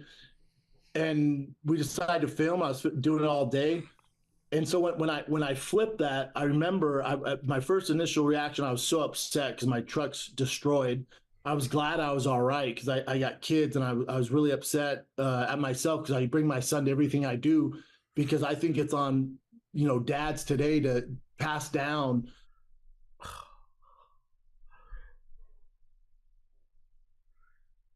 Conservative grift, Christian grift,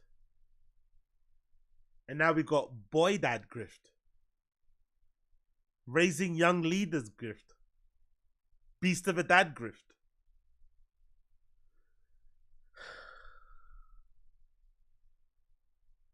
You know, car knowledge to their kids. Otherwise, this is going to go extinct. Yep. So I bring my son everywhere. You see me, probably you'll see my son at SEMA. He comes with me. I buy any car, he comes with me. I teach him about cars. He can pick out all the cars out there. I'll drive him. I'll pick him up from school today when I get done with this. I pick him up. He'll see a Tesla. He'll go boo. So he loves it, man. He loves the cars. But everything. He's just copying what you say. Because he loves you and he's your son. He wants to spend time with you. If you booed a pigeon, he'd do the same thing. Come on, bro. So I got emotional because he was supposed to be with me that day. And his mom goes, no, I got something else he has to do. And she just didn't want him to go. She had a weird feeling.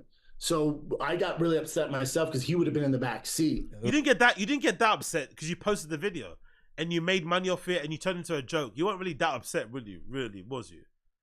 That's what I was most upset about. I was upset about wrecking my truck.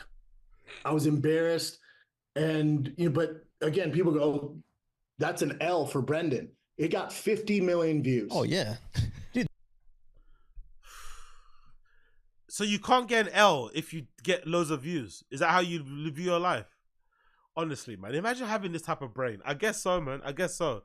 Because it got 50 million views, what, across social media? Because the YouTube video only has 100 something. I guess he's adding views from like Twitter as well, right? he's combining all the views. And he's so weird. The insecurities of this guy is fucking insane, man. You have such a good life. Like, why does it even matter? How many, like, why does it matter, really? Why does this stuff even matter? I don't know, but he's so insecure. He's adding views from Instagram, Twitter, Facebook, TikTok, the other Twitter account that isn't his, the other fucking viral account here, some forum post. That's what I was gonna say. From a social media standpoint, that's got to be the biggest win possible. Has to be your biggest post, like perspective. Perspective. Biggest post ever. Right. Biggest post ever. By the way, are you proud of that though? That your biggest post ever is you flipping your truck, your very expensive truck you spent a lot of money on, that you could have died in? Is that something to be proud of? Not your comedy, not your fucking, controversial or very, what's your thing called? Contrarian, nuanced, intelligent hot takes on things. Nothing, not like a funny joke you made on a pod. Nah, you flipping your truck in a really dumb and silly way is the thing that's got you the most views. Ever. So 50 million views. Again, that's whatever. Them posted to get 50 million views. I thought it'd do maybe 100,000. It's just me and the flipping a truck. Who gives a shit? People gave a shit. But from that L that people want to talk about, well, Matt Martelli from the Mint 400 reached out to me. Was like, why don't we teach you how to race? So I started working. I became close with BJ Baldwin. So all these off-road companies started reaching out to me. So I started racing. I did the Mint 400. I do short course racing now. I'm doing the California 300. I'm signing a deal with Polaris. So that L turns into that, so I think the young culture, they don't understand that stuff. They don't. That's still an L. Doesn't he understand how L's work? You took an L because you flipped your expensive truck in a very dumb way. People then saw the way you flipped it and laughed even more because it's very redacted. Cool. You got some wins out of it. Great. But that singular event is still an L. And in combination, in context of all the other L's that you've taken, that's an accumulation of L's. That's why people keep giving you non-stop L's. Because you've taken lots of L's. But you've also turned them into W's. Cool. But they're still L's. You understand? It's about the journey. Well, you got to fucking fail like a lot to succeed. You really do. Right. Well, it just means your feet are moving. That's the biggest part. Keep your fucking feet moving. Yeah. Whichever direction that you're going, and you're, like you said, you're going to stumble, you're going to fall, you're going to do this kind of stuff, but as long as you're moving. Yeah. To be honest, I, for one, enjoyed the footage. I mean, you did a nice job scrambling. I wouldn't call it a flip. I'd call it a roll. Yeah, it was like a soft roll. But yeah, it looked like, I feel like you applied probably some UFC, some fucking jiu-jitsu maneuvers in there, getting out of that. You were limber. It was harder than getting knocked out? The funny thing about that is the side airbag came out and gave me a flash knockout. So I didn't know I was concussed. Oh. That flash knockout, though, is also proof that if he got back into the UFC ring, if he even fought an influencer fight, it might go really badly for him. Number one, he doesn't like fighting anyway, clearly. He doesn't really like to do it outside of the UFC. He doesn't really, doesn't really care for it. He's treated like a job, cool. and he's very chinny. That's what that flip showed you, because he was knocked out cold. Like when that, yes, the airbags are quite hard, I understand, but he took that and he was out. So you can imagine if he did an influencer fight, like it's actually a good thing he doesn't take one, because I think that would be way embarrassing. If he took an influencer fight and he got hit in the right time on the right place by somebody, big overhand right in the back of his head, he'd be out. Like he'd be fucking Bambi on ice. So I think that was a wake up call. Like, don't do bare knuckle boxing. Don't do any influencer boxing. Please leave it alone. Even though you've got a history in fighting, I don't think he realizes how bad, yeah. I think he'll end badly for him. That's my opinion. What do I know? Got out, and then I was just staring out into the desert, and my producer was like, "You all right?" I'm like, "Yeah, I'm fine, man." Like my arm was kind of messed up. I'm like, "I'm fine." And I just kept staring out into the desert. He's like, "Oh, dude, you're concussed." I'm like, "No." And then I've been knocked out by some of the best to ever do it, and nothing messed me up more than that side airbag. No shit. Dude, that's what warriors like us do, man. We just roll it off. Like I remember being in Louisville, man. I took one like a fucking champ, and it's not a big deal. That was a six roll. That was a six revolutions. That was a concussion on a Lime scooter.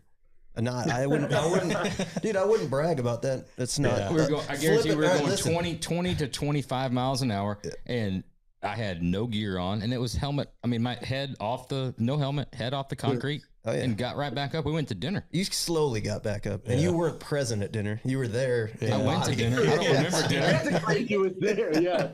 But even with the TRX, like I viewed that as like, all right, what are we gonna do next? So then, through insurance, everything, thank God it was covered. Then I was like, all right, wrecked this one, completely totaled it. We got to do better. So then the TRX, I'm building now. But isn't it embarrassing that you wrecked your car in that way? You didn't even totally like getting T-boned, driving through a red light, or like racing like these fucking kick streamers do, right? In between cars on a highway, or like really going through on a massive fucking ramp somewhere off-road. You totaled your car and damaged the entire structural integrity of it by softly rolling it onto its roof because you couldn't do donuts properly. You wrecked all that money you poured into that car, just gone because you don't have the ability to do donuts. You tried to do a donut on a car with like 4-wheel drive, still turned on, while stationary, while already turning the fucking steering wheel, while pressing your foot on the pedal. What did you think was going to happen? What did you think was going to happen with a raised 4x4 truck? like ruining your car that way is lame. Ruining it, literally jumping off a ramp, rolling onto its like landing and it bouncing, or getting T-boned somewhere, driving through red, like actually swerving in between traffic and shit, going between cones on a racetrack, skidding into the fucking barriers and like cool.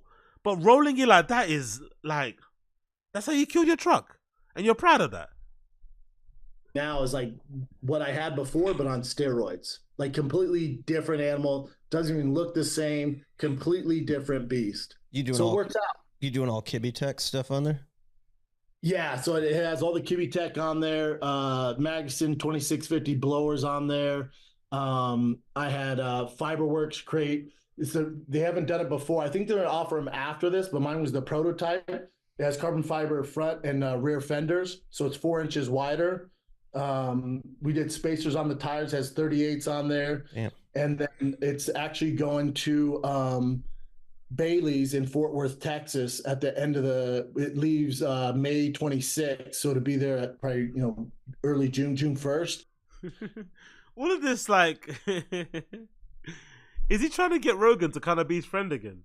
He's gonna send it to I guess because if the garage is based in Texas, I imagine they probably specialize in pickup trucks, right? But like sending your car to another state to go get it, is this like a Rogan thing? And then he's rebuilt it. He rebuilt the motor, everything, transmission, everything. So we should be around 1,200, 1,250 horsepower once Chris at Bailey's gets done with it. Damn. That'll be a fun daily. We're gonna have to bring Brendan along if we do the Legends Road Tour later on in the summer. Fuck yeah. We build these Legends trucks. They're vintage square body trucks, but they're all on our chassis. It's all like modern GM platform. So look like an old truck, drive like a brand new truck, and we're gonna take about 10 or 12 of them and do a little road tour at a location TBD at this moment. But say less, fella. I'm there. We'd love to have you out. Talking about OBS, like OBS, old school, but yeah, OBS Chevy trucks, yeah, like 73 to 80. And then you put like updated like LS engines in them. Yeah, LS1. They got LT4s in them. Yeah, they're supercharged. Supercharged. He's struggling. He's struggling to keep up with the car talk. Go on, Brendan. Give him your knowledge. Go on, son. Hang in there. Hang in there. He's struggling hard to keep up, but go on, son. 650 horse. Used to be a lot until the goddamn Hellcat stuff just kind of overshadows them. They're fucking rowdy. They're rowdy. That they, also you can drive it like a grandma too. Love it. Absolutely love it. Probably try to flip one, get some views. We can turn into a marketing experience. I can do that, dude. I can do that for you. I'm pretty good at that. No side airbags. Yeah, they don't have. Okay, I'm gonna leave it there, but I think for sure, if he was actually more humble, if he was actually more laid back and chill, if he's actually more self-deprecating and didn't come into this with an ego, he could actually build a whole new group of friends and network based on this type of shit. Because these guys are already impressed by him because he's Rogan's friend, because he fought in the UFC, badass, tattoos, comedy, whiskey. Do you know what I mean? They already like him anyway. They're kind of in awe of the guy anyway, regardless. So if he actually just lowered his guard a bit and stopped trying to be like, I'm the best at everything type of guy, and actually approach things like a normal, regular, I'm a fan, I want to get involved, I'm looking for just in a regular look, I'm just a dad like you guys. Yes, I make a lot of money. Yes, I'm famous, but I also get bored. I don't want to be with my family, my kids all the time. I want to hang out with the lads. I don't play competitive sports anymore. This is the best way to do it. He'd actually have a bigger network and be welcomed in with open arms.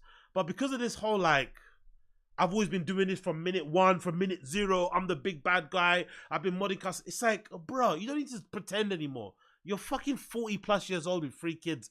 Stop the act. Just chill. Make some friends. Share some common ground. Take some L's. Have some humility about, I don't know.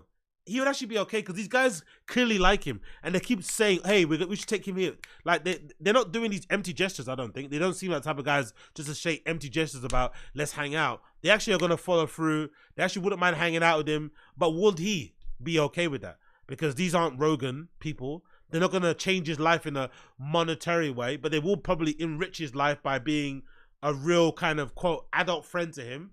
And it'll be a whole different community to hang out with. But, he still needs to stunt and look like Mr. Biggie, Mr. fucking, Billy Big Balls and shit, and have this whole Hollywood idea.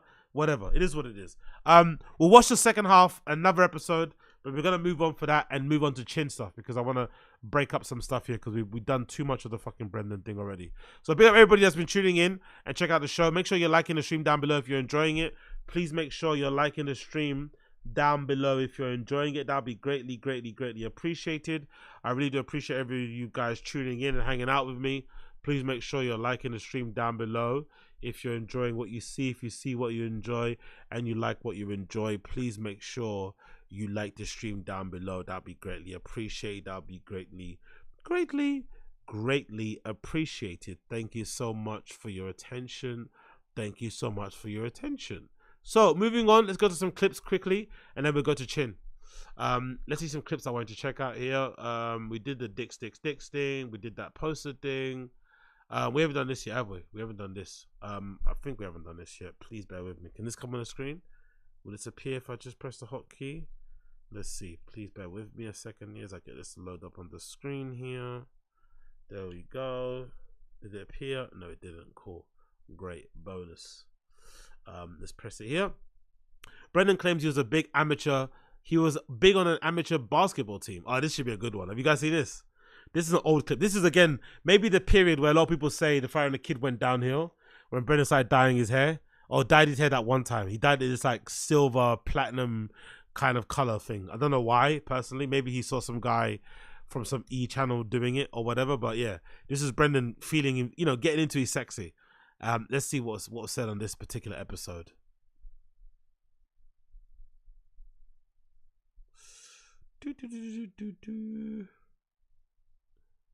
Come on, you can't. Let's refresh.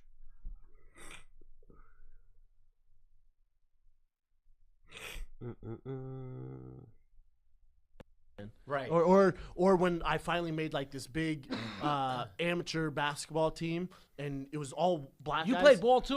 Big amateur basketball team. It couldn't just be amateur basketball team. When I played in this amateur basketball team, just for like shits and giggles, had to be a big amateur basketball team. Just below NBA. Just below. The lies are incredible, man. Big amateur-based basketball team. Not fucking... Oh, anyway, I love this guy so much. One more time. Come on, man. Why are you doing this to me for? Okay, let's refresh it one more time. Let's play it the way through. Maybe it's been dumb because I keep pausing it.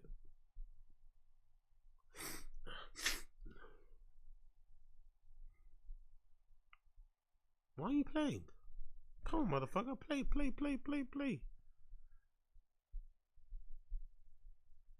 We're gonna play here. No?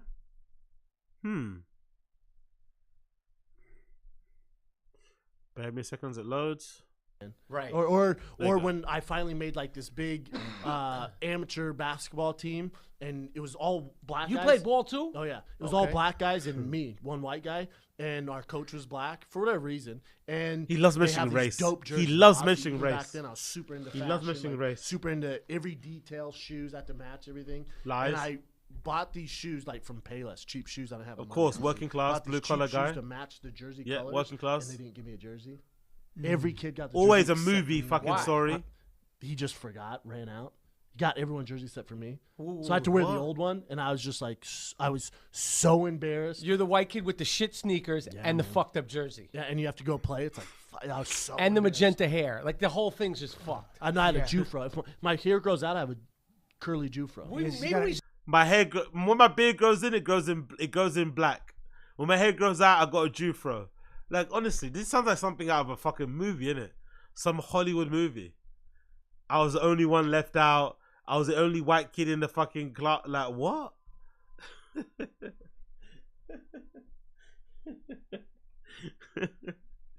Oh, being white is so hard. Am I right? Huh? Being a white guy is so hard in America, man. Fuck. All the black guys are holding me back from my basketball dreams. The black guys were holding me back from my basketball dreams. And then we see, man, somebody posted a video actually in the comments.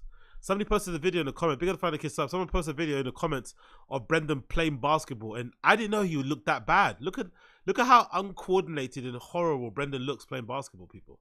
Have you guys seen this clip? I'm sure some of you have seen this already. But this is a wild fucking post. Look at this. Look at how bad this guy looks at basketball. How an elite, and again, this is a bad comparison because allegedly Cyril Gain or Cyril Gane was actually a pretty high-level basketball player in France and was actually trying to make it. But look at how different they look when they just look at this. Forget the windmills and the fucking dunks that he's doing. Just look at how they're moving their bodies. That's the main thing to look at. Athleticism, right? Not the fucking crazy athleticism, but just the way they're moving their bodies. And look how different Brendan looks compared to Cyril Gane when he's playing basketball. Let's get it full screen. Hold on. Let's start from the beginning. Let's put some sound on. Look at Cyril Gane playing basketball compared to Brendan.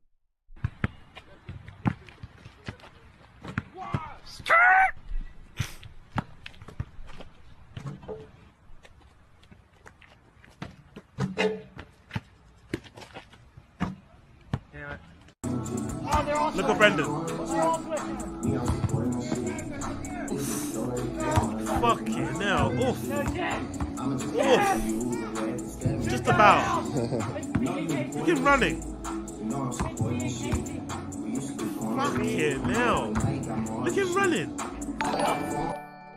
Yuck.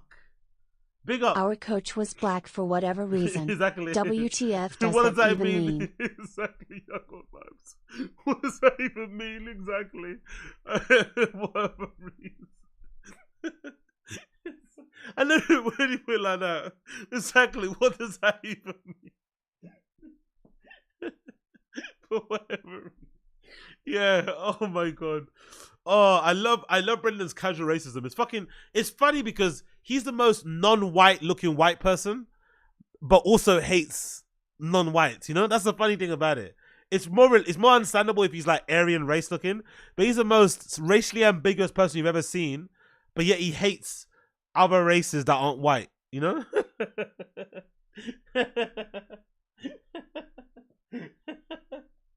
Exactly. What is your... Hey basketball, hey coach, any questions? Yeah, coach, sir, why are you black? Oh, but anyway, big up Young Old Vibes. By the way, I don't think this guy can dribble. I first was thinking I don't think Brendan could dribble without looking down, but I don't think he can dribble full stop. I doubt it. I doubt he could dribble full stop. I doubt it. I doubt very much he can even dribble. Look at this. I can't even play basketball. I can play better than this. Maybe it's my slave genes, but fucking no. Look at this. Just the way his body moves looks fucking awful. Wait, like, look at he runs. He's so flat-footed and heavy. Like, it's actually quite impressive, actually, even if you think about it, how he's able to get so far, especially in the UFC, because he's so unathletic looking, you know? There's no, like, fast twitch kind of, like, he doesn't have, like, maybe, actually, you know what? Isn't that what Rogan said to him? Isn't that what Rogan said to him in a chat, I think? He lacks fluidity in his movements.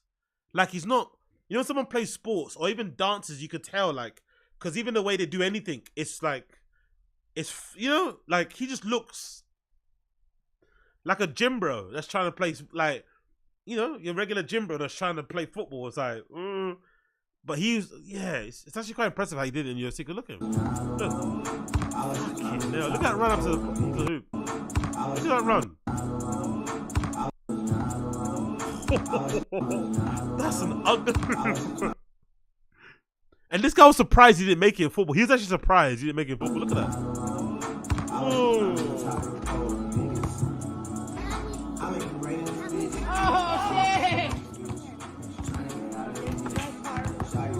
shit. I love how the majority of the shots he's making aren't 3-pointers, but they're layups, right? The majority of the shots he's actually making aren't 3-pointers, they're layups. He's missing. Oh, he did that one. He's got that one. That was a good one. But most of them are layups. Missed that one. And of course, the layup. Easy.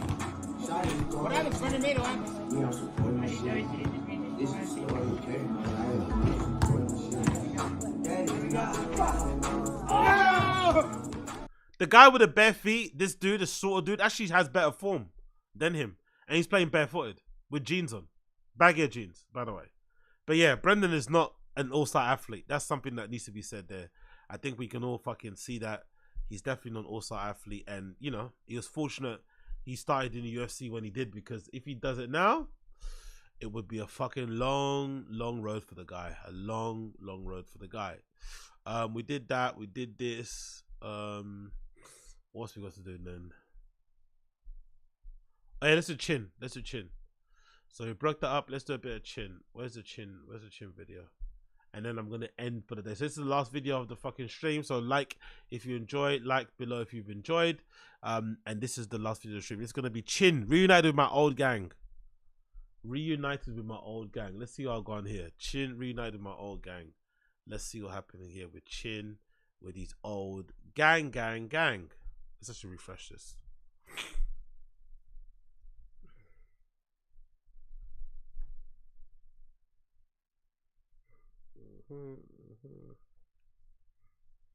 Well, hello, this is Chin. Behind me is the beautiful Lake Castaic, or Castaic Lake, and within the last few weeks, they stocked it with 10,000 pounds of rainbow trout. Now, if you know me, chances of me catching one of these rainbow trout. Yo, big up Andrew Taint. No, I haven't seen that yet. I'll probably add it to the docket for the next episode. Big up. I'll probably, yeah, retroactive, cool. I'll probably check it for the next episode. Thank you for the heads up, though. Are probably in the 1 out of 10 zone. But more yeah, I was gonna say something about music. This NPC music, but so yeah, Chin loves a bit of. For somebody that makes music themselves, why doesn't he just make his own background music? Why does he add all this shitty music? Just make your own. You're a singer, aren't you? Make your own fucking music. More closer to the 0 probably. But hey, that's why they call it fishing and not catching, huh? All right, let's give it a shot. Some of the friends are coming tonight and the rest are coming tomorrow. I've got 2 different sites. Is that tent? Is he gonna get some of his boys to sleep in there with him, or is he sleeping in there by himself? C13 over there. And C14 right here. Wish me luck. Later that night. All right, the boys have arrived. We're gonna take some soju schmatz. Now, don't get me wrong. I'm just observing here. Being observer from the outside in, I don't know anything about Chin or his friends or his community or the people that he likes to hang around with. But surely, if you're with your friends camping, part of the thrill of camping with your friends is being with your friends. Wouldn't this get a little bit annoying after a while if you're Chin's friend? Him just sticking a camera in your face the whole entire camping trip weekend. You're all probably married. You all probably have kids. You're trying to get away from the family. Hang around with your boys, with the lads. Have some man time. And this motherfucker's just recording these shitty vlogs all day, all night. Wouldn't that get a little bit annoying? You want to smoke a joint, drink your drinks, drop some acid, whatever you're going to do, share some war stories and go on your way. Why is he pointing this fucking thing in your face all the time? Leave us alone. Have some Korean barbecue. The charcoal's getting nice and toasty right now. Once it burns down a little bit, we're gonna start cooking it and we'll eat it and have a good night's sleep. No, wait, we can go to sleep. Santi, I can't even see you. The light is so bright. But we're gonna have a good night's sleep and then go fishing tomorrow and we're gonna catch nothing. Not even seaweed? No, we'll definitely catch seaweed and maybe some branches. Okay. Oh, now Rasa duda. Nake torista. It's the first time I've ever seen Korean barbecue torched up. Hey, yo, why am I lagging so much, bro? Why am I going for this? Why am I going for the lag city? Am I lag? It feels like I'm lagging bears. Hold on 1 second. I feel like I'm lagging. I'm lag city over here right now. Bear with me a second as I try and edit these fucking settings. Why am I going for the lag city? Let's put the fucking bitrate up. Let's put up to 1.5. Fuck it. Apply. What's my FPS? Yeah, why the fuck is it looking like I'm stuttering all over the place? Why am I going for this? Okay. Let's see this. Fucking lag city over here. One more time. Let's go. Let's get this up. Whatever. Korean barbecue rust cooked up. Cooked up. Let's go back a bit. There. It's getting nice and toasty right now. Once it burns down a little bit, we're gonna start cooking it and we'll eat it and have a good night's sleep. No, wait, we can go to sleep. Santi, I can't even see you. The light is so bright. But we're gonna have a good night's sleep and then go fishing tomorrow and we're gonna catch nothing. Not even seaweed? No, we'll definitely catch seaweed and maybe some branches. Okay. Oh, now Rasa duda. By the way, look at how much better the food is when Chin isn't cooking. Look at how much more edible the food looks when Chin isn't behind the grill. When Chin isn't in charge of cooking anything, look at how much better this tip. And this is on 480p with my shitty internet, my shitty computer. And look how good this looks compared to what Chin usually serves up. The slob, the fucking vomit, the bile that Chin usually serves up for himself and his friends. When his friends are cooking, it seems pretty decent. When it's him behind the fucking barbecue, run a mile. Open your fucking Uber Eats, open your Deliveroo, open your DoorDash, and order something to the campsite because Chin's gonna fuck it up. Because his friends can actually cook. Chin's the only one, and his friends also happen to be Asian. You see, the same community of people that he's from, who are usually foodies and know how to cook. He disappoints them. His actual friends who actually know how to cook, they don't disappoint him. Oh, now I rasa do da. Now get holy style. It's the first time I've ever seen Korean barbecue torched up. Actually, it's really tasty. It's just really fucking tasty. Korean barbecue rust cooked up. Look at that. Let's give it a shot. Look how moist it looks. Look how succulent that looks. It's dripping off the bone. Marinated well. Look at that. He knows it's tasty. So damn good. Of course. It's better than yours. Morning is here. Yo, that guy's got that whole massive 5-bed camp tent all to himself. No bitches, no fellas, just him. Look at how big that campsite. Look, Jesus Christ. Do people do that actually? Is that a thing you do? You just take a tent with you that can fit 10 people in. And you just sleep by yourself in it. You just turn it into like a little mini apartment. Morning is here. What the hell was that?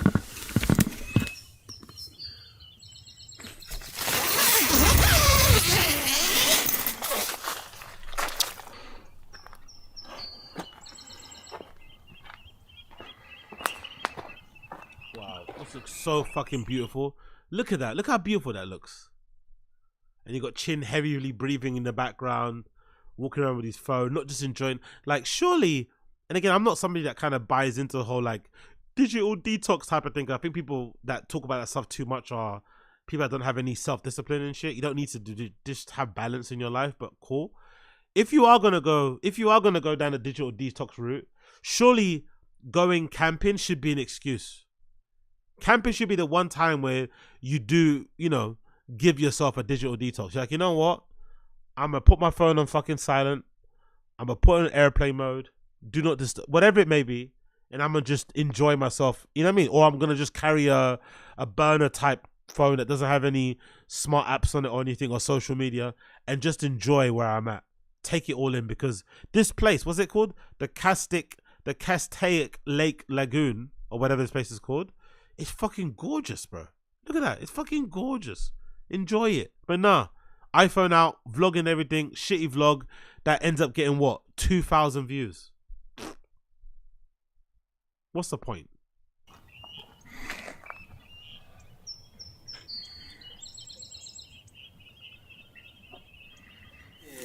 What kind of cooking?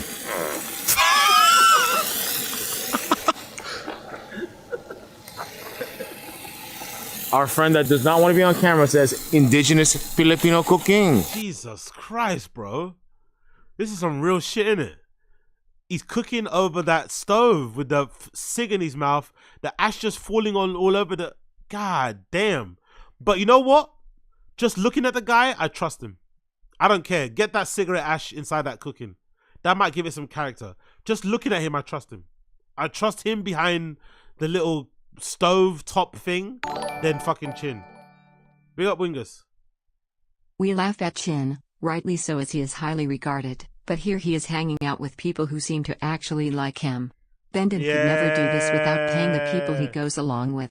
Bean cheese, bean cheese, bean cheese, bean cheese, bean cheese. Exactly.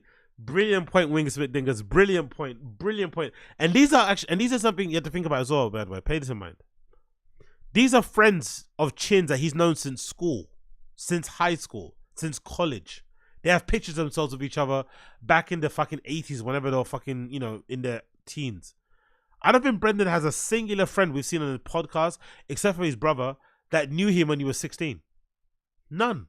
Why is that? Why doesn't he have any friends that known him since he was like a teenager or even in early 20s? It's always like Hollywood, podcasting, entertainment, UFC friends. It's never like, well, where are those people? Instead, he goes on the podcast with those type of guys who are obviously trying to get on his good side for whatever reason, but no real friends. So yeah, we have to give Chin a bit of credit for that. At least he has some friends.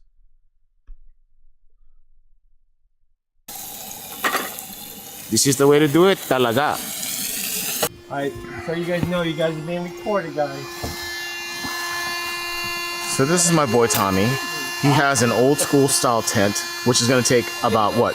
7 hours? 10 minutes. 10 minutes my ass. It's already falling down, dude. See, look, halfway there. It's not halfway there. And then we have regular dude that has like a look. They got nice trucks though, man.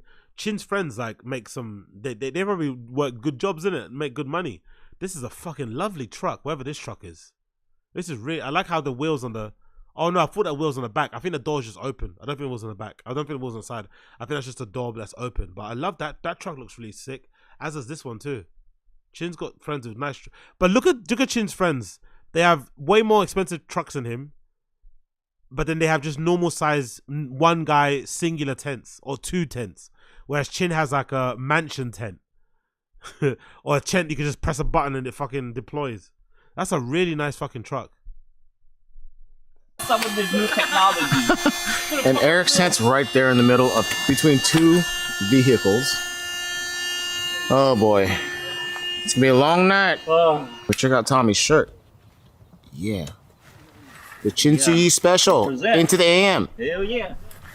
Thanks, bro. Yep. This is Santi's situation. In a nice little Jeep. Or a big Jeep. And that's him underneath a tree. This fancy pansy. Once again, you guys want a mimosa? Champagne? Sparkling wine? Did you say you bought a canopy? I did. I forgot to bring it. Oh my god. All that excitement and... I figured I'm not going to... It's still like City, isn't it? Ah, okay, cool. We're already 4.5 hours. Yeah, we're already 4 hours in anyway. So let me do this. Let me pause for now, and let me restart my shit, and I'll come back, and then we'll do the Chin stuff on its own, right? We'll do the Chin stuff on its own. So let me pause for now. I'll restart my thing, and then we'll come back on the other side, right? So let me end the stream for now, and then we'll come back and do the Chin stuff for a second. I want it to go through slick without having the lag, because the lag is annoying. So let's pause, and I'll come back. All right, cool. Apologies for the delay, but I'll pause this part, like the stream if you haven't already, and I'll come back, and then we'll just do that Chin video as an end one, okay? Because it's lagging way too much now. But big up everyone for tuning in. Appreciate you. We'll come back on the other end. Peace. We'll be here. Like, I'll just restart it in 5 minutes, so I'll be back straight away.